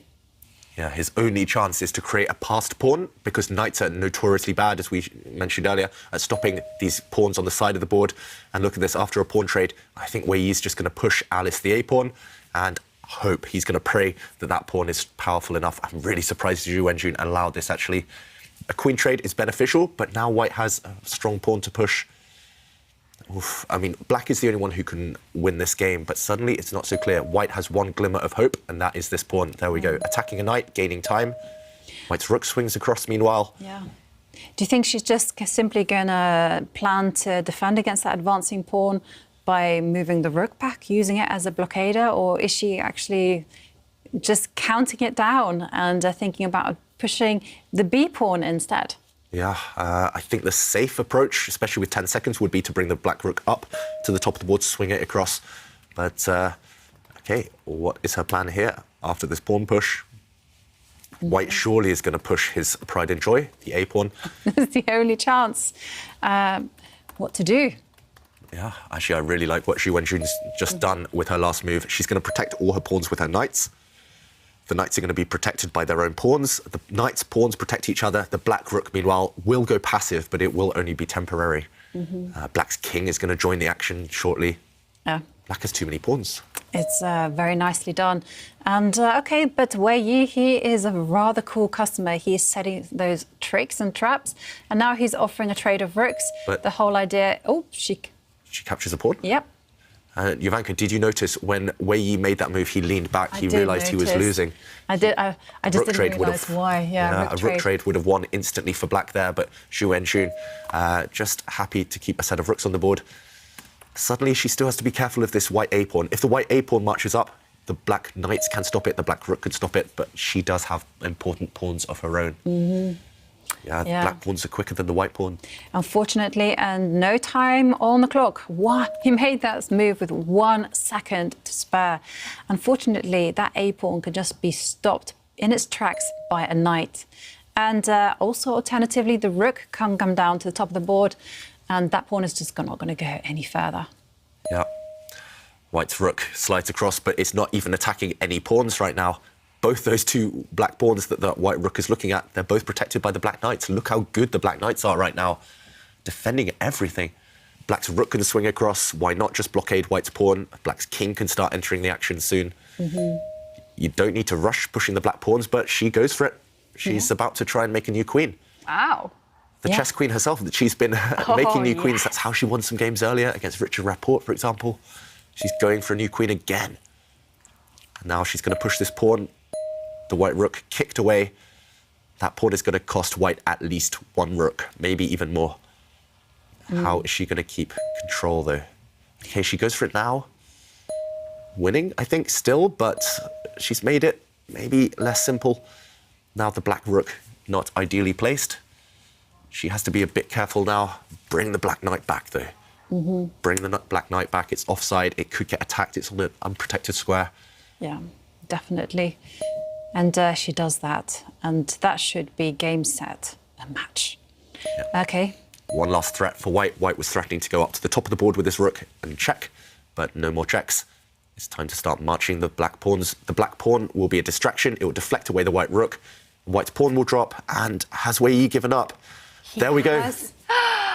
Wow! What a performance today by Zhu Wenjun. She beats her fellow Chinese player, Wei Yi, and she's had an incredible day. She is currently inside top 8 for the first time in Meltwater Champions Chess Tour history. We could see a women player go through to the knockout stage. It's looking good for Zhu Wenjun and Jovanka. Oh, how are you feeling about seeing a fellow woman perform like this? I'm absolutely ecstatic. Yes. And I really, when the women play on the tour, I just cheer for them, you know, and I think it's so fantastic to see one, and especially to see Zhu Wenjun, who is Women's World Champion, do so fantastically well. Today, I think she scored 3 points out of 4, which is an incredible score, and she played some of the world's strongest players.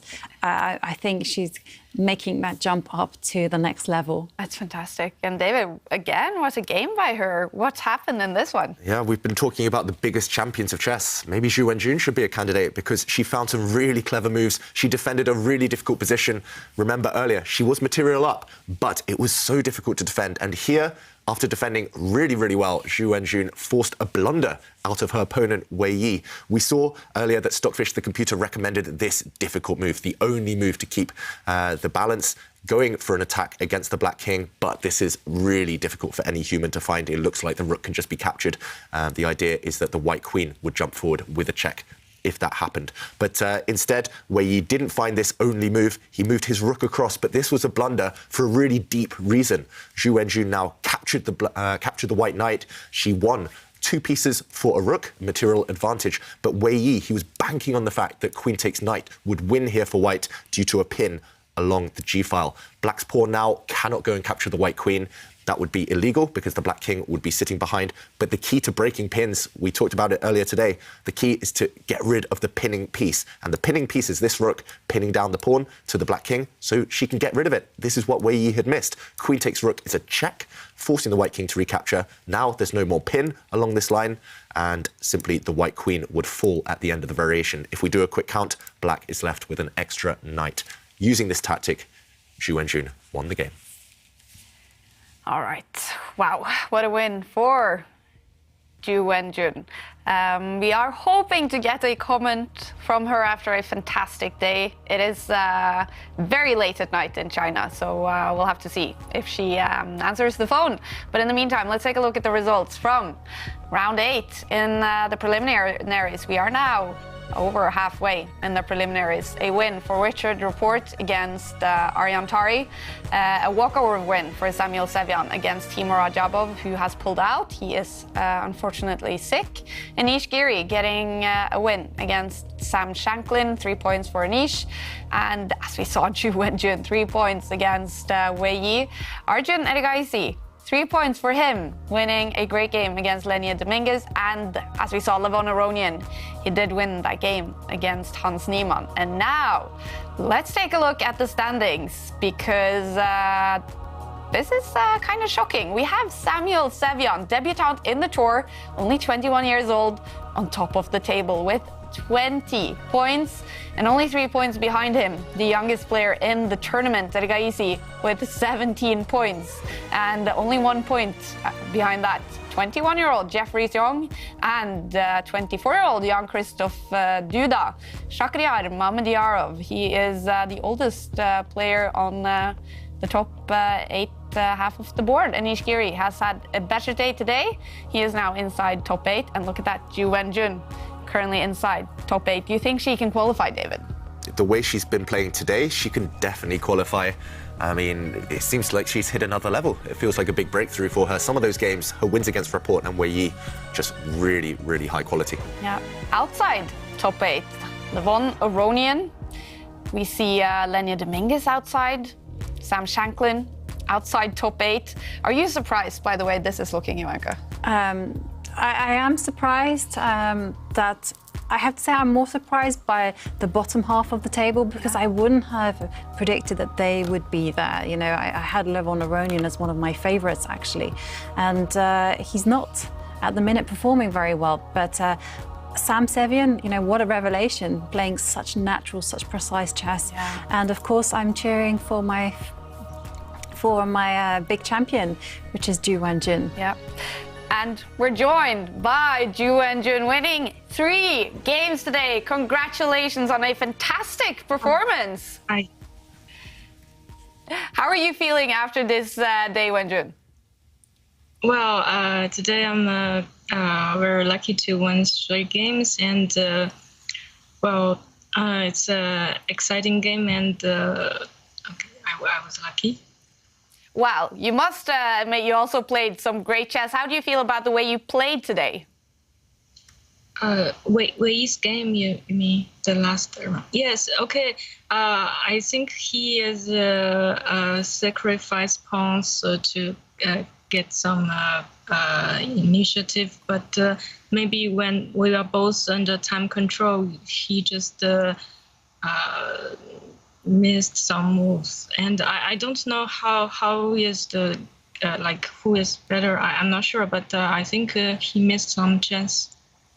And Wei Yi is not the only player, of course, you beat today. Also, Richard Rapport, yesterday you won against Timur Rajabov, Sam Shanklin. I mean, these are some of the top-rated players in the world. So where will you rank your performance in your career so far in this tournament? Actually, I'm kind of surprised that this time I play much better than previous time. And I think maybe because they want to beat me, so they choose some unclear game, and I get some chances. What has been your strategy so far then? Expecting maybe some strange openings? Well, actually, I just try to enjoy in chess first, and try not to think too much during the game, because when under time control, maybe I will make mistakes. Of course. And, well, finishing off the day, winning the game against your fellow Chinese player, will that be noticed in China, do you think, when you beat one of the top male players as well? Well, this is rapid, so it's. I think it is surprising, but not like a big thing. I mean, he tried to avoid the draw and try to make some unclear lines. Yeah. And well, you are now inside top 8. You could be the first female player to qualify for the knockout in a Champions Chess Tour tournament. What would that mean to you? Well, I guess I will be more excited the games, and I will see if I can if I can qualify. But basically, I think they are just very strong players, and well, it's still a lot to go. Of course. And obviously, I know it's very late for you right now in China. What is your routine during these days in the Champions Chess Tour? Sorry? What is the... So how do you spend your day when games start very late for you and now it's very late? Yes, it's very late. So I guess I will just have some rest, and maybe tomorrow I will analyze some of my games. Sounds like a great plan.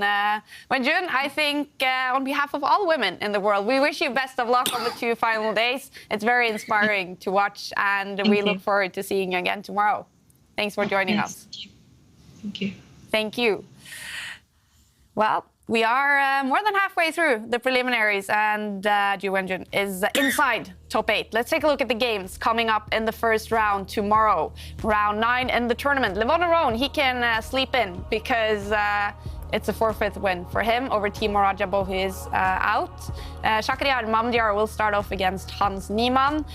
And we're going to have a big battle between Ergaisi and Duda. They are both towards the top of the table. Anish Giri will start off against Wei Yi. We have an All-American battle, Jeffrey Xiong against Sam Shanklin, and Ariam Tari against Wojciech Sevian, the leader in the tournament, against Richard Rapport. So tomorrow should be a fun day.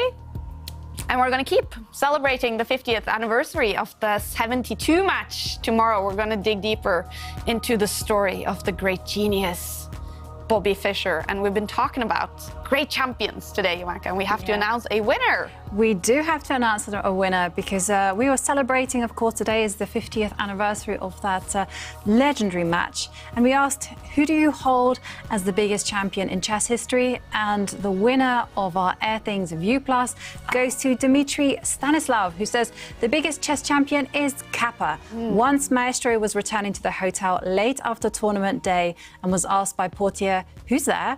Jose Raul Capablanca y Grapera, the Cuban said his full name. All right, come in, but let the latter close the door. A very nice story there from Dimitri, and you are today's winner of our quiz of the day. So massive congratulations and a big thank you to everyone who entered our competition. Definitely. And a big thank you to everyone for following. Please join us again tomorrow as we dig into Bobby Fischer's story from becoming a great world champion HS genius to struggling on towards the end of his life. We're going to talk about that story tomorrow, and follow all the players fight to qualify for the knockout stage. Can Ju Wen-jun become the first woman to qualify for the knockout stage in the Champions Chess Tour? It's going to be a great day. So get ready for it, and we'll see you tomorrow. Bye.